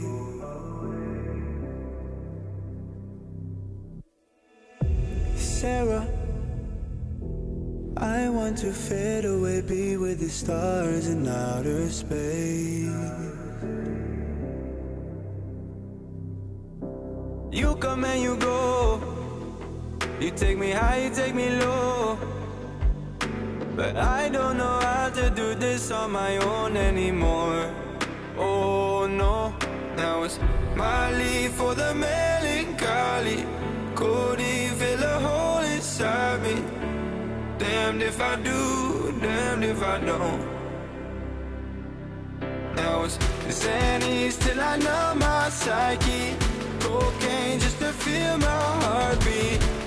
Nothing to lose, nothing to gain. Sarah,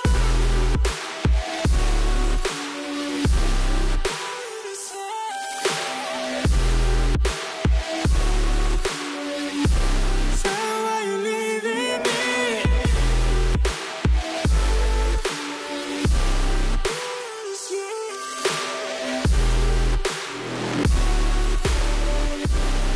You know you can't leave me now. Sarah, I lost myself today trying to find ways to make you stay.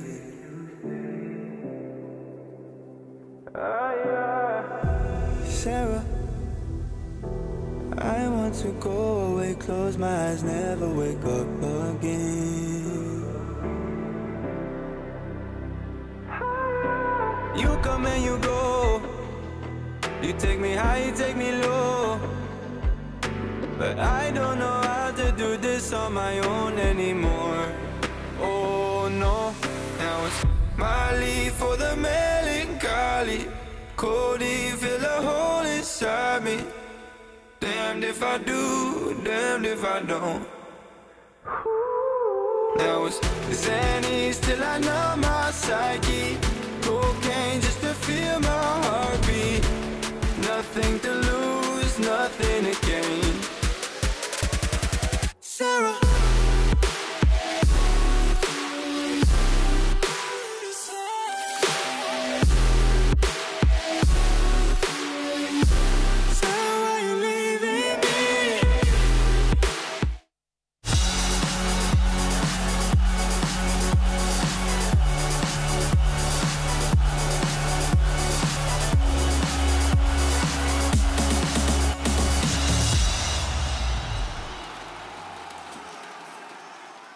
Team Spirit certainly the closest of the Eastern European teams to upset the status quo, but Virtus Pro remain on top.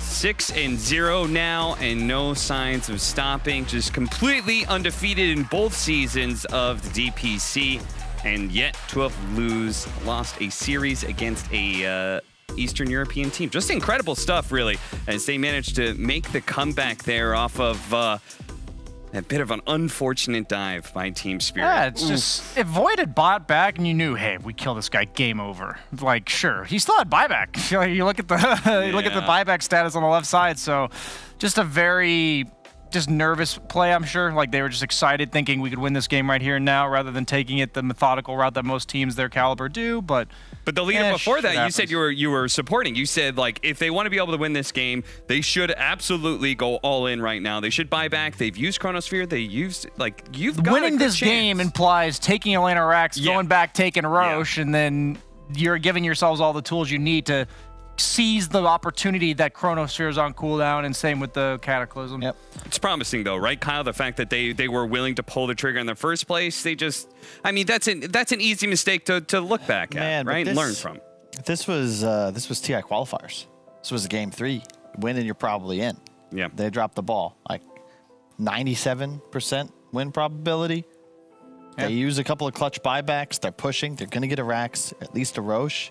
Tier 4 dive, the fight up top even. Like, if they just don't make these critical errors, they're likely just going to TI. Yeah. Like, you say, yeah, well, they can build on this. Well, where? When?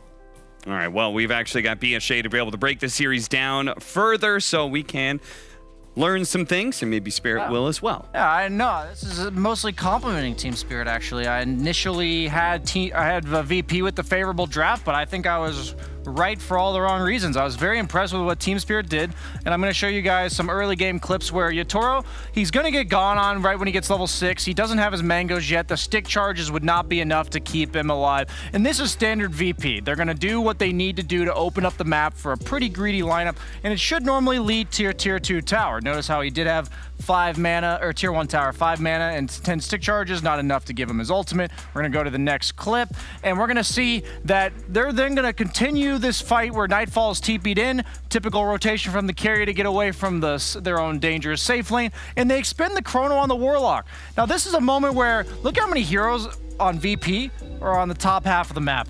Literally all of them, maybe with one in the mid lane, but is able to be top.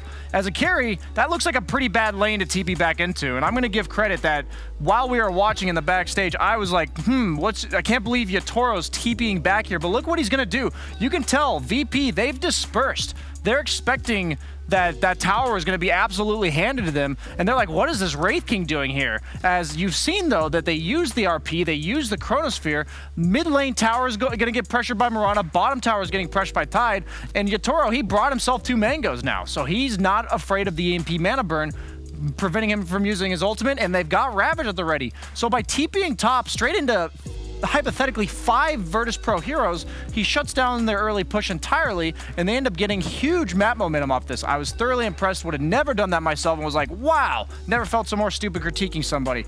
Very impressive plays there. And then we're going to see a little bit of a mistake that I would call from Nightfall in the mid-game. Sick Warlock Golem coming out from Aposhka that caught the very tip of it on the GPK just for the mini stun in order to set up that arena spear combo from Toronto, Tokyo.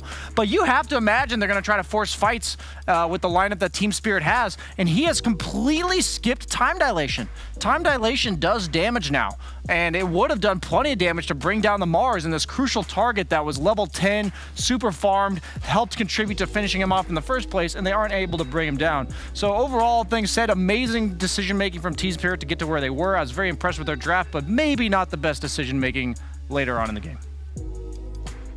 Yes, it is rather unfortunate. They are a younger team, but unfortunately they weren't able to pull it out against the big dogs of Virtus Pro. And we've got one of those big dogs joining us now for an interview. We've got DM here.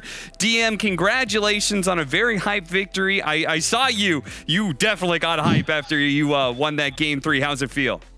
Thank you, guys. Good evening to you as well. Yeah. I saw you lit up a bit of a scream there. Was there? What were you guys talking about? It's just you know, Brazilian meme. Ga. Yeah. If I'm right, it means like you're trash when you're saying it. And Epilepsy Kid all chatted it, and then he's like crying it. So I'm just crying it back to him. Great for it. That's adorable. So you guys have taken that chat wheel to real life now. Yeah, kind of it.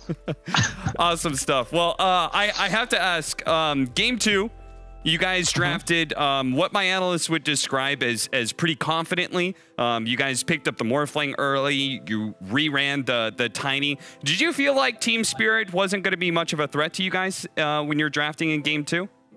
To be honest, Team Spirit is top 2 team in CIS. So what we just wanted to practice our kind of practice level strat, you know, active Dota level games in official against really good team. Because we're already on major, and we're like not really caring about winning it or losing, so we just wanted to test. But then Game 3, we decided to to win this game, because it would be cool to see Navi against Team Spirit in TI qualifier. That's very cool. So it was kind of it. Very nice. Okay, so my question is that in my segment real quick, I analyzed the TP from Yatoro back to safe lane in the 3rd game. And were you as shocked as I was to just see a Wraith King TP back into like 3 of you guys right after you had RP'd and chronoed and defended? It looked like you guys were running at him a lot. To be honest, I think he should have died there, but he juked a bit, and we were scared that Mars is hiding in the trees, you know. He's doing this TP for a reason, to bait off Mars and then tie TP into arena, and we're getting wiped, so we didn't really dive him this moment. I mean, we had the info, Mars is sitting in the trees, and we didn't act. Oh, okay. Gotcha. I gotta ask, so when it comes to your guys' smoke moves, you have a tendency that at times when you don't have vision, you're falling behind. You guys just smoke and run in. Is there any like strategy or planning that goes into these? Or are you guys just like, you know what, we gotta get out of the base, let's go find something to do? I mean, it's decided.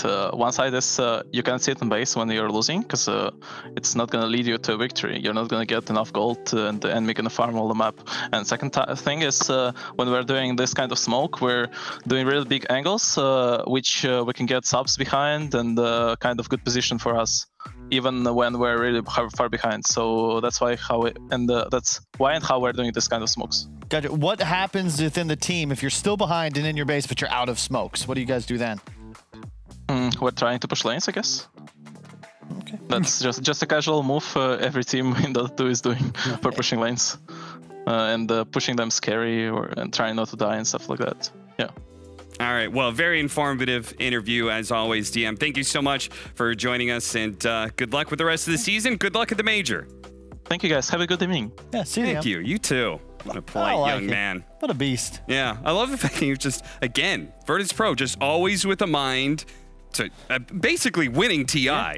We did that Game 2 draft because we won practice against a really good team, because we're looking very far forward in the future. Yeah, let's be very clear. They are acknowledging they did not do well at the major, and they are saying, yes, we're good enough to clean sweep this group, but that's not good enough. Yeah. And that's a really good mentality, I think, for improvement. Yeah, I'd agree. And also just crushing the dreams of all fans of CIS. He's like, yeah, we decided we want to win because it'll be fun to see Spirit Na'Vi in the qualifiers. One of them will lose and not go to TI. I love it. Like, definitely like I don't know where they'd err on the good to evil category, you know? I don't know if they're full EG, but they're definitely in the lawful Seems like section. I thought chaotic good was what they were going for there. Well, whatever the alignment is, they are aligned at a first place slot now. As they're 6-0, we can take a look at the standings here, and we'll see that Team Spirit are 5-1, should still be second. As long as nothing crazy happens. And then, now it's a question of whether or not Na'Vi drops one of their games, which I believe is against Unique or Extremum, and potentially open up tiebreaker situations for the rest of the field. Mostly AS Monaco Gambit would be our assumptions anyway. It's the Unique series against Na'Vi, right? That's the big one. Yeah. 2-3 against 3-2. That is going to be happening on Sunday, I believe. But we do have our schedule for tomorrow. Now, that is going to be PuckChamp versus Windstrike. So we'll have the two promoted teams match up against each other. Windstrike has been looking better of late, but PuckChamp did beat them last season in the lower division. And then we've got the matchup of Extremum versus AS Monaco Gambit, which looks to be a little bit more one-sided. But G did tell us that Extremum's they're going to stop choking, and they're getting back in shape, and they keep on making that promise. And they're already pretty much eliminated, so there's nothing to play for. You're just pretty much trying to prove, hey, we are a good team. And when you have nothing on the line, it's a hell of a lot easier to play with confidence and not choke. Wise words from a man who has had nothing to play for in the past. And we've got no more matches to be able to cover here at ESL One. So that is it for today. Check out the schedule tomorrow. Of course, we will be here back with more ESL One action, all powered by Intel.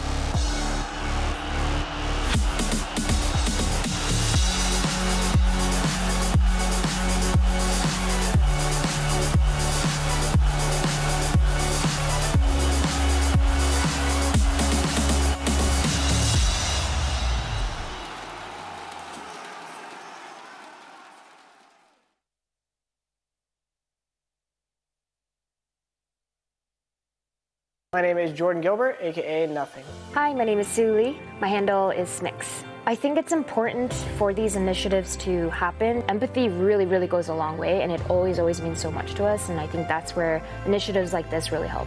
I encourage everyone in the community, anytime they see bullying, anytime they see someone getting called names, I encourage you to step up and say something. Good luck, have fun. Good luck, have fun.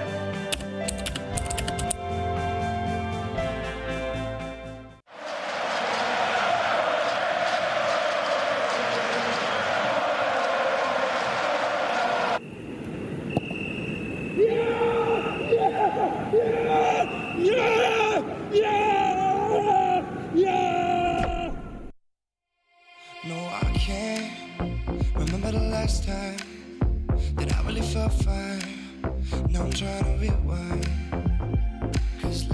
Lately, I've been feeling kinda hazy, like I'm stuck in a daydream, and you're not here to save me. Down and out, I hit the floor. All is fair in love and war, but I can't do this anymore, no, no. So, take me to a place I know, somewhere I can feel my soul. Lately I'm skin and bone, so hollow. I've never felt so alone. I need you more than you know, 'cause baby, you feel like home.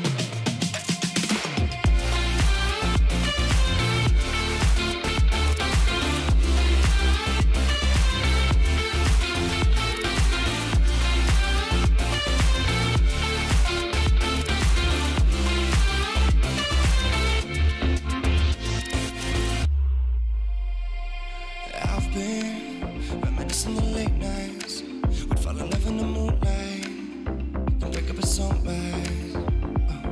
Now I'm just thinking that we should go back to when we were, hold each other and feel good. Down and out, I hit the floor. All is fair in love and war.